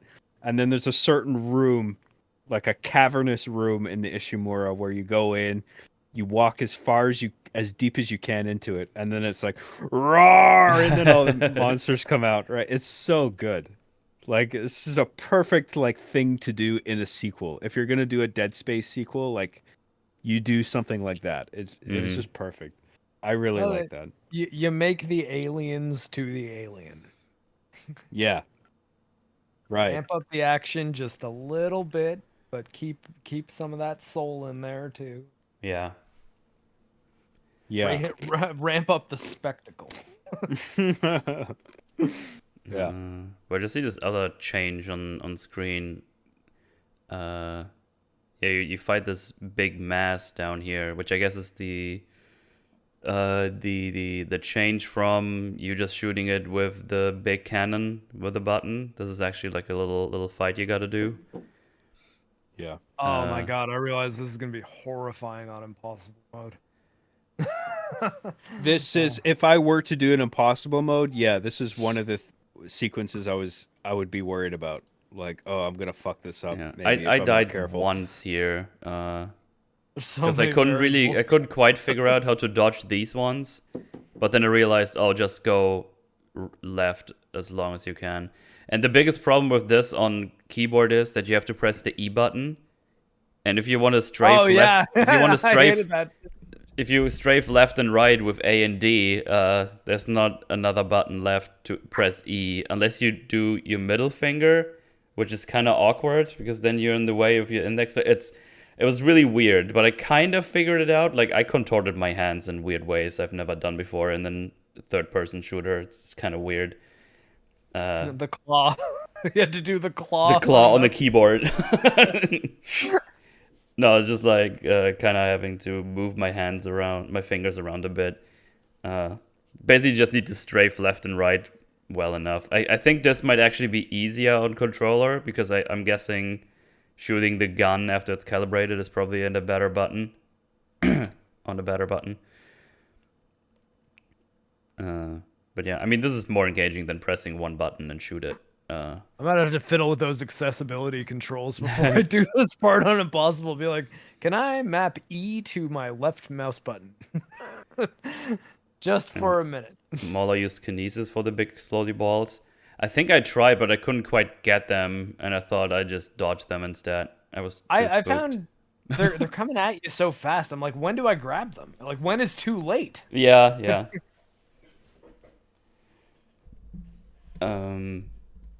Yeah, and then of course instead of the shooting gallery, we get the calibrating of the guns by going outside. Oh yeah, that was better.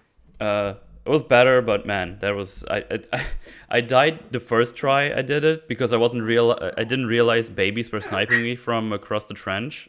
I was like, what's damaging me? What the heck? It's like, oh shit, it's babies, and then I died. It's like, oh, I guess I'll do that again.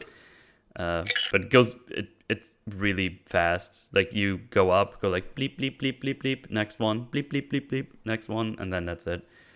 I think it might actually be shorter than the shooting gallery, but it's more controllable because the shooting gallery was a bit weird. The shooting gallery was rough. With the mouse, it's weird. I had a pretty good setup going with my mouse sensitivity. I crushed that one on mouse. But it's probably a pain with clown sticks, for sure. Also, Jose Gonzalez still trying to convert people to unitology since my last stream. Ultimate be praised. Oh, Jose, never change. To join is to survive. One mind, one soul, one flesh. Yeah, see, he just wants us all to be together, guys. Yeah. But yeah, still improvement. Wonder if maybe another button instead of E would have been a bit better for this one. I don't know. Could probably change it somehow, but I didn't. That was a weird choice. I didn't bother. I just adapted, like the true gamer I am. I'm weird like that. Like I never. If there's a game that has like C as crouch instead of control, I just adapt instead of changing it. I don't know why. Sometimes I make it harder on myself. I hate I for some reason using C has always been weird to me. See, the puppies don't like it either. Yeah, I'm just not a fan. This took some figuring out for me too, this boss fight. Okay. Where like I was just like, God, if I was on impossible mode, I'd be so fucking mad. like I'm glad like I think impossible mode is a mode that you should try after you've done like, you know, easy to hard. Like leave impossible for later when you know what to expect. Because like some things like this can fuck you over where it's not necessarily that difficult, but it's just like I'm not really sure what I need to do exactly. And then I figured out like, okay, if I'm in the range of one of the cannons, then I can use it to fire. And then the analog stick works as like targeting the cannon, and then A is fire. Like that's not shit that you would assume right off the bat. Like, yeah, like, I mean you need to learn that. I mean, it's the same controls as with the trench, right? So you already know by this point how the guns work, unless you forgot by this point. What was the thing that you said? Sorry, Mark, I didn't mean to interrupt you, but Mark said something. He said a term. Is it trench that you said, or what was it? Yeah, I said trench. It's in, trench. That's when you need to calibrate the ADS. Yeah. Oh yes, I know what you mean. Yeah. Yes, right. And this is where you learn how to shoot the guns, basically, and then they reuse it here. That's true. I didn't think that same system applied here. Oh, okay. Like it just took me one or two tries to realize like, oh, it's this kind of thing again. Okay. But like if I was playing on impossible mode right away, oh yeah, I would be fucked, right? Like right on like the first like Mark was saying, if you fail on impossible mode, it doesn't revert you all the way to the beginning. It says you can keep going, but it's hard difficulty now. And so you're not going to get the impossible reward. Well, the only thing though, the way that makes it a little bit easier to begin an impossible playthrough though is if you're gonna play on hard mode, you might as well just start an impossible mode playthrough and see how far you can get on impossible. Maybe, yeah. Because then it'll just be hard mode after that. So I mean, and honestly, that's what I was doing, because I was just like play on hard, and then I looked up exactly how impossible works and was like, okay, well, I was gonna do a hard mode run. I wanted to do a vanilla run anyways, not a new game plus, because I wanted my footage to not be in the level 6 armor, you know, like look like the game is supposed to look in canon. And right. And then I was like, oh, well, I might as well give it a shot. And like now I just made it to chapter 4, and I'm like, okay, I haven't died yet. It's making it really tense. I'm wanting to be very, very careful. I'm like I said, I'm doing my little recon run sometimes where I'll be like, I don't really remember exactly what the threat is here, so I'm gonna go assess it, exit the game, reload my save file, and then now I know what's coming up at least. And I can be prepared. So I'm going into every situation more prepared than I probably should be able to be. That's the exploit I'm doing. But it's still really tense though, and it's for sure. Well, I think that one encounter with the Leviathan and the ADS cannons is like that's the thing I'm most concerned about. It's like I know how to do it now, but like I might fuck it up. Yeah. You know, just want to stock up on all them health potions. just spam the F button. That's good. Potion seller. I really want now to see a sci-fi game where the health is potions. Like have it not be any kind of sci-fi. No, it's just a fantasy. glass bottle with like red liquid in it. not like a Destiny type deal where it's like, yeah, I guess there's magic, so whatever, there Yeah. can be potions. Like I know, I mean a hard sci-fi, and they're just like health potion. Yeah, it has to be the What? only one that's only thing that is like this. Like everything else is still future, and just have like these little vials of health. Right. And that's all that medicine is in this universe too. The health potions heal everything. Puppy, Yeah. there's no health potion. It's okay. I think they're getting Well, the only thing I can think of now is, I guess we haven't touched upon the changes on the last boss, because that one changed a little bit. Because now the end boss, the big monster, shoots some green goop at you, and kind of splits the arena in half, where you can move around. Exactly. Right. I didn't mind that. Yeah. That was okay. It as was soon a as- little video gamey. But as soon as you figure considering out how, you still just need to strafe left and right with this boss, apparently. Doesn't the boss itself doesn't change that much, to be honest. They just put in more phase. They made it like a phase, made more phases. Hey, do you fight any ads in the original? I don't remember fighting. I don't think so. I don't think so. I think that's so that was new because I remember thinking that I was like, oh, I don't remember fighting other things. yeah. Yeah, but you still just have to strafe left and right, maybe a bit forward. For some reason, I almost died at that fight because I couldn't really get the rhythm down for some reason. I just kind of, I don't know, just kind of lost track. Lost track. It happens to the best of us. Where to move. So I killed him on like 1 health left because I used up all my health potions. Now I'm saying potions, health packs. Roll with it. They're potions. Yeah, because I used my health packs. So I was just looking if I have health packs before I went in. It's like, oh, you have plenty, but I didn't realize this was a lot of 1 small health packs. It's like the potions that Isaac brewed in a cauldron. Yeah, that's why this is a little mobile potion. I'm also a master alchemist. He is. That's this one trait he just did for fun, and it just came in handy here. I think the phase of the boss fight where it like grabs you and you have to shoot like a thing while you're hanging upside down.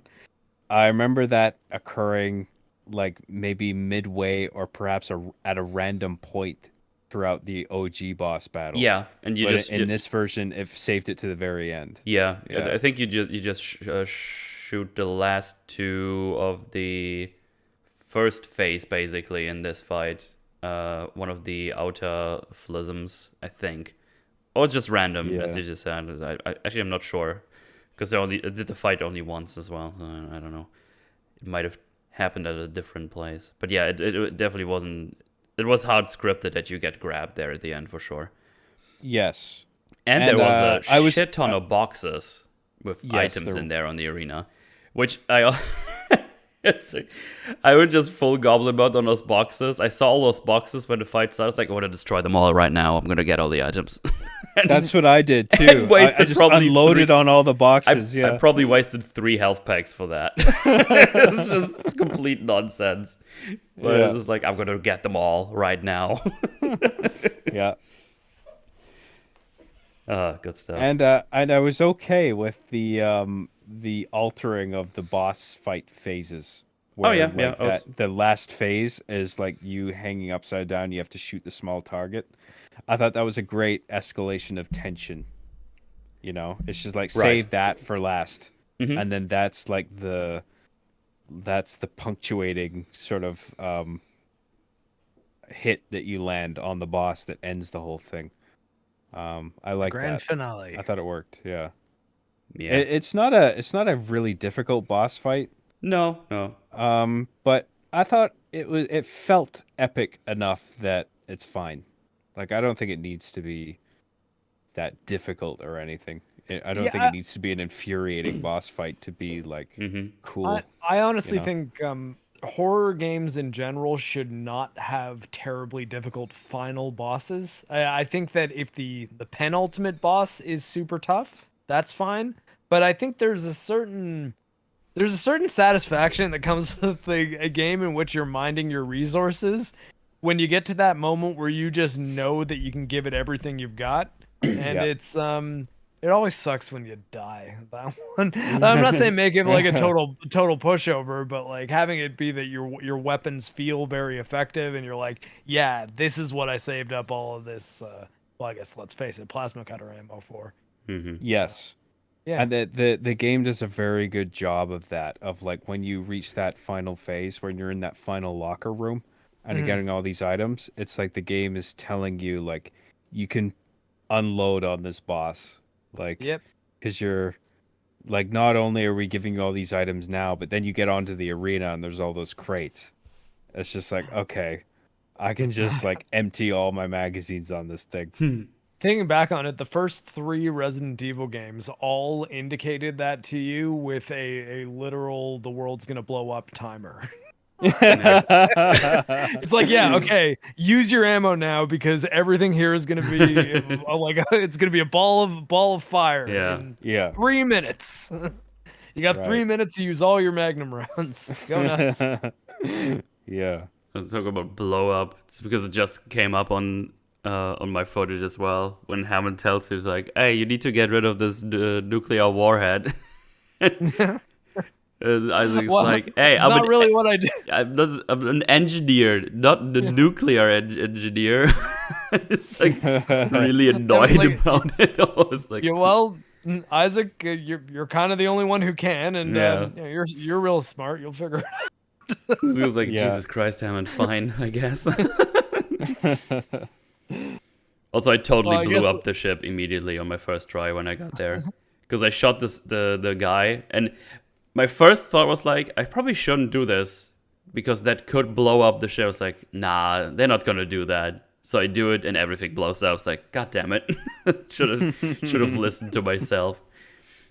And then I think I needed another 2 or 3 tries, because in one try, for some reason, the thing exploded, because the one time the dot killed an enemy was this guy with a sack, and then it blew up the whole ship again. I was like, God damn it, seriously. Oh crap, that's another scene that I'm gonna be panicking. There's poles there you can grab. Just grab those and yeet them at them. That's a pretty safe way to. That's a good thing to know going in. Yeah. Actually, I noticed that after the fact that there's 2 of them, because I pulled one of them, then I killed the other one, and then I realized, oh wait, there's a second one. That's probably your best bet, because you just pin them to the wall. Yeah. I'm gonna do one more new game plus at least, and then do impossible. Oh, so I feel like as long as I know what's coming down the line, then I can get through it. No, I'm telling you, man. Yeah, I think you do the impossible run and just think of it as a hard mode run, because that's the way to not be putting as much pressure on yourself, at least at first. That's a good point. Yeah. Like, I was thinking if I was like, okay, impossible, I'm gonna do this when I started it up, I probably would have quit by now.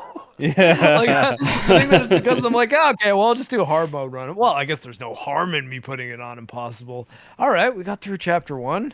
Oh, chapter 2, that was a rough one. Okay. Chapter 3, and now I'm in chapter 4. I'm like, let's go.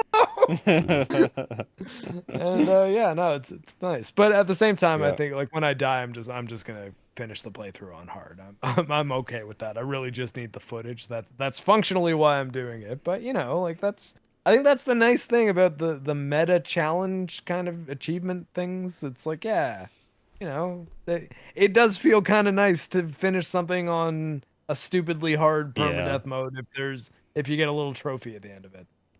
Yep. Never gonna get you any girls, or at least not in my experience. But it can make you feel nice, and that's you can always quickly alter 4 before you die. I mean, I'm not gonna say I'm never gonna do that. I have not yet. Like, I mean, I guess that works. I don't know how frequently it checks it, but I don't know. Well, yeah, I mean, there's always, oh my God, now I'm freaking myself out. I'm wondering if I do that, am I always going to hate myself for it? Because you all might not know, because my Steam achievement will be there, but I'll know. Yeah. That's why I've never once tried to use a like cheat engine thing to get an achievement, because I'm like, once once you open that door, it's like, yeah, exactly, Rocky. Yeah. The Chihuahua. It's like, yeah, it's bad. Don't cheat. like a trainer Don't that do- runs in the background that manipulates the Or variables. like, and I the- mean, you could probably even get things that just flat out unlock Steam achievements for you on PC, realistically. But like Right, at that yeah. point, you devalue them. So Yeah. I'm very Yeah. particular because like I think metagame achievements are a great mechanism for artificially, I guess you could say, creating replay value. And I guess I think the healthiest way to engage with meta achievements or like achievement systems, whatever, trophies if you're on PlayStation, is to only care about them when you genuinely love the game that you're playing. yeah. Because I think there's a lot of people, there's like a whole culture of people who are like, yeah, I try to get platinum every single game that I play. And it's like, Yeah. why? Like, I mean, realistically, why? Because I mean, honestly, you could argue that you're getting more value out of money that you've spent, but you're also kind of wasting your time on games that maybe don't deserve that much of your time. When I'm willing to bet, like, you could be like, okay, not spend new money. I'm willing to bet you have something in your backlog that's better, would be Yeah. my point. I platinumed Because- one game in my whole life, and that was God of War Ragnarok. Oh, really? Yeah. That's crazy. I think Yeah, the other one I came close to, which I almost wanted to do, I think was Nier Automata. And then I realized the achievements that were left were just Yeah. stupid busy work, like ride 50 kilometers on one of those boars. It was like, fuck off. I'm not going to do that. You know though that in Nier Automata you can just buy the achievements in the game itself. Wait, what? Yeah. Yoko Taro was like, yeah, and I wanted to make it so that if people wanted to just like get all the achievements, they could.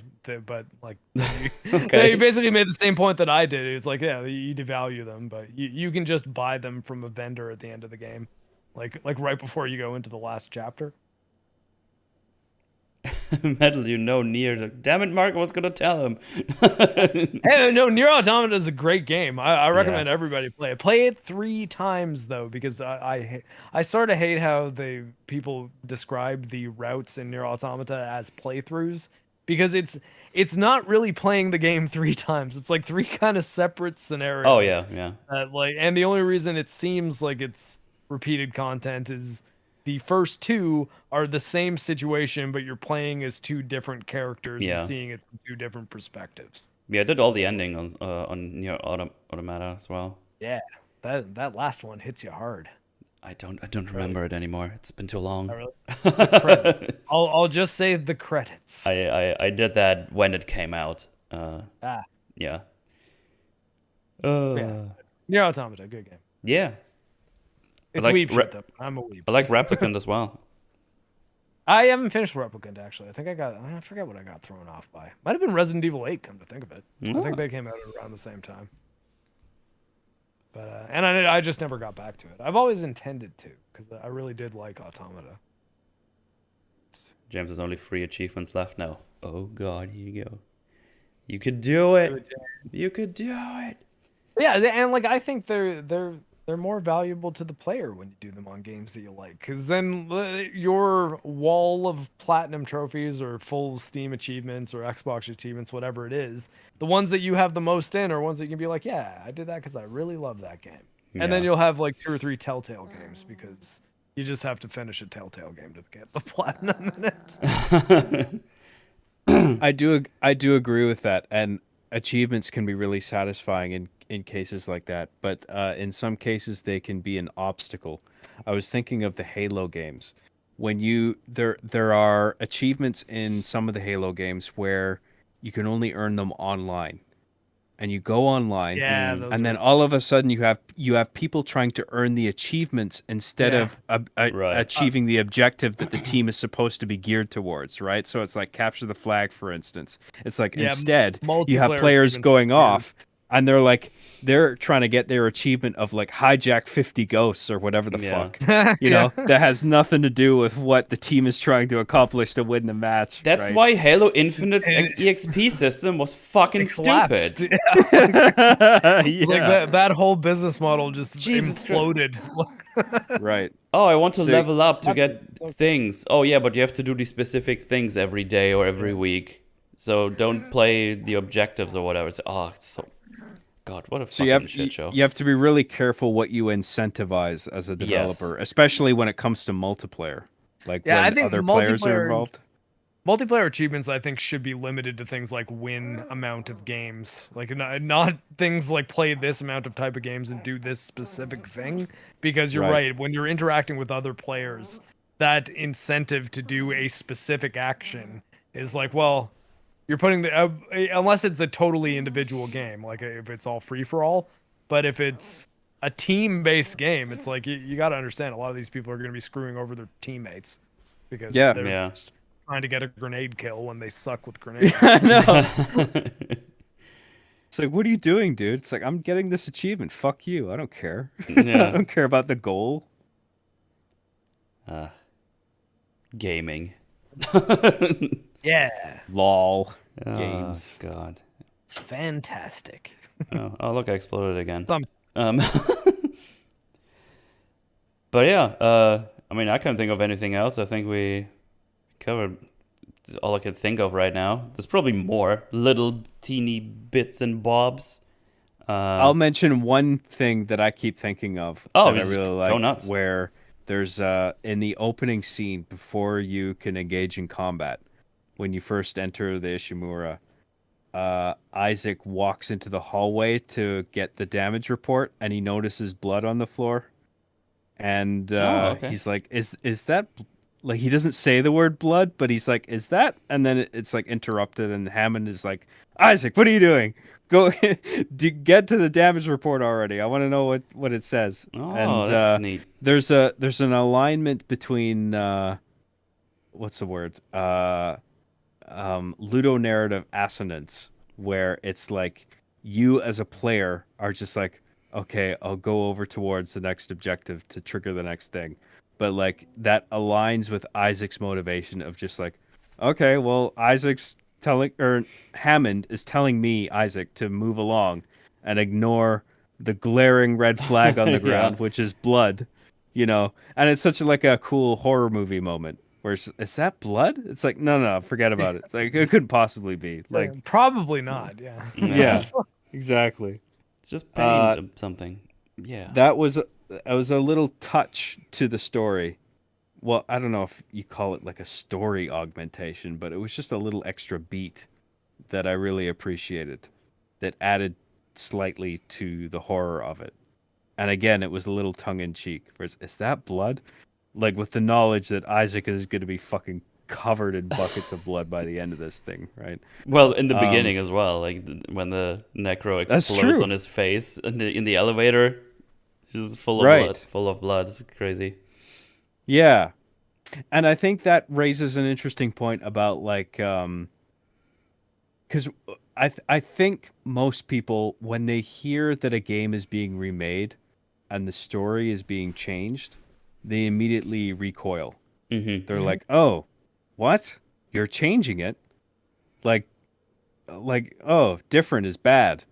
Like, as some people jump to that conclusion, I feel. People have been saying that about The Witcher, and I guarantee you, most of them have not played the original Witcher. Right, but I think to go back to. There's so many instances where this happens and the changes are detrimental, where it's just like, okay, well, any changes are bad. Like, if anything deviates from the original material, whatever it is, it must be bad, because the original is always better. But I don't think that's true.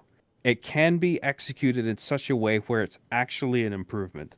And this remake is a good embodiment of that. Yes. Where, like, the changes are actually, oh, that's appropriate. It's different, but it works. And like I said, most of the time when it's done, it's just the execution is not that great, where you start thinking like, well, any time changes are made to the original material, it's bad. But that's not necessarily the case. Yeah, well, I mean, it's not even the case in the film that kind of inspired the monsters in this movie. Like, John Carpenter's The Thing is a remake. It is, yeah. Right. It's a remake that I think a lot of people that are a big fan of the original film, like from, was it 50s? Yeah, I think it was 50s, right? It's pretty old, yeah. But anyways, the old like 50s sci-fi movie, is that the John Carpenter's one is kind of its own thing in a lot of ways, and I think that this is a good example of another type of remake that really does kind of capture the spirit of its original, but like has kind of its own vibe in a lot of ways as well. Dude, yeah, I consider myself a film buff, and I didn't even know that. I didn't know The Thing, John Carpenter's The Thing, was a remake of an older The Thing. Yeah. I mean, I know there's a newer The Thing that's a remake of John Carpenter's The Thing, Well, yeah, but I didn't know there was a prequel. 50s The Thing. The newer one is a prequel to the John Carpenter movie. It's okay. It ties directly into the Kurt Russell one, whereas the Thing from Another World, I believe, is the title of the original movie, and then the John Carpenter film is just called The Thing. It's just people usually will refer to it as John Carpenter's The Thing because it's so distinct. Because it is so an important kind of piece of, I would say, most prominently horror special effects history. Like that, I think the practical effects in The Thing are kind of it's one of those things that's like there's never been anything as good and never will be sort of deal. It might be the best example of practical effects. Yeah, I know, because it's just like, well, I mean, it was just some of the most creative people being in these circumstances where they could flex their muscles in ways that were horrifying. And I strongly recommend anybody, if you go on YouTube and watch any behind the scenes interviews of The Thing, John Carpenter's The Thing, you will be blown away by the creativity of all the people that are working on that movie who are not John Carpenter. Because, wow, that was a team, man. Like it's. Man, I'm gonna check out that. What was the name of the 50s one? The Thing from Another something? From Another World, I believe. Yeah, something like that. Right. I never watched that one, but I know. I never heard of that. I saw it in film school. It was good. I don't remember it super well though, so I don't really want to talk specifically about it. Okay. I saw it like I was in. I graduated university in 2007, so this was a while ago.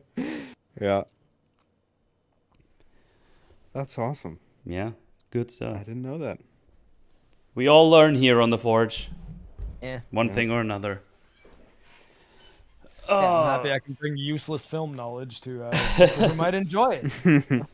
Might not help you out, but it's fun to learn. Yeah.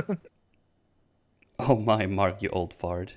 Yeah, no, I'm 1984. I was born. I'm the cyborg here, and I was born the same year Terminator came out. Ooh.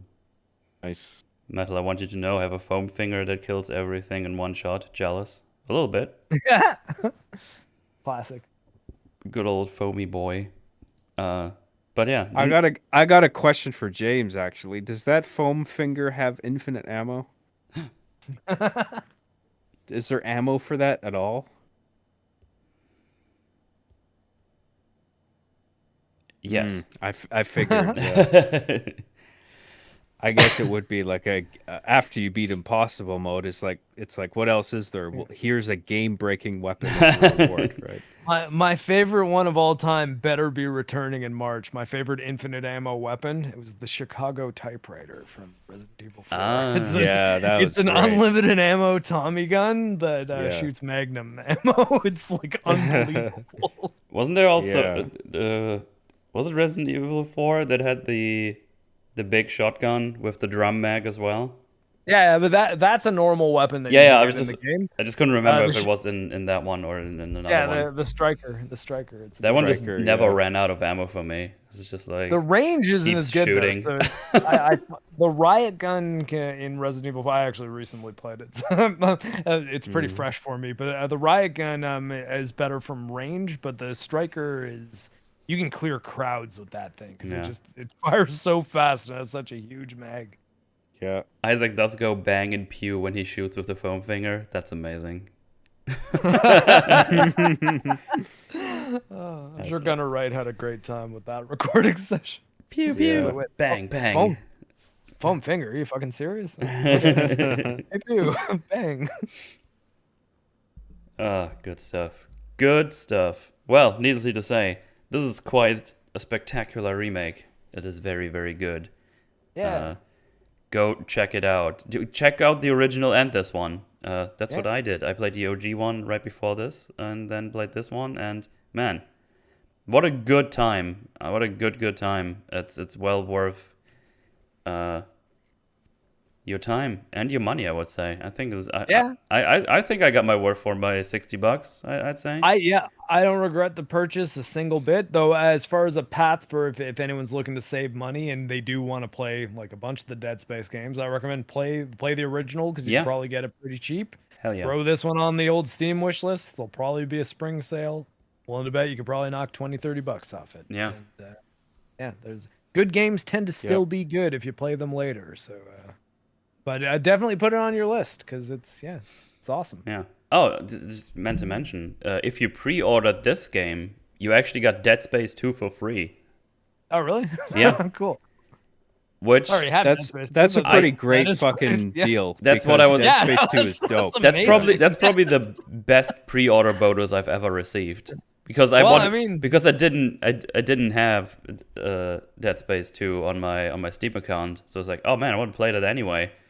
I mean, what pre-order bonuses go? That's pretty good. I guess EA, that's what you get for establishing a repertoire. You know, you have some things banked that are wonderful pieces of work that you haven't really done anything with for a while. Remake one of them, and you can incentivize pre-orders by just giving people the sequel that's still really good. Which doesn't mean you should pre-order games, by the way.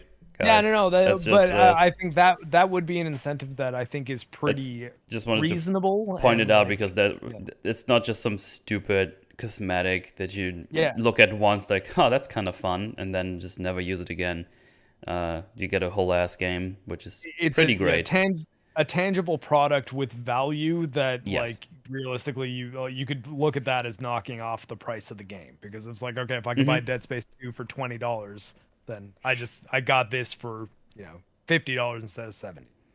But yeah, no, it's I think that's a good type of pre-order bonus. It's also though why I think that Steam and I believe Xbox, although I haven't had any experience with this, have really solid return policies that I think make pre-ordering a much safer bet still, because you still know that you've got 2 hours and 2 weeks to like 2 hours of game time, not 2 hours of time from when you bought it or downloaded it. Yeah. And so you just set a 90-minute timer. If you especially if you pre-order it, you're playing it on launch day, I imagine. Set a 90-minute timer on your watch. Start playing. If the game runs like absolute trash or it's terrible, bad boy. just say, okay, stop. You can even just stop playing and not even hop on your computer and return it right away. Like, you can play something else if you want. Just make sure that within 2 weeks you do that return, you get your money back. Yeah, absolutely. But yeah, I think we're good. I think we did it. Go play it. It's pretty fantastic. It's a solid remake, and like you guys, it's hard to if people are wondering, like first timers who are just like, do I play the OG version first? Do I play the remake first? The remake is good enough that I would say play the remake first, because not to neglect the quality of the original, but it's just like the remake does such a good job that you might as well experience that one first. Yeah. And then if you're inclined to experience what the old version was like, then you're in for a great time with the original version, because it is still a solid game that holds up. And it works in both directions too. Like, you can have an appreciation for the original, play this one and be blown away by what they've done for it, or you can play this one, be blown away by it and get curious about the original and be pretty impressed with what they did in 2008. Like, especially with that knowledge on, like, wow, well, like, because you look at some of the other games that came out the same year as Dead Space, and it's like, is this game even the same generation?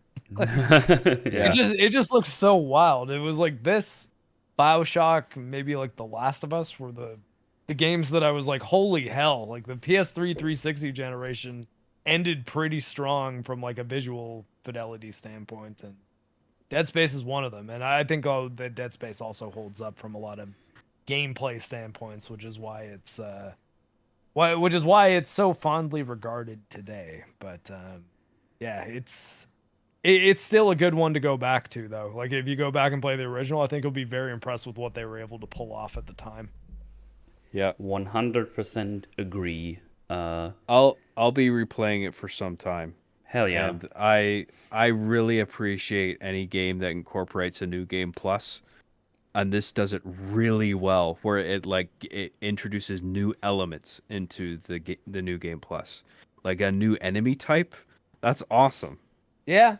And collectibles throughout the new game plus. That's great. Like, it's not just like playing the same thing but with buffier stats. Yep. Like, there's other reasons to play the new game plus, and it's a lot of play value. And yeah. And the upgrade paths are so much fun that going through a run where you can then be like, okay, now I'm gonna max out the Ripper. It's like, there's so much like of just moment to moment reward and just like, now I have all the guns maxed out. Nice.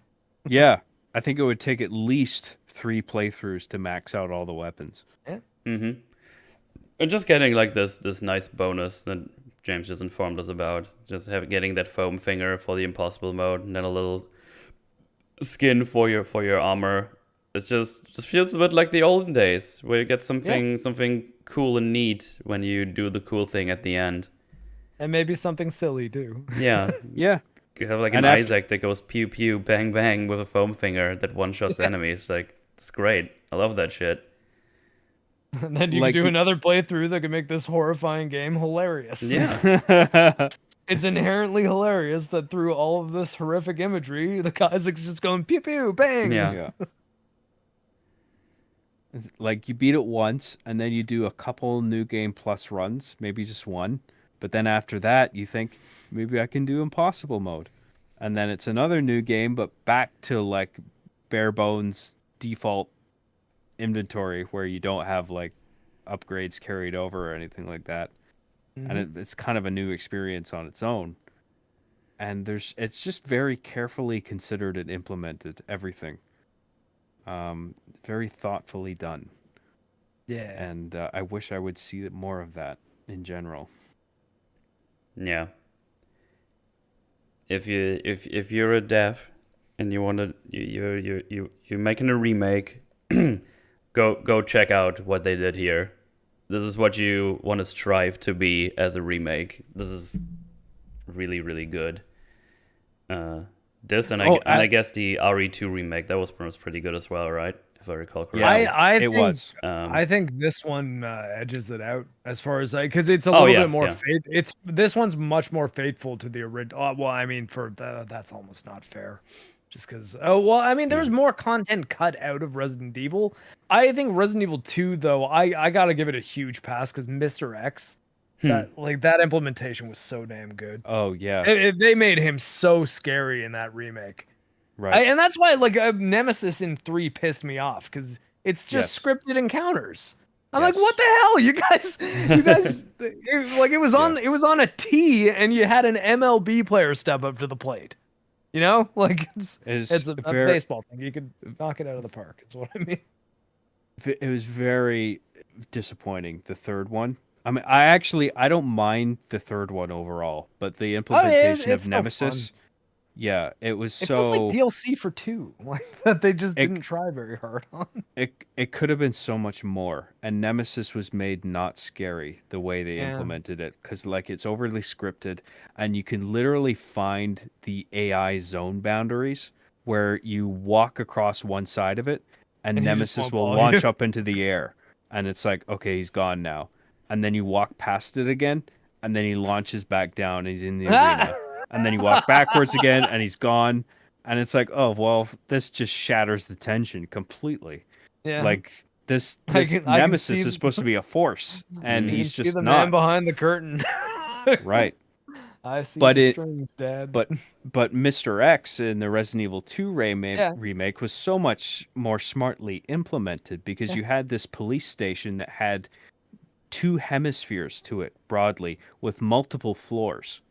So you could be on the left side or the right side, and Mr. X might be on your side, he might be on the other side, and he might be on the floor above you, or he might be on the floor below you. And the 3D sound design will tell you where he is. Like, Yep. it'll tell you if he's above you, on the floor below you, and you can make gameplay decisions based on that. Where it's like, well, okay, well, I know Mr. X is there. I know the goal that I need to get to is over here. So I'm going to take this route. And the game was very smart in making you consider all of those things and making Mr. X feel like a genuine threat. Nemesis felt really nerfed in the third one. It was a real disappointment in that aspect. It all felt very rushed in 3. Like they were just trying to get it out the door. And like, Yes. Like, yeah, we need to capitalize on what we did with 2. So let's throw together some cutscenes and I don't know. We'll cut out the whole middle of the game, but we'll just make it like a 3-hour version of Resident Evil 3, and we'll charge full price to it and add a multiplayer mode that's going to be dead. And like that's actually what they did. And so like, yeah. I did a video on that too, and I said like, yeah, I was like, this might be kind of fun if you got it for like $20. Like it's a tough recommend if you just want to play Resident Evil 3 and aren't planning to do run after run after run, doing new game pluses, earning extra weapons, which I guess, I mean, maybe that tells me, what I need to know about how much I was engaged with the actual gameplay in RE3, because I just never really felt the desire to do that.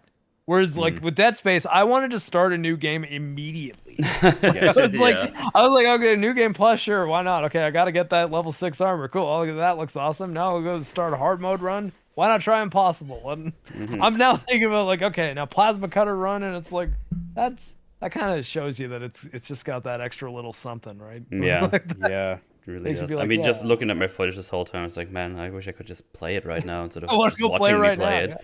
Yeah. I gotta go feed these puppies after we're done, but I think that is what I will be doing once the dogs have eaten. Yes. She heard me say that. I shouldn't have said. Good stuff. Well, hey, this was fun stuff. Let's read those super chatteroonies. But yeah, go get it. Go get it. It's good stuff. Absolutely fantabulous. What do we got here? Hyperbolic Ninja, thanks for the 4 months being a flim-flam. 3 of my favorite guys on the same stream. Yay! Well, there you go. We deliver. We deliver. How's it going, man? Good. I figured your audience would be like in regard to me, like, who the fuck is this guy? Hyperbolic Ninja is on my streams a bunch too, and yeah, he speaks quite highly of you. He's a big fan. Yeah, awesome. That makes me happy. 10 buckaroos by Pooty Evans. Here's some monies for the next so-called computer problem. Snort, snort. Well, I mean, if in the event that was fired off by a console gamer, the sad truth about PC gaming, guys, is there's always a next upgrade. Always. Sometimes it can be further in the future, though. So don't believe the hype of if you're a PC gamer, you have to spend $2,000 a month to keep your computer up to date, or you can't play games. Okay, that's incorrect. The 1080 that Metal played Dead Space on is old. Oh yeah, it's been around for a while. It's been around a while. No, it's more a DSP meme that's on my stream all the time. Before I upgraded to my 3060, I got a lot of mileage out of my 1070 graphics card. Yes, that's the thing. Yeah. So many people just buy the new things, but they don't need it. Right. Like if I wouldn't be streaming and doing much more coverage things these days, I wouldn't have bought a new GPU, because I was still able to play this fine offline, but there was no resources left to stream, because that's obviously extra strain on my GPU for the encoding and stuff. Yeah. I only started looking for an upgrade where I started noticing the bottleneck, where it's like, oh my God, I got to run this on low settings to get this to run smoothly. Like whatever the new game was. Like I should upgrade. So you're saying I Yeah, need to buy I three started- 4090s to play games on PC? Exactly. At least. One for each monitor. Yeah. Yeah, no, it's I didn't even plan to upgrade now because I think that the prices are just super bad right now. It's just it's the value of GPUs right now in terms of performance and price is abysmal in this current generation. So I meant to wait until like summer or something when they had basically no choice but to lower the prices, but oh well, I've decided to lead this life with streaming and doing things. So now it was an investment. So there you go. It was good when the crypto miners finally fucked off because the Yeah. manufacturers Yeah, were just like, we're going to manufacture cars Oh. that rule out you fuckers from being able to use Man. this hardware for what you're trying to do, Yeah. you know? And And it when was- the prices went down. I was still lucky with the one I got, the 6800. I got that for 600 flush. And I think the next day it was like up by 150 from the same Amazon listing I got. So the prices are just all over the place. It's nuts. Yeah. But yeah, that was a pretty reasonable price considering the current climate with GPUs. But oh well. Yeah, now I'm just waiting for motherboard prices to go down because motherboards are stupid expensive. Like the most cheapo ones with the lamest things on them, they're like 100. They start at 150 euro, which is like, I got like a really good one for 120 back in the day when I built this PC. It's just so expensive. Yeah, now we're getting to the point that like good ATX motherboards, like full ones, are like $400 It's range. insane. Like, It's insane. it's like getting to like CPU prices. Yeah, the cheapest one Yeah. started with 150. I checked today because I was curious because I want to upgrade slowly now, like here and there, see if I get good prices because I do have a bottleneck right now. I have an i7 in there, 8700, which is pretty old also. I think it's from 2000. I don't remember, 16 or something, or 17. There's a bottleneck. I'm leaving a bunch of performance on the table, but it's still a huge upgrade, of course. But yeah, I need to sort that out at some point. But I'm just not willing to pay those extra euros for that kind of value. It's kind of stupid. Anyway, $2 from Ultimate Fatty. Psst, Metal, play Prey. Only be one sauerkraut. Yeah, I see what you did there. Yeah, I fell off of Prey. I got to restart that. I keep on meaning to get back to it. that's is on my list on games. I want to see where I can fit that in. I have so many plans this year. What I want to play and cover. I keep seeing that game brought up, but like that's an old game, isn't it? Was it remade? Well, there's an FPS one from back in the day, but there's also one yeah. from 2017, I think it was, which is more like System Shock, I think, is the common comparison. It's like it's an sim, like an immersive sim. Yeah. But, I think a lot of people got put off by it not being quite as much like BioShock as they wanted it to be because it's more like System Shock.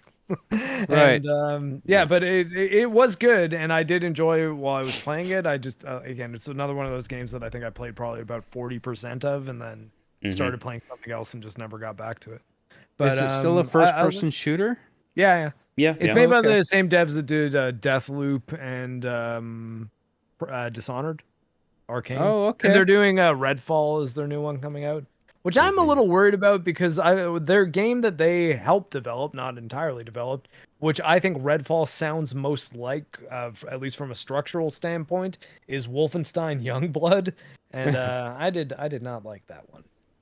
Oh, right. I never actually checked that one out.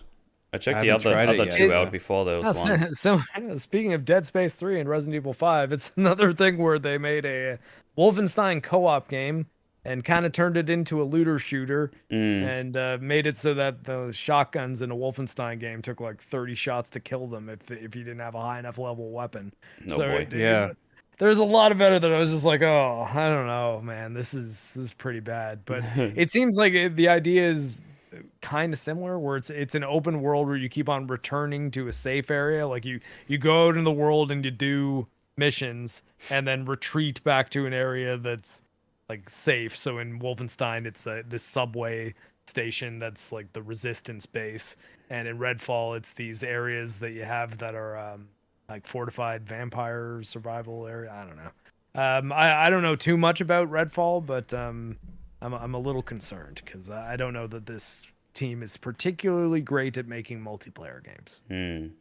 Well, I'm curious what you think about this, Mark, but I wonder, like, I figure co-op in Wolfenstein is more immediately acceptable than in like Resident Evil or Dead Space, where it's immediately going to get critiqued because it detracts from the horror because the isolation element is not there anymore.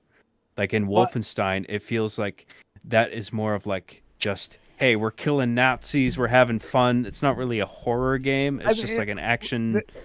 The newer Wolfenstein games, though, I think I do have a lot of stealth in them. So that was one aspect that was a little bit weird to be doing with a co-op partner. But I think I meant less that it's as much of a departure from what that game is as, say, Dead Space or Dead Space 3 or Resident Evil 5 was, and more that it's a series that has quite good single-player games that had one multiplayer one that is sort of looked at as a bit of a black sheep.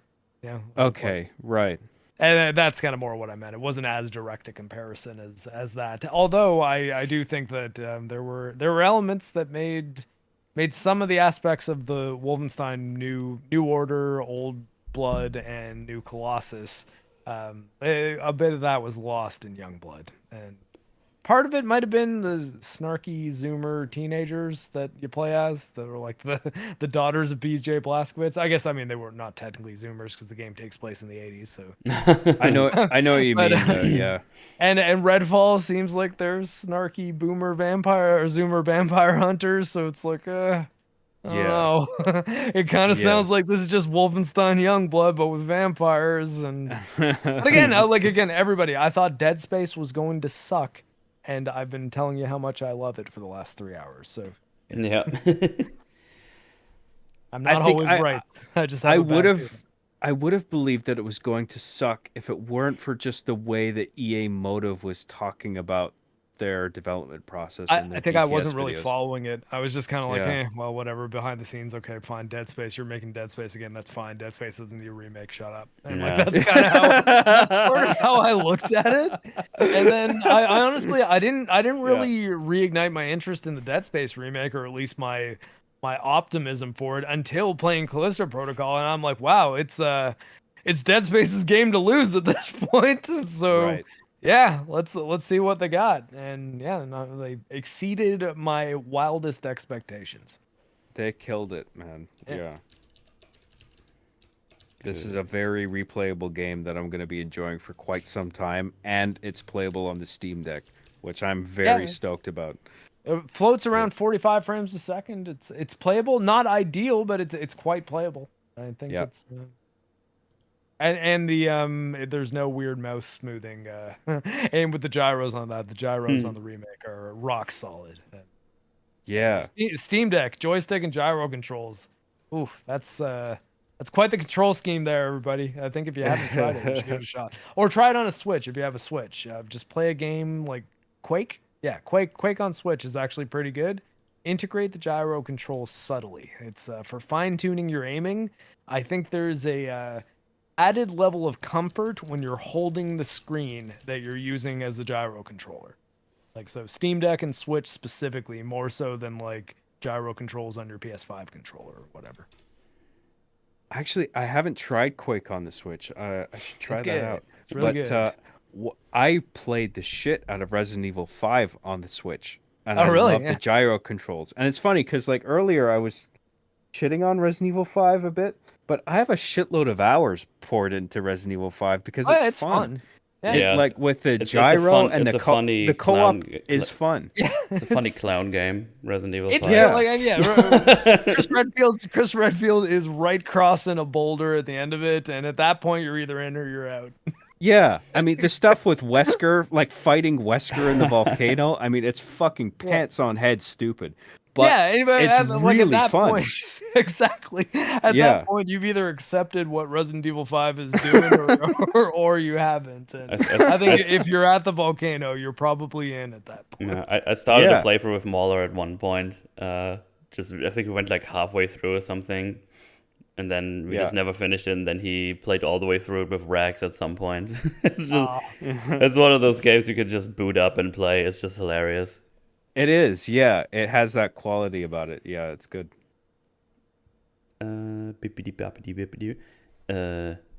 Corns Champion, thanks for becoming a member. Bearded Fleam, thank you very much. Thank you. Captain Haruno, $2 dues. Here, go Metal, you can quit your job now. Oh, sick. I'm going to put my notice in right now. Yeah. Smooth the DJ, thanks for becoming a Flim Flam. A new Flim Flam up in the shiz. And also thanks after that for €5 Heimers. How high are the chances of us getting a DS2 and 3 remaster at some point? I think the chances right now are definitely higher than before. The question is probably going to be, do they want to make remakes of those two, or do they want to straight go for a fourth one and make their whole new own game? Ooh. That's the question. That's a really interesting question. That's the thing. I'm not even sure what the right answer is there. Like I think the middle ground they'd have to do free updates for ports to the next gen consoles, or like the next gen, the PS5 and Xbox Series for Dead Space 2 and 3, like native ports, and updates so that there's no problems running them on modern PCs. Mm-hmm. Because if you're assuming that people will play the Dead Space remake and then need to play 2 and 3 before they play 4, you better make that game easy as fuck for people to play. Yeah. Don't be Nintendo with Metroid. Fucking God, that still infuriates me. Oh, They released Metroid Dread, and it's like impossible to buy most of the Metroid games. Or any old Nintendo game for that matter. So emulate them. Hey Nintendo, can I have N64? Can I have Ocarina of Time and Majora's Mask on my console, the new one? No. But $20 a month. But you can buy our subscription service and you get an emulation ROM for it. It's like, oh, cool, thank you. How about you go fuck yourself? Yep. I loved Metroid Dread. That was my favorite game of that year. Metroid Dread was good shit, yeah. Terrific. Yeah. I was in the middle of making like a long kind of retrospective video on the Metroid series when Metroid Dread came out. My plan was either finish it before it came out, or don't finish it in time and then incorporate Dread into the video. And I ended up playing Dread 6 times. Oh, sick. Because I just repeatedly wanted to keep replaying it. I played it twice on Switch, and then, actually once on Switch, and then I discovered the Ryujinx emulator, got my ROM ripped off of my Switch cart, and so I started playing it in 4K, and I was like, Let's go. Yeah, so this is awesome. That's sweet. That's pretty sweet. But yeah, they have to figure out now which one they want to do first. I can see both happening. The way they handled this one, I think I'm gonna be happy with both. If it's the same quality game. So yeah, I just want more in general. I don't mind if they do either. If it's gonna be as good as the first one, give me more. I'm quite reinvested in Dead Space now. Yep. $2 from Jose Gonzalez. Happy birthday, Mootle. One day closer to Unity. Oh no. Altman be praised. He just wrote in chat as well. Back to unitology. You can't stop what's coming. Convergence is at hand. I gotta say, he's selling me. Yeah. Pretty base, not gonna lie. Going still the last stream. It's just going hard. Right, there's the last super chat right here from Ultimate Fatty. 2 buckaroonies. Bye bye, Mortal. Have a happy 40th birthday. I remember that in a couple of years. Yeah, thank you. I'm getting there. I'm not that old. But it's my birthday in a couple of days. And you two are going to be there as well, I think. Yeah, I think you said yes. I might be a little late. Yeah, 'cause man. It's also my mother's birthday. Right, you said that. Yeah, it's all good. There's going to be plenty of time. Going to play Gartic Phone and other things. I think. I don't know. It's probably going to be Gartic Phone, then see who's left, and then we'll figure something out. Champed Up. I wanted to try Champed Up again because that didn't work on the EFAP stream last time. Champed Up is good. Yeah. Yeah, Champed Up was fun. We wanted to replay that, but for some reason the servers were like, no, you're gonna get disconnected this whole time. So I'm gonna try to host that and see how it works. Yeah, we could maybe play some Pummel Party, says James. I haven't played that in a while. There might be some new fun games. Yeah, we'll figure it out. It's gonna be a great time. But anyway, I think that was all the super chatteroonies. Actually, let me check if I missed any Streamlabs thingies. While I check that, what's going on with you guys? You guys have anything coming up? Anything to tell the nice people of chat? Oh, sorry. Go ahead, John. No. You go ahead. I stream on Rumble. I'm on the last month of my contract with Rumble, so I'm going to be over there hopefully somewhere between 20 and 100 hours this month. And yeah, I'm not going to be playing my impossible run for Dead Space on there because I'm kind of optimizing that one for footage quality, like capturing. But I will be back to. I think I'm gonna knock out the palace that I was working on Persona 5. So if anyone's been following my Persona 5 playthrough, that's likely what I'm doing Friday. Yeah. Other than that, oh yeah, and also oh god, this is something I probably shouldn't have forgotten. I made a movie in 2010, like a feature-length film, and Flagrant Triggers, who's a like a merch store that sells like my wife's t-shirts and things, is selling the DVD of my movie. So if you go to flagranttriggers.com, check the MarcTheCyborg tab. It's a feature-length film that I made. Is that the name of the movie? Flagrant Triggers? Fear the Reaper is the name of the movie. Flagrant Triggers is a website that it's like my wife's merch guy, and he does the t-shirt and stuff for the comedian Chrissy Mayer, who's also on Friday Night Tights. My wife's X-Ray Girl. She produces Friday Night Tights on Nerd Rock. Oh shit! Okay. Yeah. So that's where she sells her t-shirts. So I figured people might know that website through her like merch if they know me, but. I don't know. Flagrant Triggers is the website. Fear the Reaper is the movie. I went to film school. I've been on plenty of film sets, and I just think it's fucking awesome that you made a feature-length movie and put it out there. Like I know what's involved in that shit. And, well done. Well done. It was a tough process and took me close to 4 years. It's I don't know that I don't know I'd make an objective argument for the quality of the script at this point, but. There's lots of cool action scenes in it. And one scene, I actually get set on fire. Ooh. And, that was scary. It was real fire. But I lived. I'm going to check that out, man. I'm looking forward to that. Fear the Reapers, right on. Yeah. Good for you. Go check it out, fellas. Give link Moodle. Here, I'll send it on it. Yeah. Oh, I think you have to put it in Discord because I don't think it allows you to put the link in unless you're a mod. It's okay. I'll send it. We'll sort that out. I'll throw it in chat. No problemo. I almost forgot to promote it even because I made it so long ago that I forgot that I had like 400 DVDs of it here, and my wife's just like, "Why don't you sell these?" I'm like, "I don't know how to sell things." She's like, "Well, you can sell them through my merch store." I'm like, "Oh, yeah. Okay." Yeah, sure, why not? I don't need 400 of these. Yeah, John. What about you? What's going on with you? What you up to? Oh man, well, I finished my Arby and the Chief show, but I've still got like shorts that I'm doing right now. I'm working on like a short called Arby and the Chief the Reboot, where it's like Arby and the Chief remade from modern audience, quote unquote. And just like, I was just making a funny sketch about what a ridiculous reboot would look like, you know, in order to like appease, like I said, modern audiences. Yeah, so right. That's a sketch I'm working on, and then I had a Mediabus episode that's my review show. I was working on an episode of that, but I had to put that on pause because I just wasn't feeling it. I had to jump over to another project.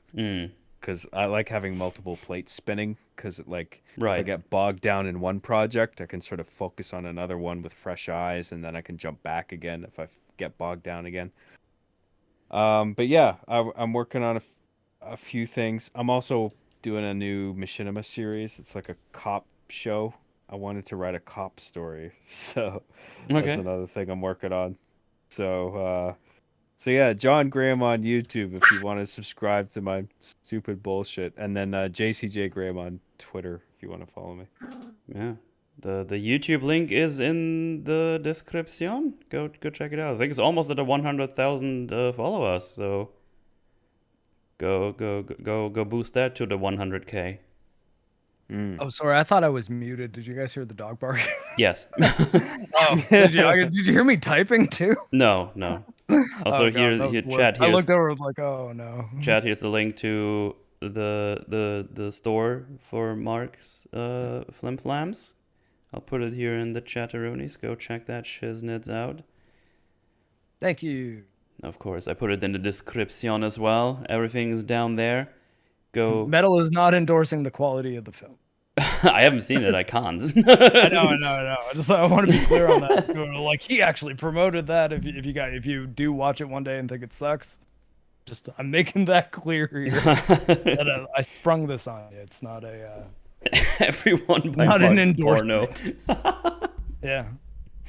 And there is no nudity in the film, even though one actress did offer to do one scene naked, which probably would have made more sense for her to be naked. But it was mostly just because of the subject matter of the film. I was like, okay, let's try to not push for too much, explicit things that could seem like we're, trying to be exploitative. You've upset. But it is Swallow. I don't know. It is sort of an exploitation movie. It's an action horror movie with tons of blood.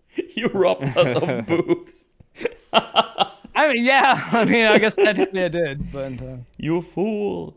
Give us the booba. Give. yeah. booba. Well, I don't think that was. It was more that I was like, oh God, no, I don't want to, because that like, kind of makes it so that I got to even explain to my mom why it's like, wait, what is this girl?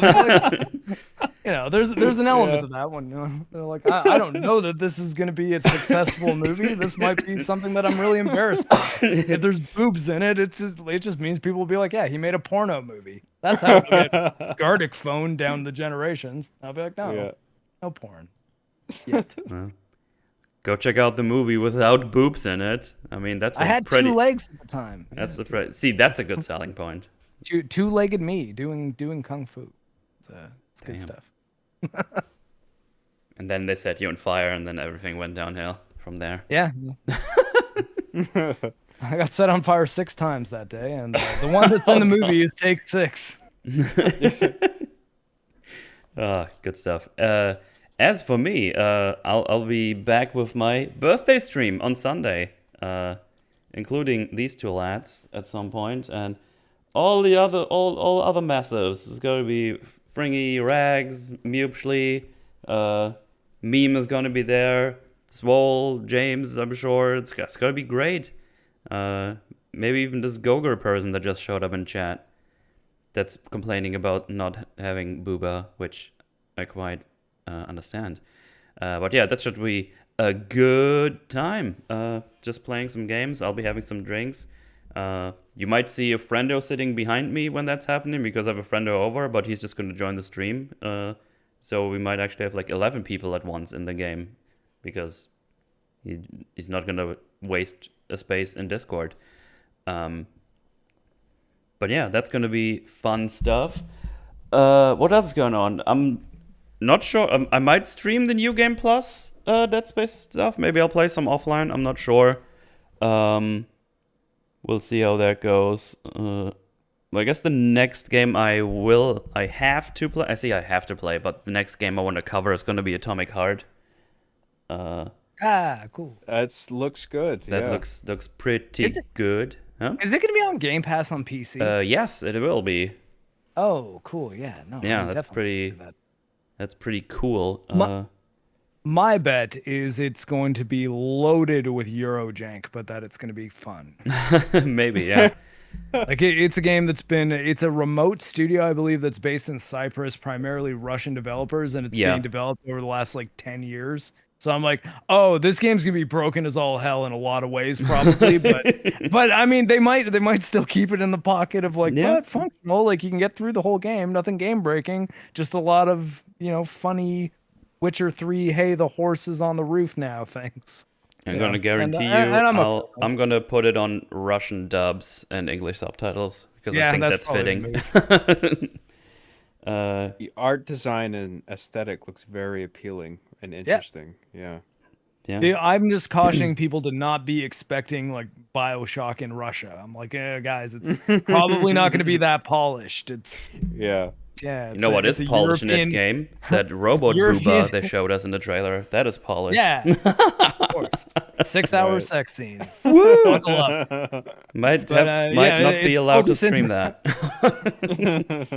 Focus Interactive publishing a Russian-developed indie game, guys. So like, just brace. That's all I'm saying. Yeah. And I think that honestly, that knowledge will help people enjoy the game more. I think it's like, yeah. See how it goes. I'm gonna be covering that. Actually haven't asked anyone on that Forge yet. I don't know if you guys available. Yeah, I'll happily have you again if you plan to play the game. Can maybe sort that out. I don't know. I haven't thought about it. I think it's gonna be the 26th, but it depends on the playtime of the game, really, because I don't know how large that game is gonna be. But I assume it's gonna be in the same I heard playing it's field, pretty linear, like this one, like a Dead Space kind of thingy. But yeah, I can message you guys if you wanna come hop on for that. Yeah, man. What is next week? Oh yeah, I'm planning to cover Knock on at the Cabin, the new Shyamalan movie. Shyamalan Ding Dong. Exactly that guy. I don't know when exactly, because the problem is I can't buy tickets yet to the cinema, even though they say it's coming out on the 9th, but there's what was the new one that he did? I can't remember the name. Knock at the Cabin. Oh, right. That's the one that's coming out now. Dave Bautista's in that, right? Yes, yeah. Okay. I think the premise is some peeps want to just chill out in their cabin, and then these three people arrive and it's like, hey, one of you guys needs to kill themselves so the world doesn't end. I think that's the idea. Okay. It sounds neat-ish. I wanted to check it out. Also, there's nothing else I was interested in that week, so I just wanted to do that. And the week after that is Marvel Sludge. Ant-Man is coming out. Can't wait to shit on that movie. Quantumania. Yeah. Mark is actually going to be for that one, as remembered. Because everyone else I asked so far is like, I'm not going to watch that movie. It's like, oh man, people really care about Ant-Man, huh? Yeah. I realized I kind of screwed myself because I now have to watch Loki, don't I? What? No, nah. No? Or should I go into Quantumania as the perspective of someone who has not seen Loki? I'm aware that Kang appears in Loki. Yeah, that's like in the last episode or two. It's like, hey, I'm Kang. And then I could probably just watch a synopsis. Just don't watch Loki. Loki is really fucking bad. I watched the first episode, and that's the thing. I was like, yeah, okay, I'm out. I love Owen Wilson, and I'm out. Loki is a disaster. That's such a clown tornado of a movie. Jesus Christ. Yeah. Dude, the Infinity Stones in the fucking desk Oh my drawer. God. I was what like, the come hell on. were they thinking? Like, that's it for me. Like, I'm out. Sorry. This is dumb. You're trivializing Infinity War and all that shit. Like, you're fourth wall breaking to Deadpool degrees here. Like, oh, those are just movie props. I mean, they basically, in Loki, they say, yeah, free will doesn't exist. So everything that happened in the movies before that is just that was written by Kang. And then Kang gets killed, and they basically create free will from there. And it's fucking madness. It's absolute cringe. Well, right. Let's hope Atomic Heart's melee combat is good, because I might need to. I might need to take out some rage when I get punch something. Yeah. Yes, Phase 4. What a good time. No, it was a horrible time. It was really bad. But yeah, that's That's that. Yeah. Join us on Sunday. It's gonna be fun time. Drinks, games, and all those shenanigans. It's gonna be great.